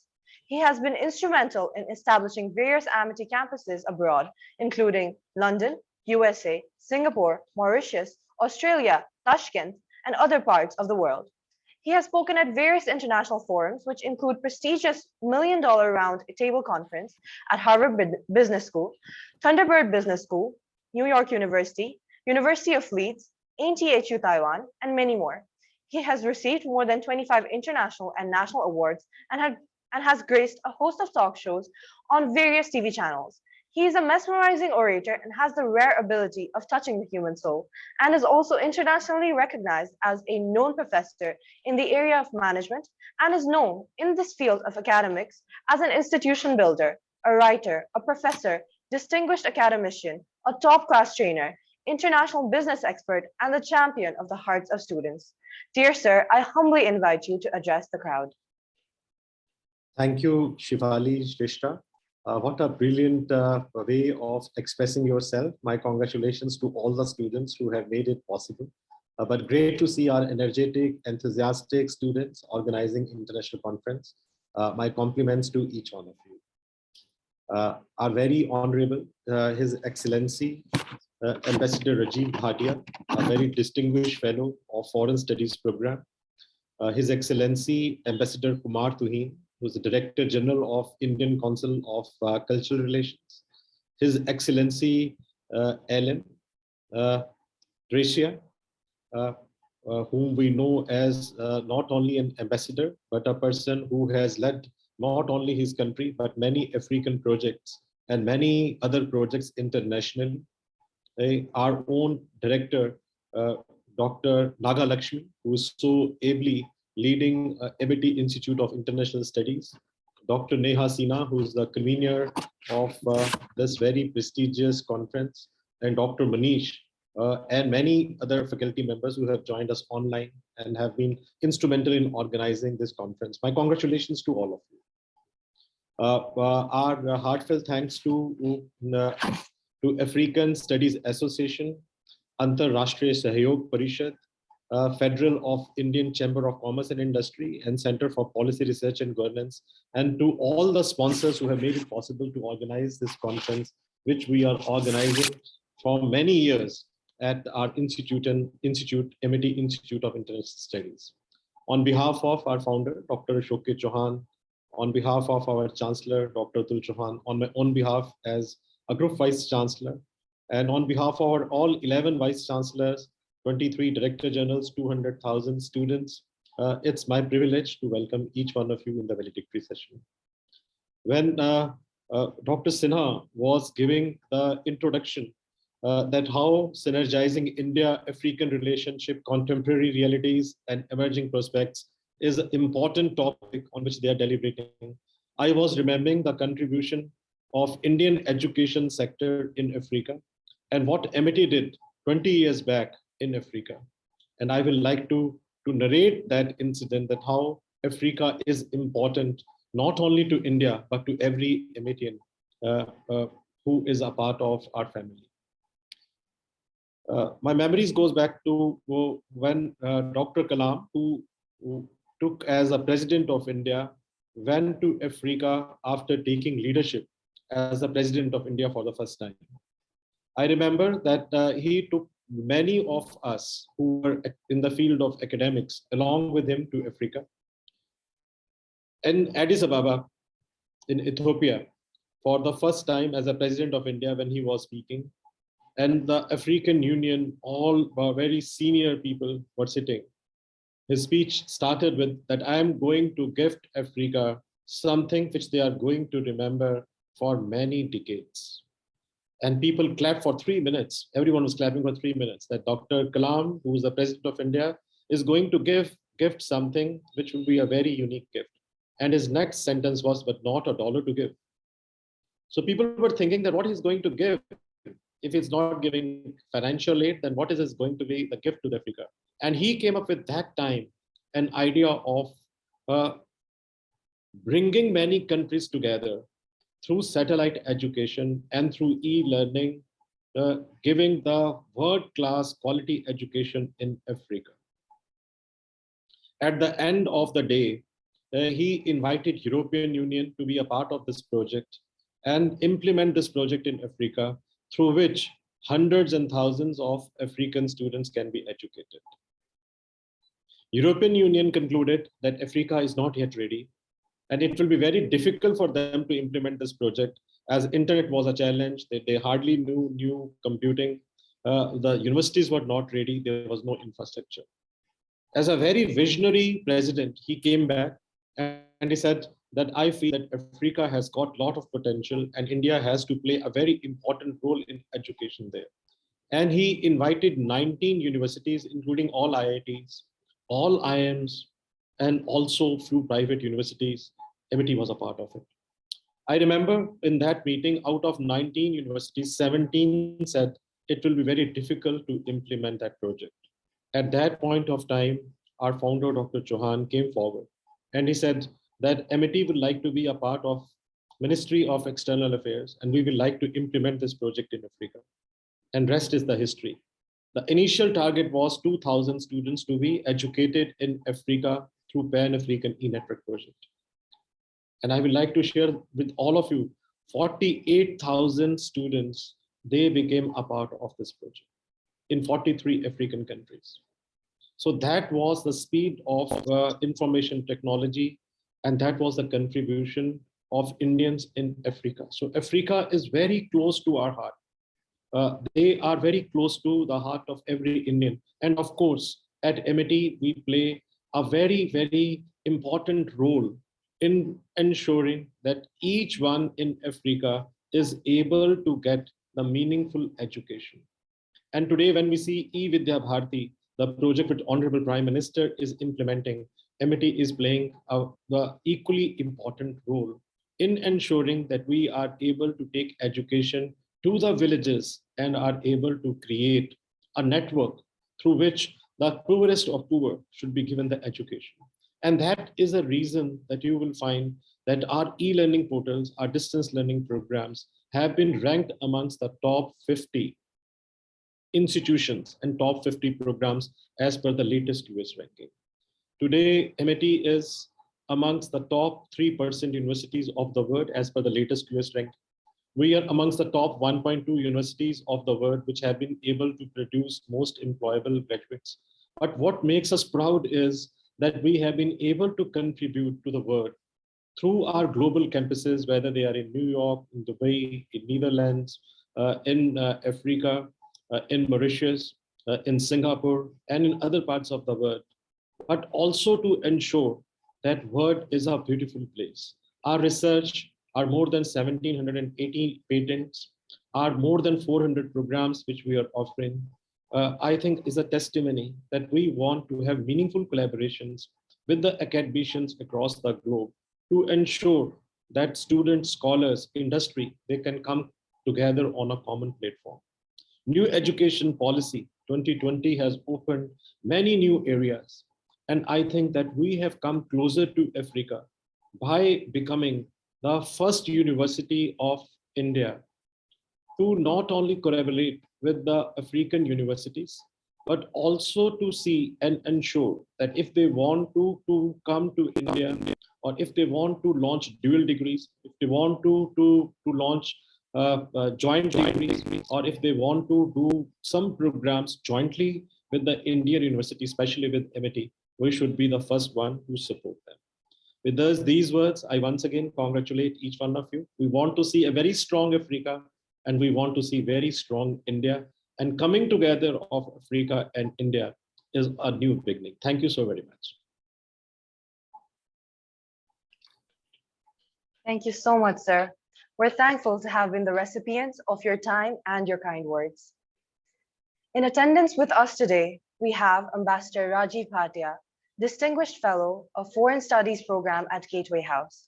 He is a member of CII's International Advisory Council, Trade Policy Council, and Africa Committee.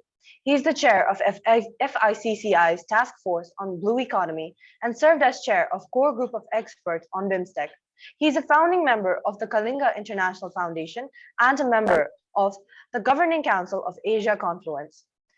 As Director General of the Indian Council of World Affairs from 2012 to 2015, he played a key role in strengthening India's Track 2 research and outreach activities. During a 37-year inning in the Indian Foreign Service, he served as ambassador to Myanmar and Mexico, and as High Commissioner to Kenya, South Africa, and Lesotho. He dealt with a part of South Asia while posted as Joint Secretary in the Ministry of External Affairs. A prolific columnist, he is also a regular speaker on foreign policy and diplomacy in India and abroad. He was Senior Visiting Research Fellow during 2011 to 13 at the Institute of Southeast Asian Studies, Singapore. He holds a master's degree in political science from Allahabad University. His first book in global affairs, Perspectives from Sapu House, presented a sober and insightful view of India's contemporary foreign policy. His second book, India-Myanmar Relations, Changing Contours, received critical acclaim. His third book, India-Africa Relations, Changing Horizons, has also been receiving positive reviews. Sir, I'd like to kindly invite you to deliver your address to the audience. Thank you very much for such a warm introduction. Esteemed leadership of MIT University, honored faculty members, Ambassador of Eritrea, fellow panelists, participants, and above all, dear students. It's a great honor for me to be present here today at the valedictory function or session of a very important conference which has been hosted by MIT University. This is centered on a subject which is very close to my heart, a subject which became part of our lives when we had the opportunity to serve the nation for 7 years while staying and traveling in Africa. So in that context, when I heard about the core theme of this conference, I was very delighted, and I'm particularly very proud to know from Dr. Neha Sinha, from her report, that the previous sessions have gone off very well. I think we can all agree that this has proved to be a very productive dialogue, and if we are able to disseminate the core conclusions of this report, which I'm sure we will, if we are able to disseminate them to the policy making apparatus as well as opinion forming communities, this will contribute in a big way to further strengthening of India-Africa relations. Dear friends, it is customary not to make too many original comments and remarks at the final session. However, at the same time, it is possible that there may be some or many people who have missed the previous sessions and who are keen, therefore, to know and profit from this last chance, the last session, to grasp some of the key trends in terms of this partnership between India and Africa. So guided by that philosophy, I'm going to take the next 7-8 minutes to share with you just a few broad points so that one more perspective is added to the overall report that may be prepared of this conference. I think we have to recognize that it is an asymmetrical relationship. Africa has 54 countries. India is only one country. At best, it is a subcontinent which is being portrayed as a partner to African continent, which has 54 countries. So in this relationship, I think it's very important for us to know as to what is the importance of Africa for India and the importance of India for Africa. as far as Africa is concerned, I think we all are fully aware that this continent covers 25% of the total number of countries in the world, roughly. And experts indicate that by 2050, the population of Africa would shoot up to about 2.5 billion, which will represent 25% of the world population as well. These two facts alone illustrate to us the importance of Africa to India.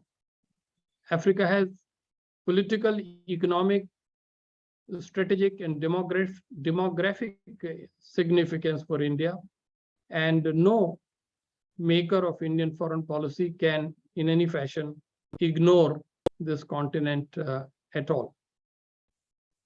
So it is much more than just about Africa's riches and Africa's resources and Africa's energy supplies. It is about the role that Africa is playing and will play in the future. That is the point that we need to emphasize. And there is one more factor I think which should be taken into account, that there is a very strong sense of mutual empathy and mutual sensitivity and solidarity that bind India and Africa together.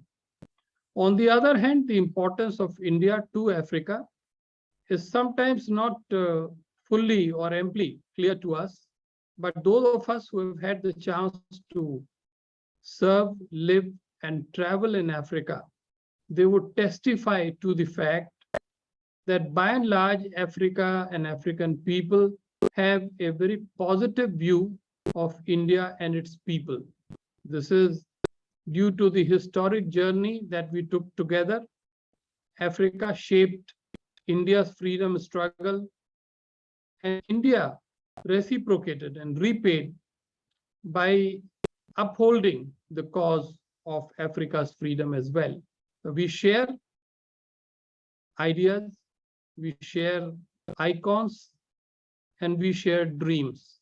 And this is the reason why Africa is important to India and India is important to Africa.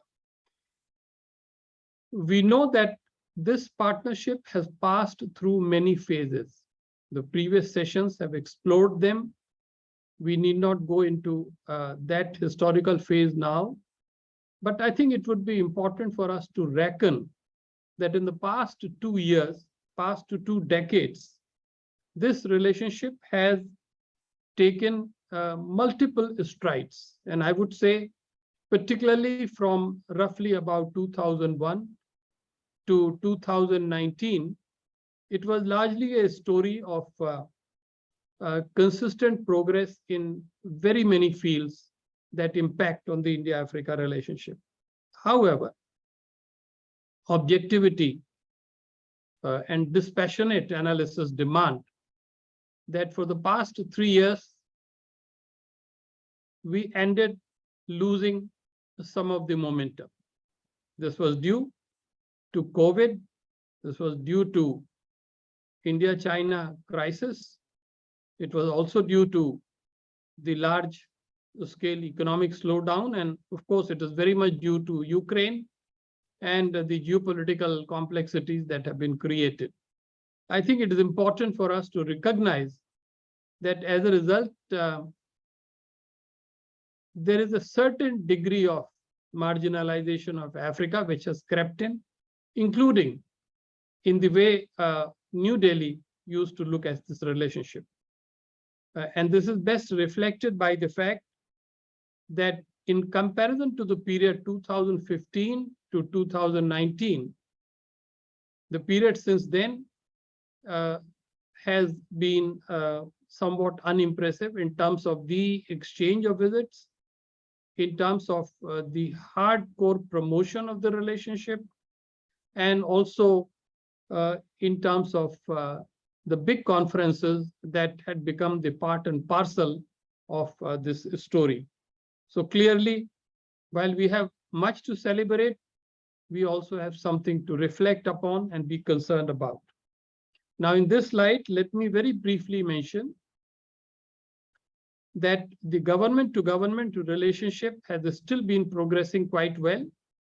There is a large scale agenda covering international, global, and regional issues.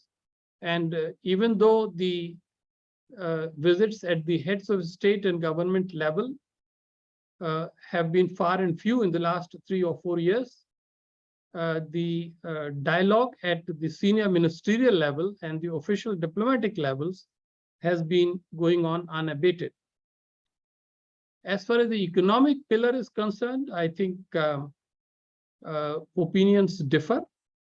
But I think overall we can say, especially looking at the trade figures of the last year, that things are beginning to pick up, and they give us the necessary confidence and inspiration to be able to do more.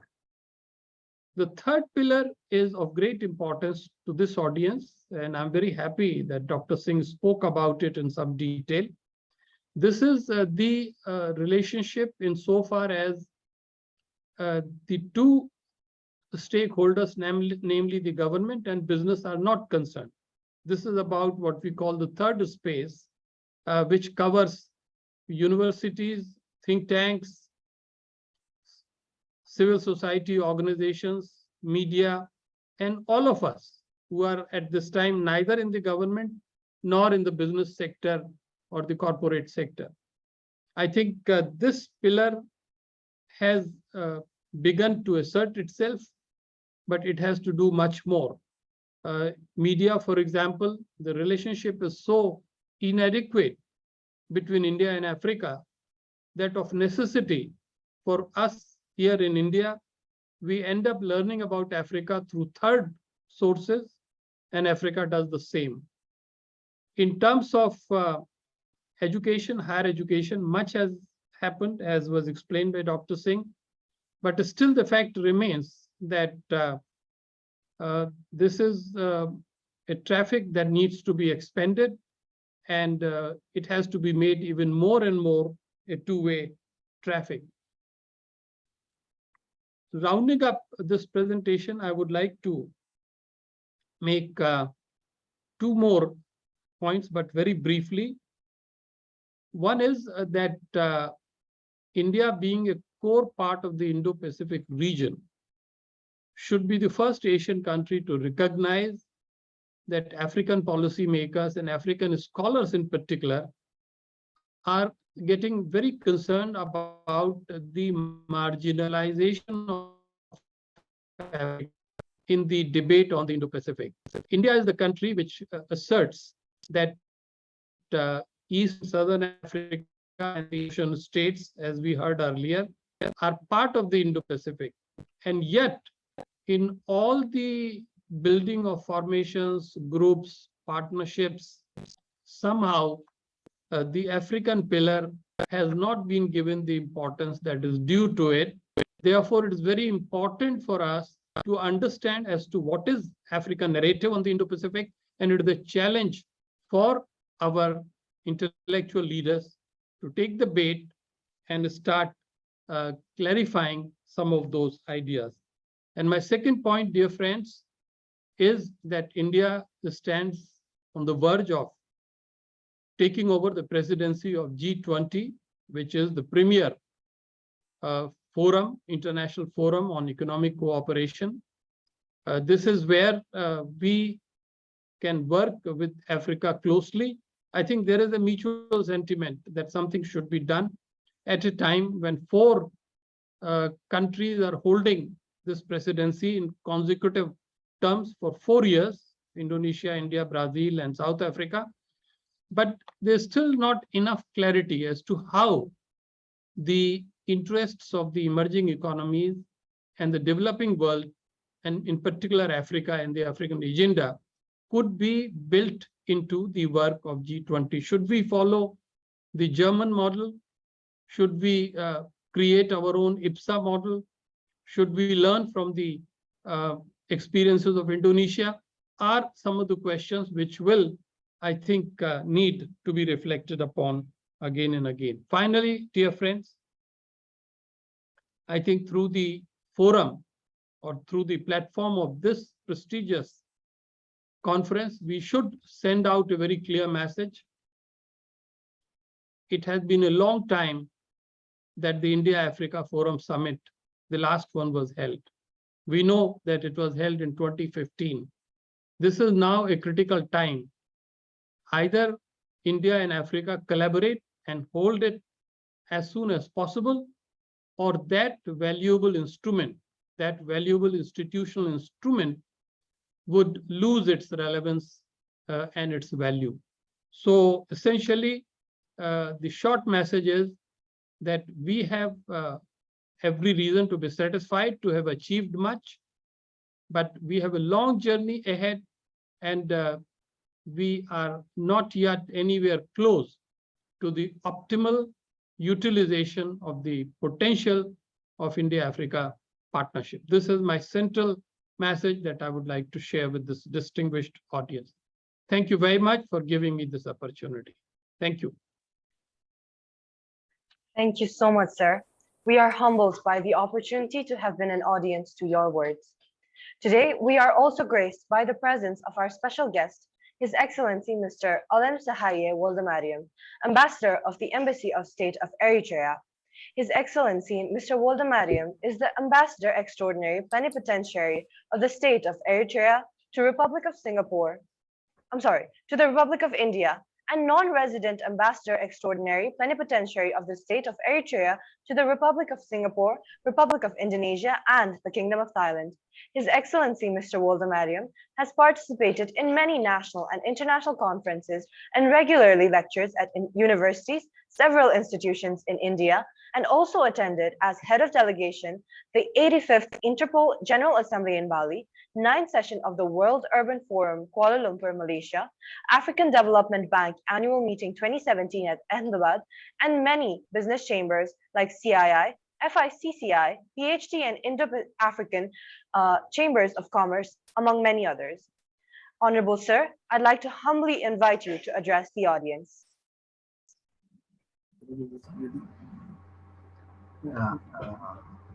Good afternoon, everybody. Sorry, today I am here at the opening day. I could not give my speech because of the electricity in our area was cut off. So I hope my speech today will be good for you to hear it, and it will be in order as per the theme of this conference. It is my great pleasure to be hosted by Amity University at Vijikshu 2022 e-conference on synergy Indian-African relations with a view to further fortify their already strong ties. I congratulate the organizers for the choice of the sessions relevant for the time being in view of the reinforcement of the long-standing relations between India and Africa. Being here for so many years and as the Dean of the Diplomatic Corps, my assignment in this beautiful country has always been an enriching and rewarding experience, which I certainly will cherish for the years to come. I can also share with confidence that these relations have developed steadily during the last few years, especially after the third India-Africa Summit in 2015. India-Africa relations take stock from the support they gave to each other during the liberation movements, easing lasting close relations where India and Africa start relying on each other as reliable partners in various sectors. In the past few years, there have been more than 35 visits by Indian presidents, vice presidents, and prime minister to strengthen the relation ahead, which in itself is a testimony of the will of the Indian different high authorities to develop further their relations. Today, the countries exhibit mutual respect, and to a certain extent, there is an interdependence between the two. The one sector that has naturally risen to be essential is the education sector, focusing on capacity building and skill development. The ITEC India technical and economic cooperation has played a crucial role in strengthening ties between the two polities. As, as recent as 2019, two pilot projects were started for two African countries introducing a varied array of courses including solar technology, big data analysis, urban infrastructure management, to name but this among many others. I commend this initiative if I take as it has a positive outcome, the building skills and transfer of expertise. Under the patronage of late Shri APJ Abdul Kalam, the Pan-African e-network was launched with emphasis on telemedicine and teleeducation. This has greatly added to the education sector in Africa since they enables countries to provide quality knowledge sharing, therefore enhancing the scope of education at an international level for its citizens. India also launched the second phase of the project, the e-Vidya Bharati and the e-Arogya Bharati, EVAP, in 2019. The project links 7 Indian and 5 African universities, 12 Indian and 5 African super specialty hospitals, and 53 telemedicine and teleeducation centers in Africa. I am also proud and happy to say that Amity University is one of the education institutions which is part of the initiative. Such initiatives are to be encouraged and doubled for the benefit of the African countries. For African students wishing to take higher education abroad, India has turned out to be a reliable option, especially with various programs providing opportunities to students at a reduced cost. Similarly, between the cultures and the warmth with which India opens its doors to them. With over 25,000 students in around 500 public and private universities, India is becoming a preferred destination for higher education. India today is in the forefront of the leading countries that can embody the change during this century. With its diversity and ever-growing talents, it surely can assist in driving the growth and development in Africa. I'm confident that as the globe adjusts to the post-pandemic new normal, the strong and the lasting India-Africa friendship has a bright future ahead. We look forward to the African epoch that is concurrent with the Asian epoch. Thank you.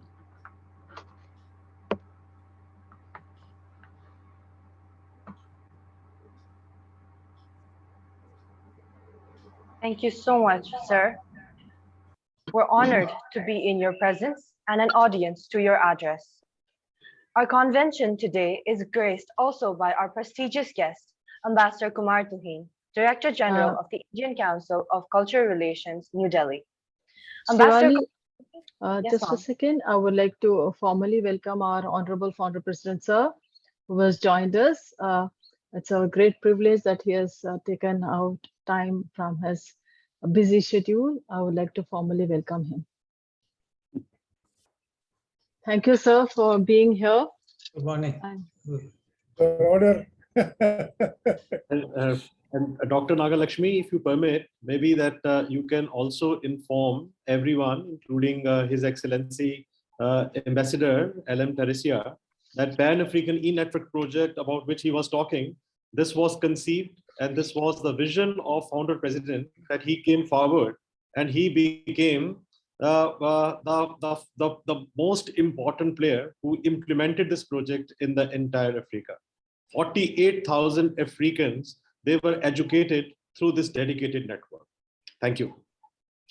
Thank you so much, sir, for giving this. It's only you who can do it. The better way of introducing. So it's only you. I'm really overwhelmed that our founder has joined. I'm really happy. Singh was the forefront rider. He implemented all after Abdul Kalam ji entrusted us this job and he paid it for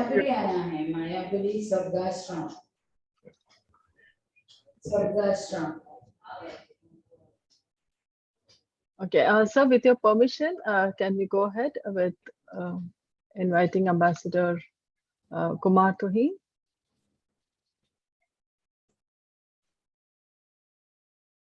Okay. Am I just to check if I am audible now? Yes, sir. You're audible, sir. Yeah. Shivali? All right. I will go back to introducing our prestigious guest, Mr. Ambassador Kumar Tuhin, sir. Ambassador Kumar Tuhin joined the Indian Foreign Service in 1991. He joined as Director General of the Indian Council for Cultural Relations on December 20th, 2021, and earlier served as Ambassador to Hungary from November 2018 to November 2021. High Commissioner to Namibia from June 2015 to October 2018. Ambassador Kumar Tuhin started his journey in the Indian missions in Hong Kong in 1993, where he served till 1995. Subsequently, he moved to the Indian Embassy in Beijing, where he worked as a political officer from 1995 to 1999. Thereafter, he has served in India's permanent mission to the UN in Geneva, 1999 to 2002, in the Indian Embassy in Hanoi as Deputy Consul General at the Consulate General of India in San Francisco. He has also served in the Ministry of External Affairs in New Delhi in various capacities, including Deputy Secretary, Director, dealing with China and East Asia matters during 2002 to 2005. During 2012 to 2015, he headed the Development Partnership Administration Division in the ministry dealing with the entire capacity building programs of the Government of India, including the Indian Technical and Economic Cooperation Program, as well as implementation of grant assistance projects in Southeast Asia, Middle East, Central Asia, Latin America, and setting up of the Centers of Excellence in IT and the vocational training centers abroad. He has also attended a leadership program at the Near East South Asia Center for Strategic Studies at the National Defense University in Washington, D.C. He has published an article entitled India's Development Cooperation Through Capacity Building in a book, India's Approach to Development Cooperation. I'd like to humbly invite Ambassador Tuhin to take the floor for the valedictory address.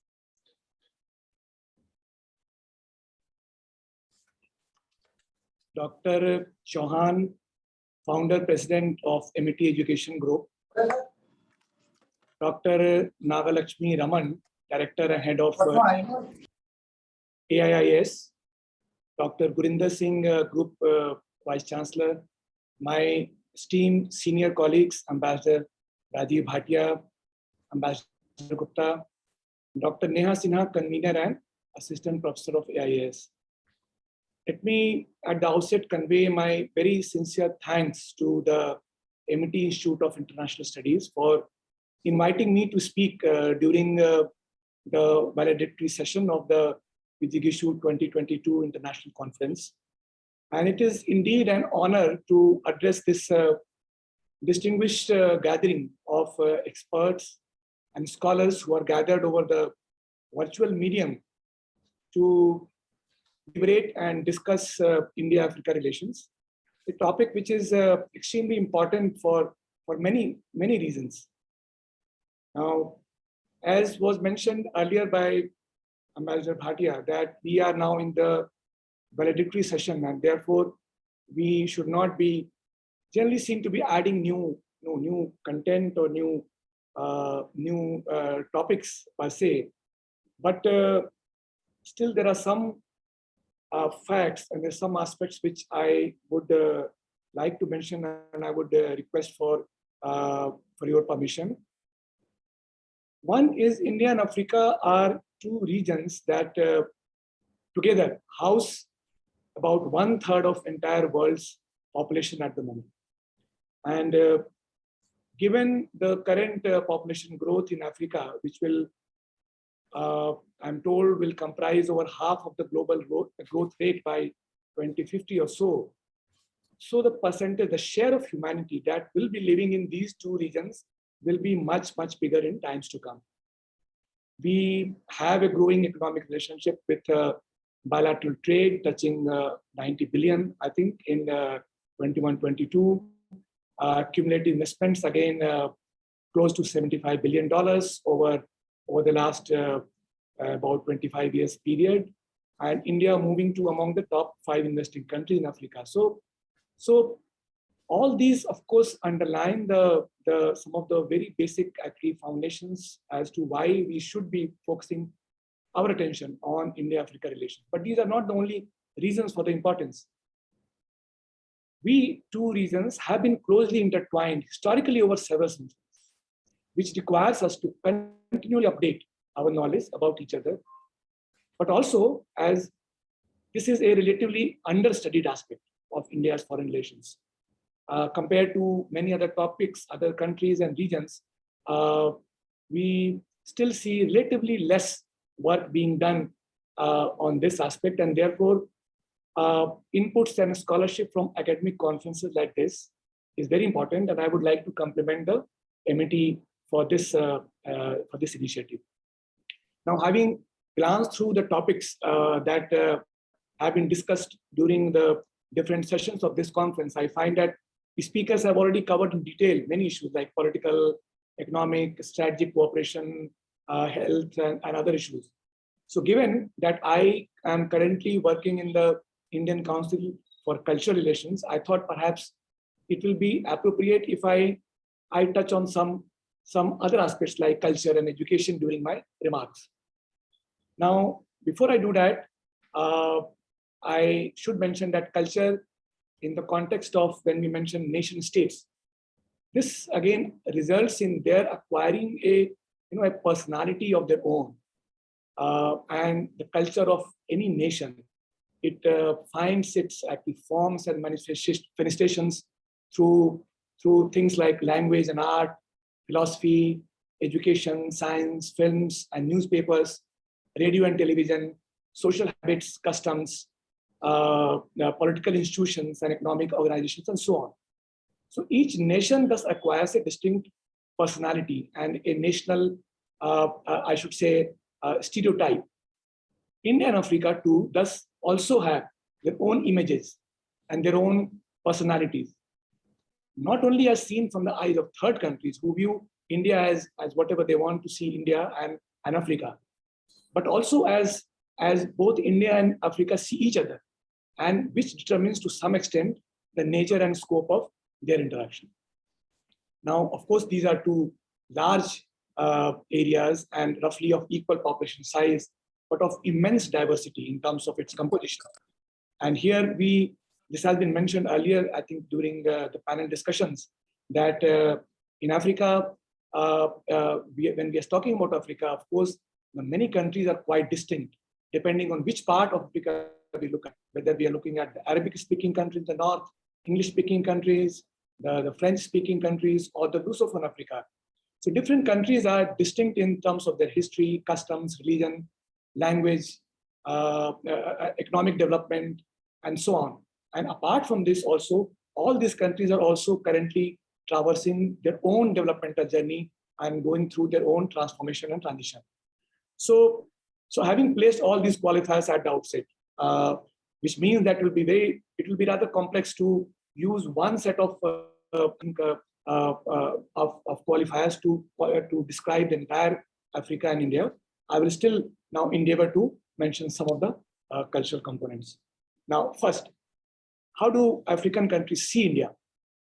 Of course, history, we have spoken about this, and this has also been touched upon by other distinguished panelists and speakers.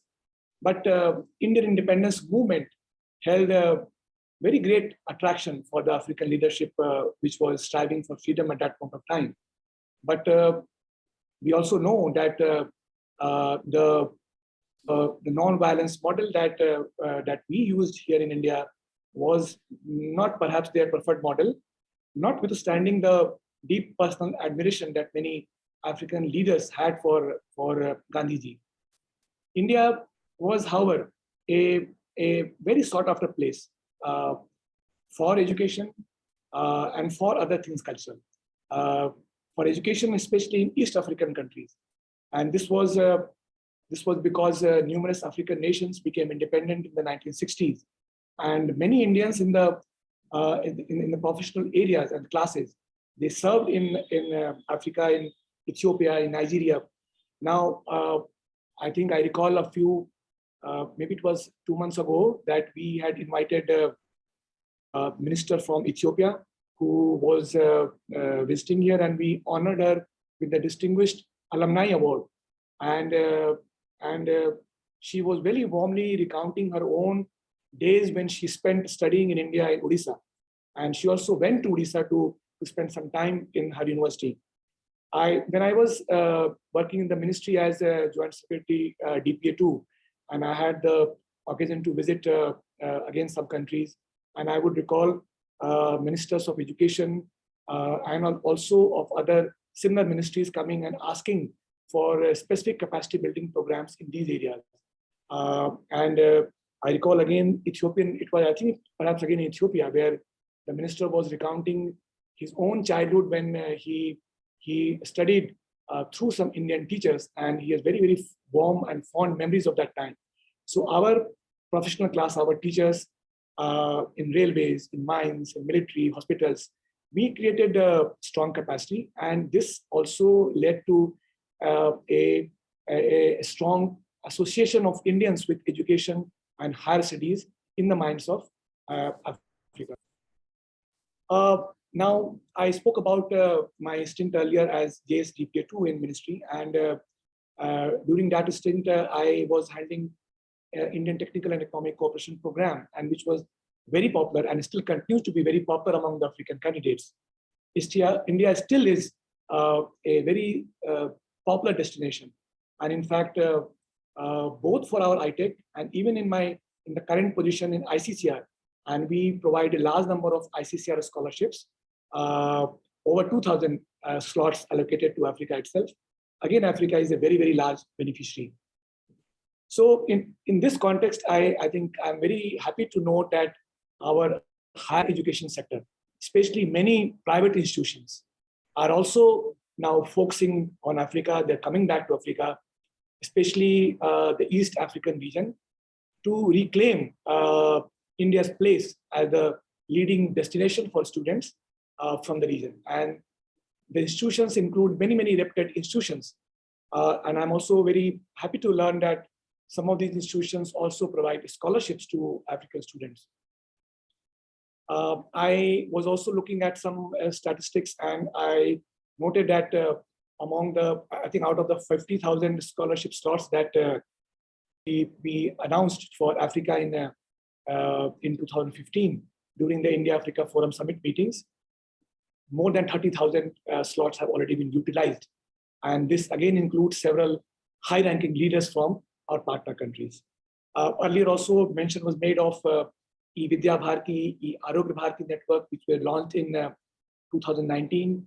Also setting up of IT centers. Again, this was one part with which I personally was closely involved, which is setting of IT centers and setting of vocational training centers. And including in Namibia, the first center for excellence in IT, I think we laid the foundation stone when I was posted there as the High Commissioner. Very good to see that it became operational a few years ago.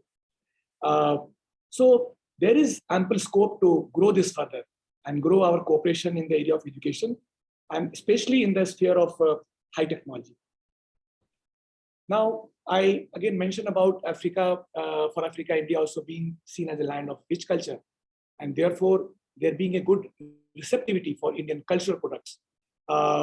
Again, whenever I visited earlier, including my one posting in Namibia, which was a country of a small population, including very small Indian community, but for Indian dances and yoga and music, there was very high receptivity. And this also extended to Indian cinema and Indian TV. And I can recount here one personal experience, that when I was going to attend a program in Swakopmund city, when we stopped at a small petrol station to fill gas, our car stopped and the local girls came to our car and they requested to borrow a bindi from my wife, they could put it on. Also, after the program that we had organized, it was very, very successful program. But after that, young students came to us and they said, can we invite some of those stars from a popular Indian TV serial to Namibia? So, so this again, basically, I'm mentioning to indicate how our, the receptivity for Indian culture and Indian cultural products exists in Africa to a very large extent. Of course, depending on where they are situated, and of course, it varies from language and from place to place. Namibia also has been recently news for gifting the cheetahs to India. and again, a sort of very interesting cultural exchange between the two sides, as it is through these symbols and icons that popular perceptions and images about countries get formed. So from ICCR, again, we are supporting a large number of cultural activities in of course, all over the world, especially in Africa. And during this year and next year, under our Azadi Ka Amrit Mahotsav, many embassies and posts are organizing one main week. It's called Core Week. And during that week, we are sending cultural troops to India. Of course, I will not be able to name all this, and it's not be proper. But from Angola to Egypt to Kenya, we had, for example, A to Z group from Sukhwinder Singh going to Angola. We had Qawwali group in Egypt. We had Kathak group in Egypt. We also had folk dance groups going to Kenya. We had a Manipuri dance group. We had a Ramayan group going to Mauritius. We had Gidha group going to Madagascar, South Africa. We also had participation in the Fez, the 15th edition of Fez Sufi culture in Morocco. So these are some of these troops that we send to Africa, and we are also receiving their troops in many of our own events, including at the Students Going Festival. We are also getting a number of distinguished visitors and academic visitors. And I can inform you that recently in ICCR, we have also started 2 new programs. And these are actually basically to promote exchange of artist residency and also promote Hindi student exchanges wherever they are. So I think this can be again utilized to a good extent by our missions in Africa, of course, by our missions. This should be used to further our exchanges and cooperation between different sectors and strengthen our people-to-people contacts. Now, this brings me now to another part of our Indian cultural presence, and this is through our Indian cultural centers. There is a presence of large Indian diaspora in Africa, and which is estimated to be over 3 million in the African continent itself. We have at the moment some culture centers. The first one, of course, was opened in Mauritius in 1988. Then subsequently, we had a culture center opened in Egypt, which was in 1992. Then 2 culture centers opened in South Africa, in Johannesburg in 1993, and also in Durban in 1993. And the last one was in Tanzania, Dar es Salaam, in 2011. Now, we had a policy that probably we will focus on only 1 culture center in the country. So therefore, at the moment, our center in Johannesburg is not functioning. We have put this on hold now, and we are working only through Durban. But at the moment, our idea is in ICCR that even if we physically our culture centers may be located at a particular location, but we should still be able to equip them and strengthen them so that through the existing resources, through the existing teachers and directors, we are able to expand their footprint and be able to probably utilize their trainings through other tools such as maybe digital or maybe some periodic visits to other neighboring countries. So this is again an idea which we are still working on. It will take some time, but I think this will be put to some good use in Africa also. Now, I think I have already taken quite a bit of time, so I will just end with a small, again, a personal observation, and it is that when I first went to pay a courtesy call on the founding president of Namibia, Mr. Sam Nujoma, he told me with a lot of pride that he used to keep a bust of Indian leader in his drawing room, and this reflected the deep reservoir of goodwill that that exists in the hearts of the leadership of that country. And as I mentioned in the beginning of my remarks, that while it will not be accurate to generalize a complex region like Africa by taking examples from only 1 or 2 countries, but I think it will be very fair to state that the feeling of friendship and goodwill that exists in both directions, it is there, and it is there for good. There are, of course, areas where a lot of work remains to be done. There are areas where progress has been less than satisfactory, but Africa remains at the center of India's foreign policy, and our trajectory can only be seen as going up from this place. I once again thank AIIS, including the convener, Dr. Neha Sinha, and the entire leadership of Amity for inviting me to the session today, and compliment you all and felicitate you for this very, very successful conference. I thank you very much. Thank you, sir. Thank you so much, sir. We're honored to be in your presence and grateful to have been an audience to your words. As we circle back to the very core of Amity Institute of International Studies, I'd like to invite Director and Head of Amity Institute of International Studies, Professor Dr. Nagalakshmi M. Raman. Professor Nagalakshmi M. Raman is the Director and Head of Amity Institute of International Studies, Amity University, Noida, since 2017. Prior to this, she was the Assistant Director at Amity International Center for Post-Harvest Technology and Cold Chain Management, Amity University. Professor Raman has a PhD in political science and master's in public administration and specializes in public administration, international studies, public policy analysis, human resource management, e-governance, decentralization, local governance, application of post-harvest technologies and cold chain management, Indian foreign policy, comparative politics and government, international political economy, globalization, and IR. Professor Raman is the recipient of the Exemplary Leadership in Education Outstanding Professor for Holistic Development of Students Award at the recent World Educational Leaders Summit and Awards 2021 on March 7th, 2021, organized by INSEAD and SPACE. Dear ma'am, we invite you to please take the floor. Thank you so much, Shivani. Thank you. First and foremost, I would like to thank our Founder President for sparing time from his busy schedule. Going ahead, sir, at the outset, I would like to thank all the collaborators of this mega event of 3-day international conference, VGKSU 2022, on the theme Synergizing India-Africa Relationship, Contemporary Realities and Emerging Prospects, being organized by AIS in collaboration with African Studies Association, Professor Ajay Dubey, Chairperson, Special Center for National Security Studies, and the Center for African Studies, Jawaharlal Nehru University. And of course, Antarashtriya Sahyog Parishad, Ambassador Virendra Gupta, President of Delhi, based, and Mr. Narayan Kumar, I think he has joined us, Honorary Director, ARSP. I really welcome you from bottom of my heart, sir. Thank you so much. And the Federation of Indian Chamber of Commerce and Industry, FICCI, Mr. Gautam Ghosh, Senior Director of FICCI. We just heard him in the last plenary session.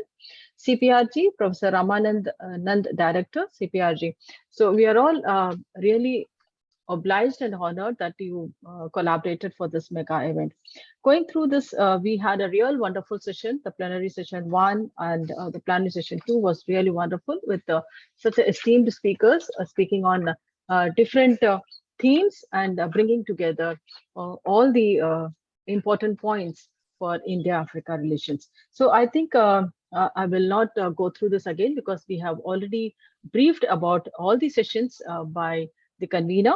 So I'll just like to say finally in valedictory session, the dignitaries who had given their kind consent of their presence to be part of the session and enrich our students' knowledge by sharing their expertise. We are really humbled and obliged for your insights that we have been hearing. And a special thanks to Professor Gurinder Singh sir also, who has spared time from his busy schedule. We are highly obliged, sir, for coming and giving and enlightening us with this initial collaboration with Africa that we had initiated our founder president's vision. So cutting it short, and of course, as suggested by the ambassadors, we will surely go for the publication of the book and what were the articles, the best articles, and we will try to work out together for the best policies that we can that we have been deliberating for last 3 days. So thank you so much once again to all the participants. Now I would like to call upon our founder president, sir, who is a visionary, and he has translated into the international benchmarked campuses that have come to epitomize the Amity Education Group. Currently, the group is consisting of 5 universities, 150 plus institutions, and over 95,000 students pursuing 240 programs right from nursery to PhD, across 15 campuses, spread over around 1,000 acres. And this unmatched growth of Amity is a culmination of globally benchmarked high-tech campuses, innovative teaching methodology, and unparalleled corporate interactions that has actually paved way. So grounded to his dreams, he has always believed that policy of leading one eye on vision and one eye on implementation. It is therefore no surprise that Dr. Ashok K. Chauhan's innovative leadership strategies have transformed the AKC Group and Ratna Balved Education Foundation into a sustainable, value-driven conglomerate set to transform the education landscape of the country. Wonder Dr. Ashok K. Chauhan comes across the man of mission who follows the 4 E's, that is edge, enthusiasm, excellence, execution in all walks of life. We are really honored, sir. So over to you for your words of blessings and wisdom. Dr. Nagalakshmi, in the program, I saw that also Dr. Gurinder Singh was to speak. Has he already spoken? Because I joined later. Yes, sir. Yes, sir. He spoke. Dr. Gurinder, 3 minutes. Tell me what you spoke, because you have been with great emphasis working for Africa. I want to listen 3 minutes again what you spoke.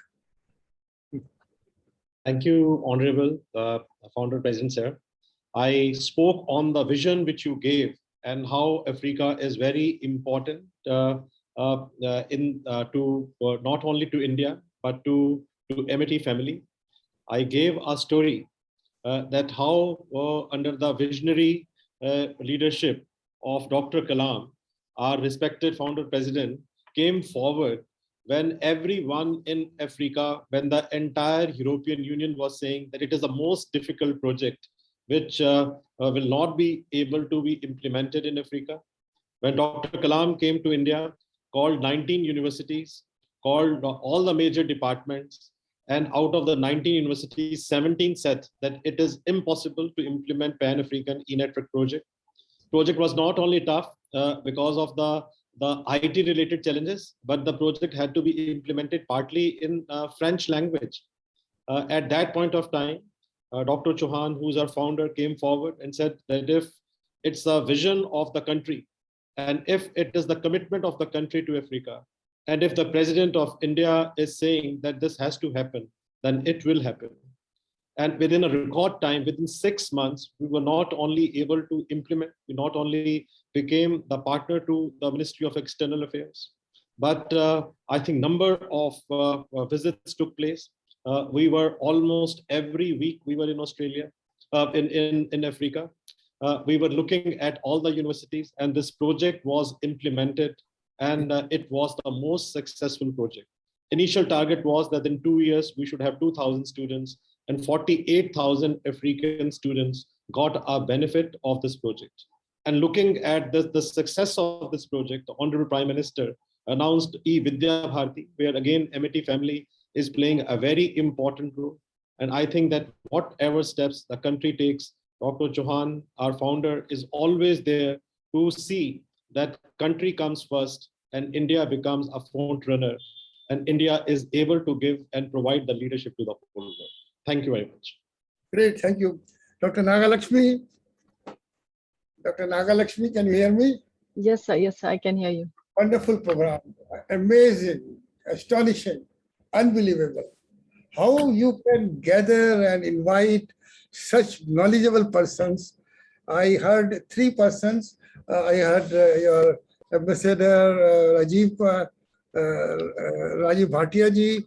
I heard Ambassador Kumar Tuhin ji. One name I could not get out of 3, but all 3 addresses were eye-opening. Eye-opening for me because Africa is one of my obsession. As Dr. Gurinder Singh told, that among this program, Pan-African Network, out of 7-8 government universities, when we got the order, I was sitting there with Dr. Abdul Kalam, and everybody was thinking this is the only private university. IGNOU was there, IITs were there. What Amity can do, but then we also were included. And then I told to Gurinder Singh, out of the total number, I want to teach 80% of the students. after that because I didn't want to that others feel bad. And we taught 82 or 84% out of the whole lot. Dr. Gurinder, what was the total lot out of which we taught more than 80%? 48,000 students we taught, and I think the total students were less than 60,000. Right. So that is my obsession. And recently, I must tell you, we had a convocation of our Amity University Mauritius. And Asimji, additional president, had to rush to the convocation as the president of Mauritius has accepted our invitation to come. But he told that he'll be coming only for 70, 80 minutes and not more than that. But he stayed more than 3.5 hours. So Mauritius, our university is doing one of the best universities there. And also we have a school in South Africa, and we have a higher education in Kenya. So Africa, I am telling it, Nagalakshmi, this topic of yours, I think every word is valuable word. I read synergizing India and Africa. Synergizing, wonderful word. India, a wonderful word. Africa, a wonderful word, and relationship. His Excellencies have very much emphasized this, the synergy between India and Africa. I always say if somebody from Western countries may not mind that the day has come when India and Africa will rule the whole world with their talent, with their wisdom, and with their desire to struggle.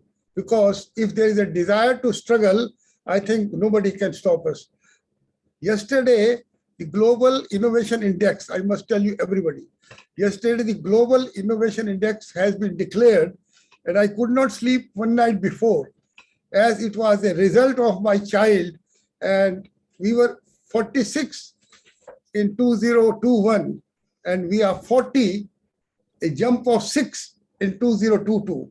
And I was seeing how good the Africa has done. Among the 100, about 9 or 10 African countries have been selected. Mauritius, my Mauritius, 45. It ranked better than we had in 2021. South Africa, 61. Morocco, 67. Tunisia, 73. Like that, Botswana, Kenya, Egypt, Ghana, Namibia, Senegal.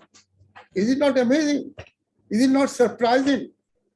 It is not an amicable knowledge that these African countries who were neglected, that they cannot develop scientific and innovative technological talent, they have shown this. I have believed it. Even when I was in Germany for 28 years, I believed it that Africa will be coming. Very hardly people believed it, that no, America, good, we respect America, we respect Germany, we respect UK, we respect France, but they did not believe that Africa can have this revolutionary development. Therefore, Nagalakshmi, this program with such a good speaker, you have also invited Shashank. When in 1963, we were doing MSc, I was doing MSc chemistry, he was doing MSc physics. He topped the university, but I could top only the college. So he was the foreign secretary. He is, actually he's my mama, but the age-wise I say he's my brother because he doesn't look like my mama. And his brother was with me for 7-8 years in West Germany. Why I want to say this, each topic spoken over here, I see from my SNT war room, Professor Chakravarti, to whom I brought from CSIR. I see here Dr. Neeraj Sharma, to whom I have brought from DST. Chakravarti ji, 3 minutes about Africa. I have called you because I want to make in the war room. I asked now the ambassador Anil Bhatia ji, Rajiv Bhatia ji, and Kumar Tuhin ji. Let me first ask them, sir, I want to take the occasion of today's ceremony to make, whenever I start something, I make a compulsion. So I want to make Amity India Africa Synergy Network. Now I want your advice, all those who have spoken. Is it the right word? Amity India Africa Synergy Network. So please, because it will declare today itself. I cannot to go to the bed without committing myself. So there, sir, all those speakers, Bhatia ji and Tuhin ji, is the right word, or what would you suggest? What will be the right word? Tuhin ji, aap bolo pehle. Of course, Ambassador Bhatia is senior, so I would defer to his view. From my perspective, again, synergy is a very, very nice word which captures actually mutual energy from both sides. Right. Therefore, from my perspective, again, I would say this is a word which we can happily go. Right. Right. Rajiv, Thank you very much. No, I think you already have got clearance from the government. And as far as I'm concerned, anything that strengthens the amity and friendship between India and Africa is most welcome. So I think to call it India-Africa Amity and Synergy Network will make a great deal of sense. Okay, great. Because, I want to start it today itself after this is finishing, and Nagalakshmi and a team and faculty members are doing wonders.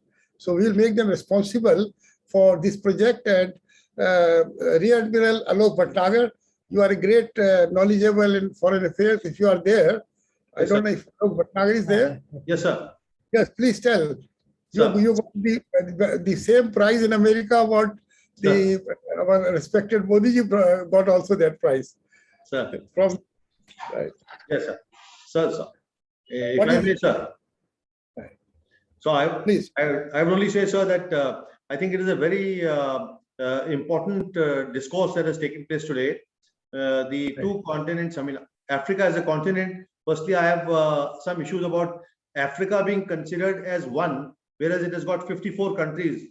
Out of 195 countries in the world, 54 countries are in Africa, but we discuss it as one. It is, as has been said, 1/3 of the humanity is there. There are good economies that are developing there. We call them lion economies of Nigeria, Ethiopia, Kenya, Senegal, Morocco, etc. These 12 economies together are almost $2 trillion US. It is a large chunk of money, and also it's a very resource-rich continent with 40% of the world's gold, 90% of chromium, platinum, largest reserves of cobalt and uranium. I think it is a gold mine. It is a country that we need to focus on. It is a continent that we need to focus on. Hello, Bhatnagar, I am asking you because I will also make for part of our project responsible. You are a go-getter. You are an achiever. So before Chaturvedi speaks, is Avinash there? My man from India Online. Avinash, what the government of India has offered scholarship for the African countries. What is that program? How much you have taught? What you are teaching? The government, ME has given you this. Tell me about this program. Everybody should be thrilled to know that this is something unassuming what we are doing. Thank you so very much for this opportunity, sir, and respected all here. Let me take you a little back to the before this project was launched, called E-Vidya Bharati project. It is the initiative of Honorable Prime Minister of the country. This is the offshoot of this Pan-Africa program, which was initiated and started way back in the year 2009. This continued until 2016, when the top-level delegation visited Amity University for the extension of this Pan-Africa program. But as under the supervision of and the guidance of Honorable Founder President Sir, Amity always thinks much ahead than any other institution or the institution, the universities of the world. What we proposed, in fact, we dared, because the team visited, including the level of Secretary Government of India, and accompanied by joint secretaries and the people from TCIL, a public sector, which is giving technical assistance to MEA. We propose that, sir, this satellite mode is, of course, okay. Things are going well, but it has many challenges. So why don't you try, this online mode of teaching? The online concept was otherwise okay in the country, but Amity was already into the practices of offering the program, maybe certificate program, the diploma program through online. So we somehow this concept conceived by the top level of MEA. And they said, if you have initiated and enforcing us to do, then Amity should take initiative and come to the MEA and to give the presentation and to make this possible to launch for the country. We went to MEA, Ministry of External Affairs, not less than 50 times to give the presentation, including the Secretary Economic Affairs. Then he was Mr. Amar Sinha. So we went there, gave many presentation, and of course it took its time, and ministry finally. What is the program? How many countries? How many students you have already registered? So this was little background, sir. I wanted to give that what was our initiative towards, providing or bringing this concept of online for Ministry of External Affairs from this mode of satellite. So we have done that, sir. Since we had the maximum number of program, we were the first to be inducted in this program again. And we are offering at the moment 8 programs, including MBA, Master of Business Administration, Master of Computer Application, Bachelors of Business Administration, Bachelors of Computer Application, MCOM in FinTech Technologies, many PhD diploma program, and of course, graduation in various disciplines. Altogether, we have 5,000 students, which is much ahead than any other universities or partner universities in the country. So this is what we have done. We are almost on the closer of batch 2022 July.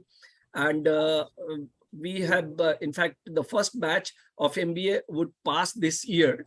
And the success rate is too good. How much you have taught and how many are in pipeline? Just 2 figures. We have taught to 3,200, sir. And the pipeline is 1,500. Right. And ministry has decided further to continue this program for the January 2023 also. This way, we are expecting over 5,000 students. Appreciate to him because you are director of ICCR. So I think this is very much it comes under culture, education, and culture is synonymous to each other. So I think we will take your guidance also. And Avinash, we have offered. Ajit Chauhan has offered 50,000 program free of course. What was that? Recently, before that, you offered a large number of programs which were without any cost at Africa. Well, sir, this is, our initiative during this pandemic time, because it has, of course, given us many opportunities, including devising the free learning, teaching to the learners, not only in the country, but globally.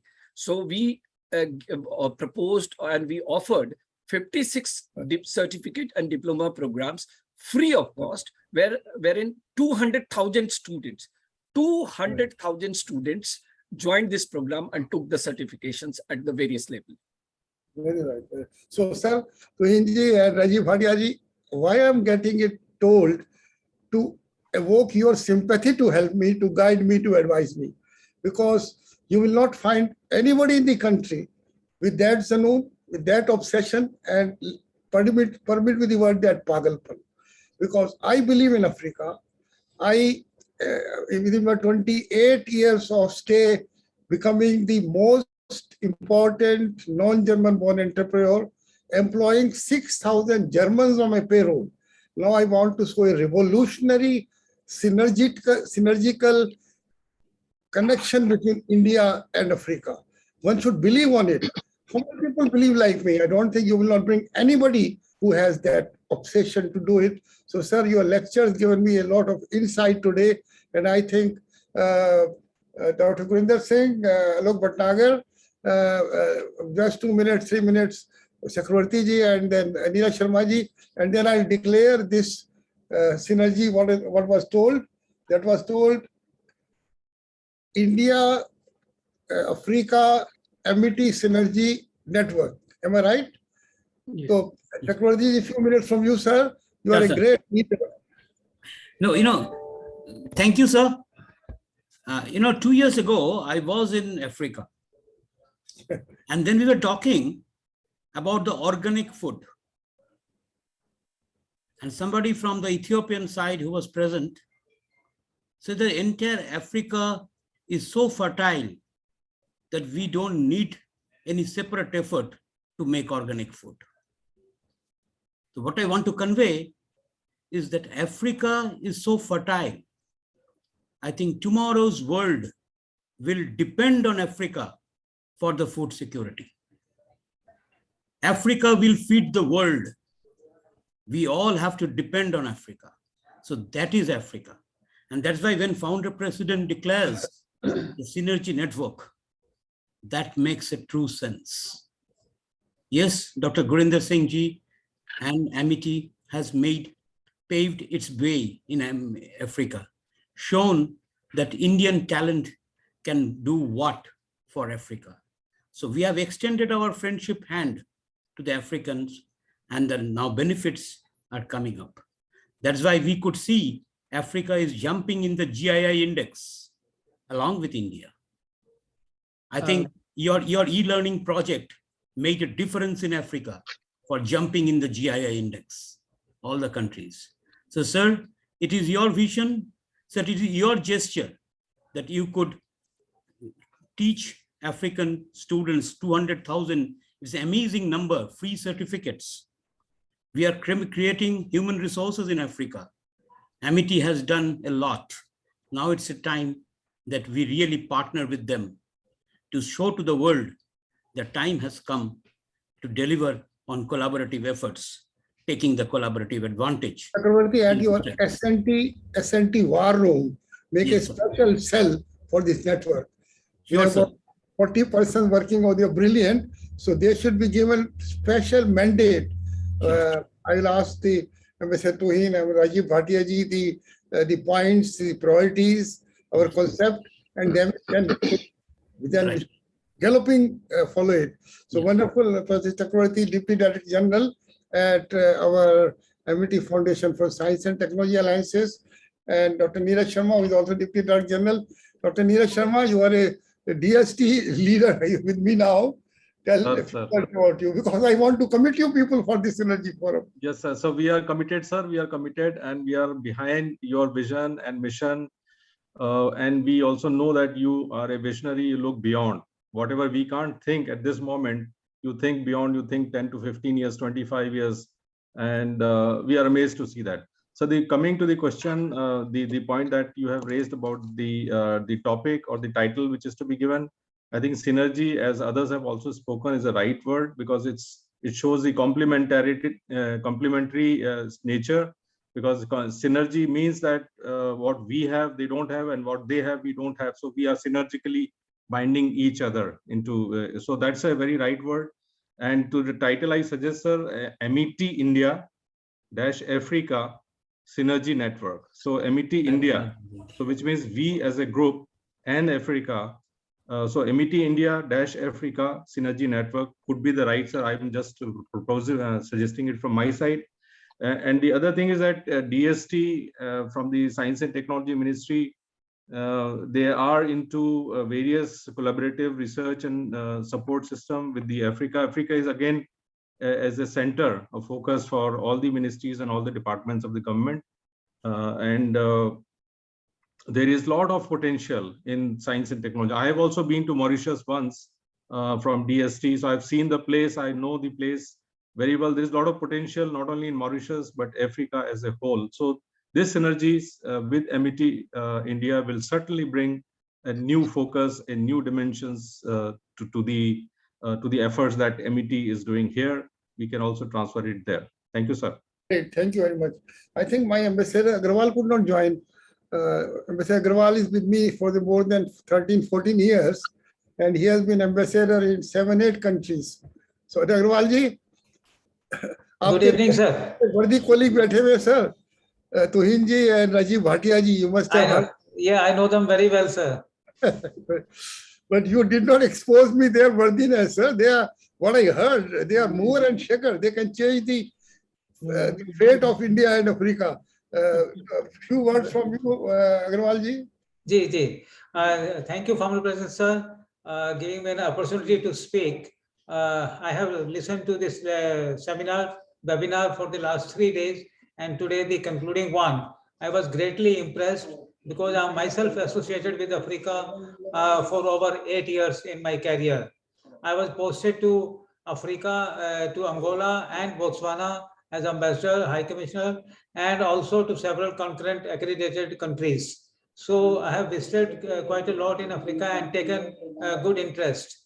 While I was in Angola, I was also associated with framework of Pan-Africa project, which was to come later, fructify in 2009. That was the period 2002 to 2005 during my tenure in Angola. And I'm here with Amity for the last 13 years, as also mentioned by founder sir. I'm quite pleased and very happy. The opportunities in Africa are immense. And we are exploring them.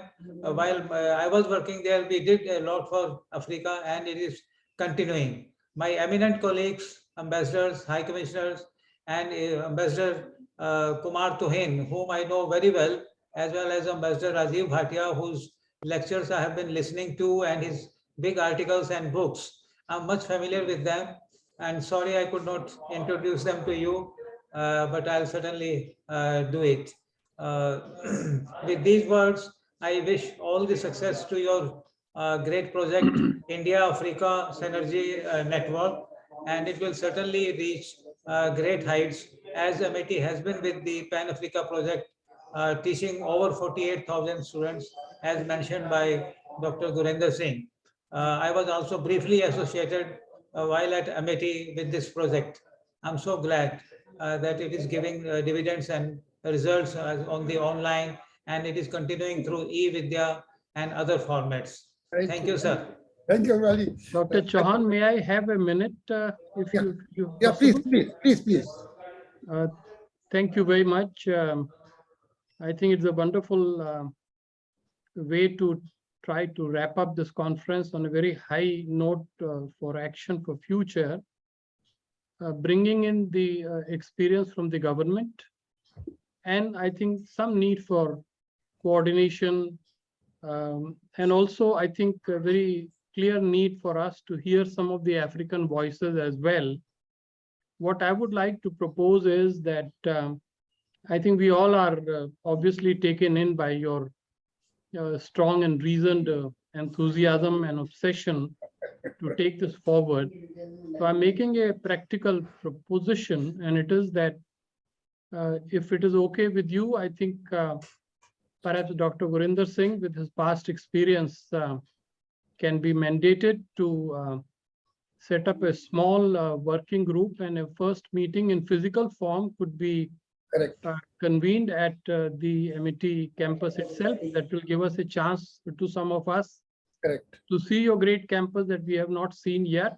And at that time, we can work out the rationale, the mandate, and the next steps. And I think if ICCR could be also involved in some fashion, as considered appropriate by the Director General, I think 5-7 of us can sit down and work out the name and the mandate of the next steps, and also take the African sensitivities into mind, sir, because you have to keep in mind that Africans do feel that Indians always give the impression that they know everything, and they just come and tell us what to do. I think we have to guard ourselves against that.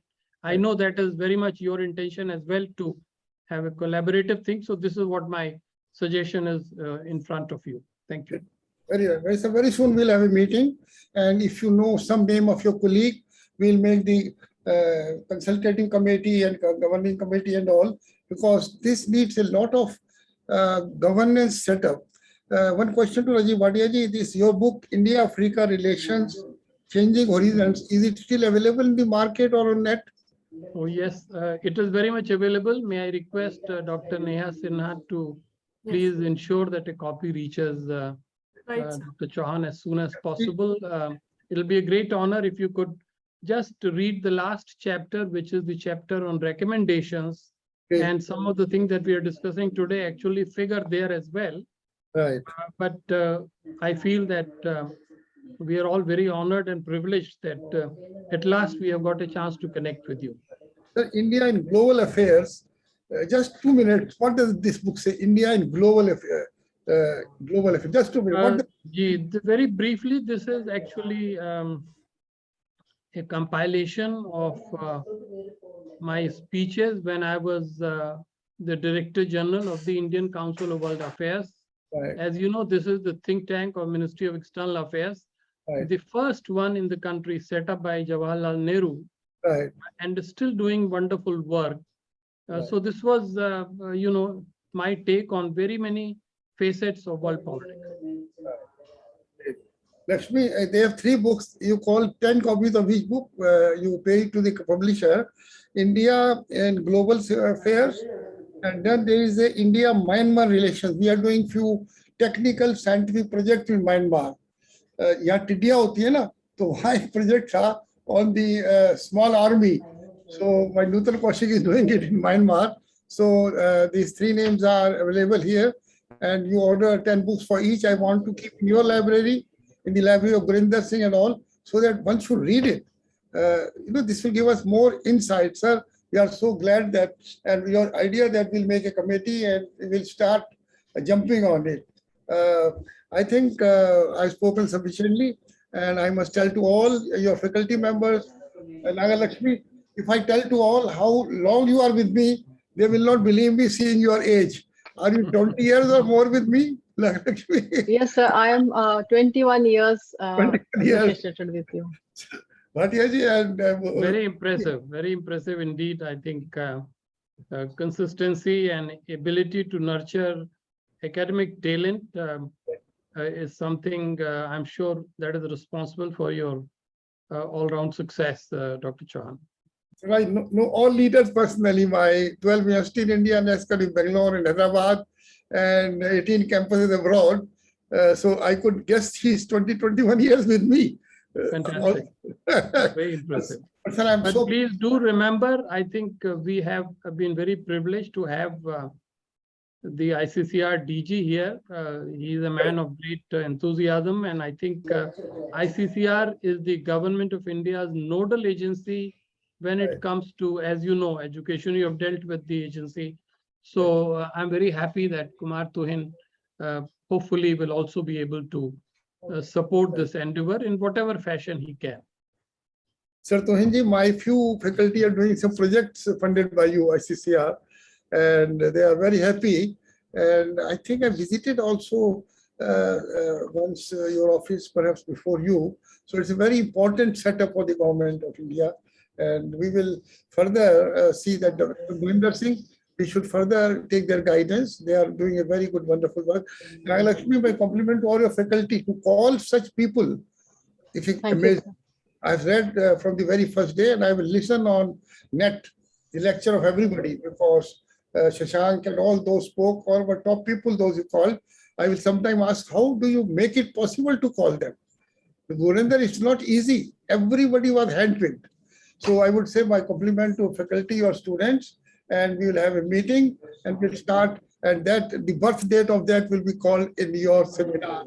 We made, I think the name was right, India, Africa, Amity Synergy Network. Amity will take later on, because this is a India, Africa Amity Synergy Network. The network is from Amity.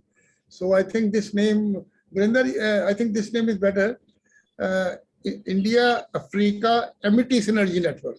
Yeah, I think that's a wonderful name, sir. India, Africa, Amity Synergy Network. Yes, as sir told just now.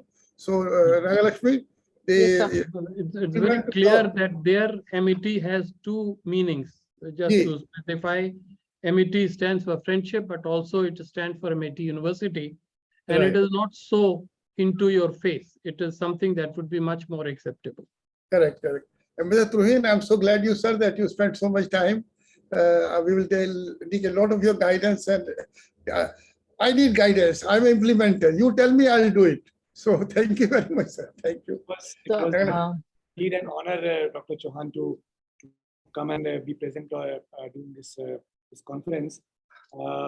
Again, ICCR, as you have yourself mentioned and others have mentioned, that we are involved very deeply in in education of students Right. from the world, right?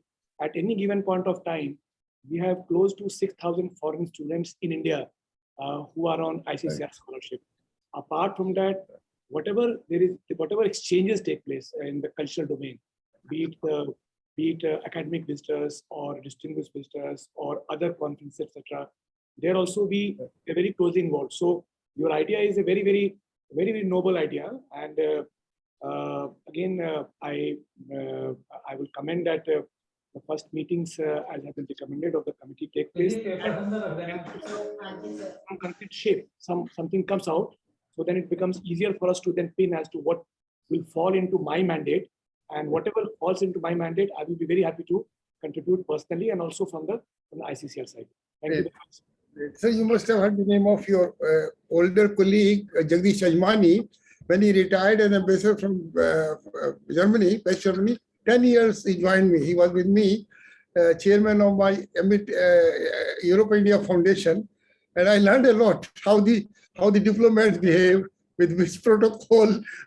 He learned a lot from me. And he told, he could not. One day he told, I will receive my wife at the airport alone. I told, no, I'll send a group of people.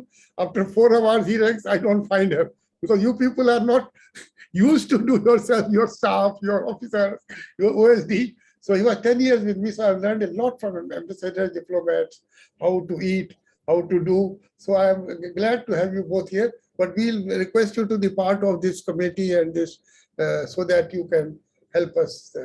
Nagalakshmi, again, compliment to you. And you Thank tell you, your faculty and all. Maybe I'll send you to Mauritius or Dubai or one of my campus altogether on my invitation. Thank you, sir. With your permission, can I ask for the formal vote of thanks by Dr. Manish? Okay. Dr. Manish, I would like to request you to give a formal vote of thanks for the session.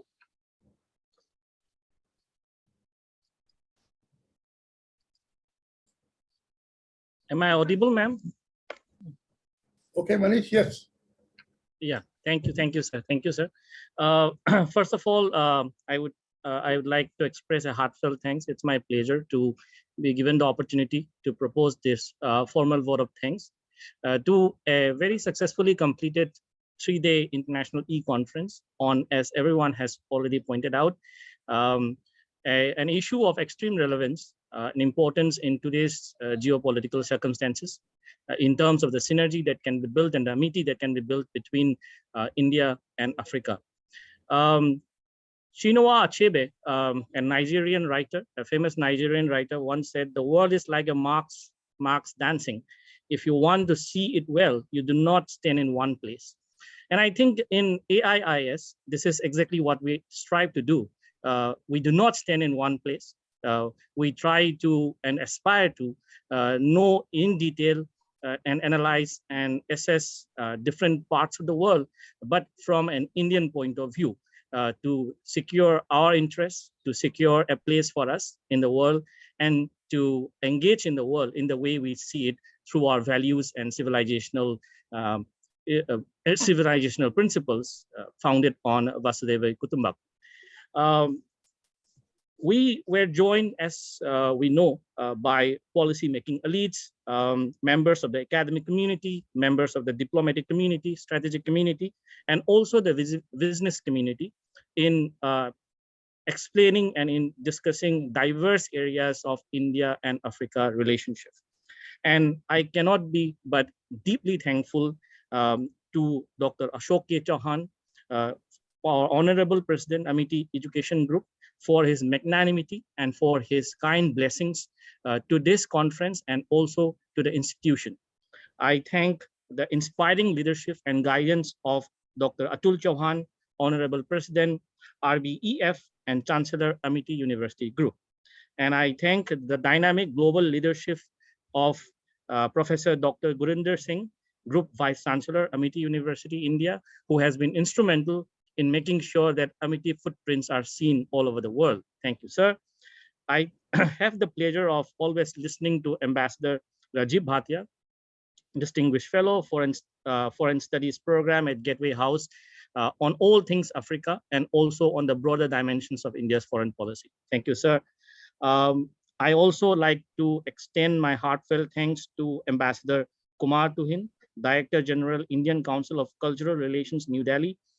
Sir, the position that you hold is so very important, I think, in India's engagement with the outside world in the field of public diplomacy and cultural diplomacy. And we could see very succinctly the kind of work that you have been personally supervising in terms of reaching out to Africa. And I thank His Excellency, Mr. Alem Chase, Ambassador of the State of Eritrea. Thank you, sir, for taking out time from your hectic schedule to grace this occasion and to share your views and experiences with us. I would be failing in my duty if I do not thank the head of the institution and director, Professor Dr. Nagalakshmi Raman. Without your guidance and constant support, ma'am, this 3-day conference and everything else that we accomplish in the institution is utterly impossible. So thank you, ma'am. As always, my valued colleague, Dr. Neha Sinha, the convener and assistant professor at AIIS. I think it is an understatement to say that what Neha has accomplished in this 3 days of conference shows her expertise and experience in the studies of Africa, and also in trying to find new horizons of how our country and this resourceful and vast and underexplored continent can be further leveraged in terms of how we can go ahead. And I thank all my other colleagues, faculty members at the department, Dr. Shirish K. Pathak and Dr. Divya Anand, whose unstinted support to the SPET work and everything that went behind this conference has been very valuable. I thank all the student volunteers, I think, who worked behind the curtains, but were deeply instrumental in making sure that every nut and bolt of this particular conference went without any hindrance. So thank you to all our students who are still here with us as we conclude this 3-day session. And I thank all the participants and other office bearers of Amity University and also AIIS. Learning about any country and, not to even mention a vast continent like Africa will always be an undergoing and ongoing learning process. And I think we have set the foundations very clear today of the things that we can do practically, feasibly, and effectively. Not just dreams and vision, but the ability of each and every one to contribute in terms of how those vision can be actualized, how those vision can be realized in its full potential. So with this few words, I would wish everyone a very good evening and very good and fruitful weekend as well. Thank you for joining, everyone, and deep heartfelt thanks and namaste from Amity Institute of International Studies. Thank you very much. Thank you. Thank you. Thank you so much. Thank you so much, sir, for extending our gratitude on behalf of all of us here at Amity Institute of International Studies. With this, we've come to the end of 3 days of wisdom. We've come to the end of our journey this year of boundless intelligentsia. We've come to the end of Vijaygeshu 2022. I'd like to thank everyone present here for granting us the pleasure of hosting them and holding us worthy of being a part of. We extend our thanks to everyone who stayed with us throughout the 3 days. We've come to an end this year and we bid our goodbyes, but with the pledge to bring back Vijaygeshu 2023 with all we've learned this year and more. Thank you once again and see you next year. Thank you and well done. Super, Ben. Best of luck. Bye-bye. Thank you, sir. Thank you. Thank Dr. you Chauhan. so much. Thank you very much. Thank you so much, sir. Thank you.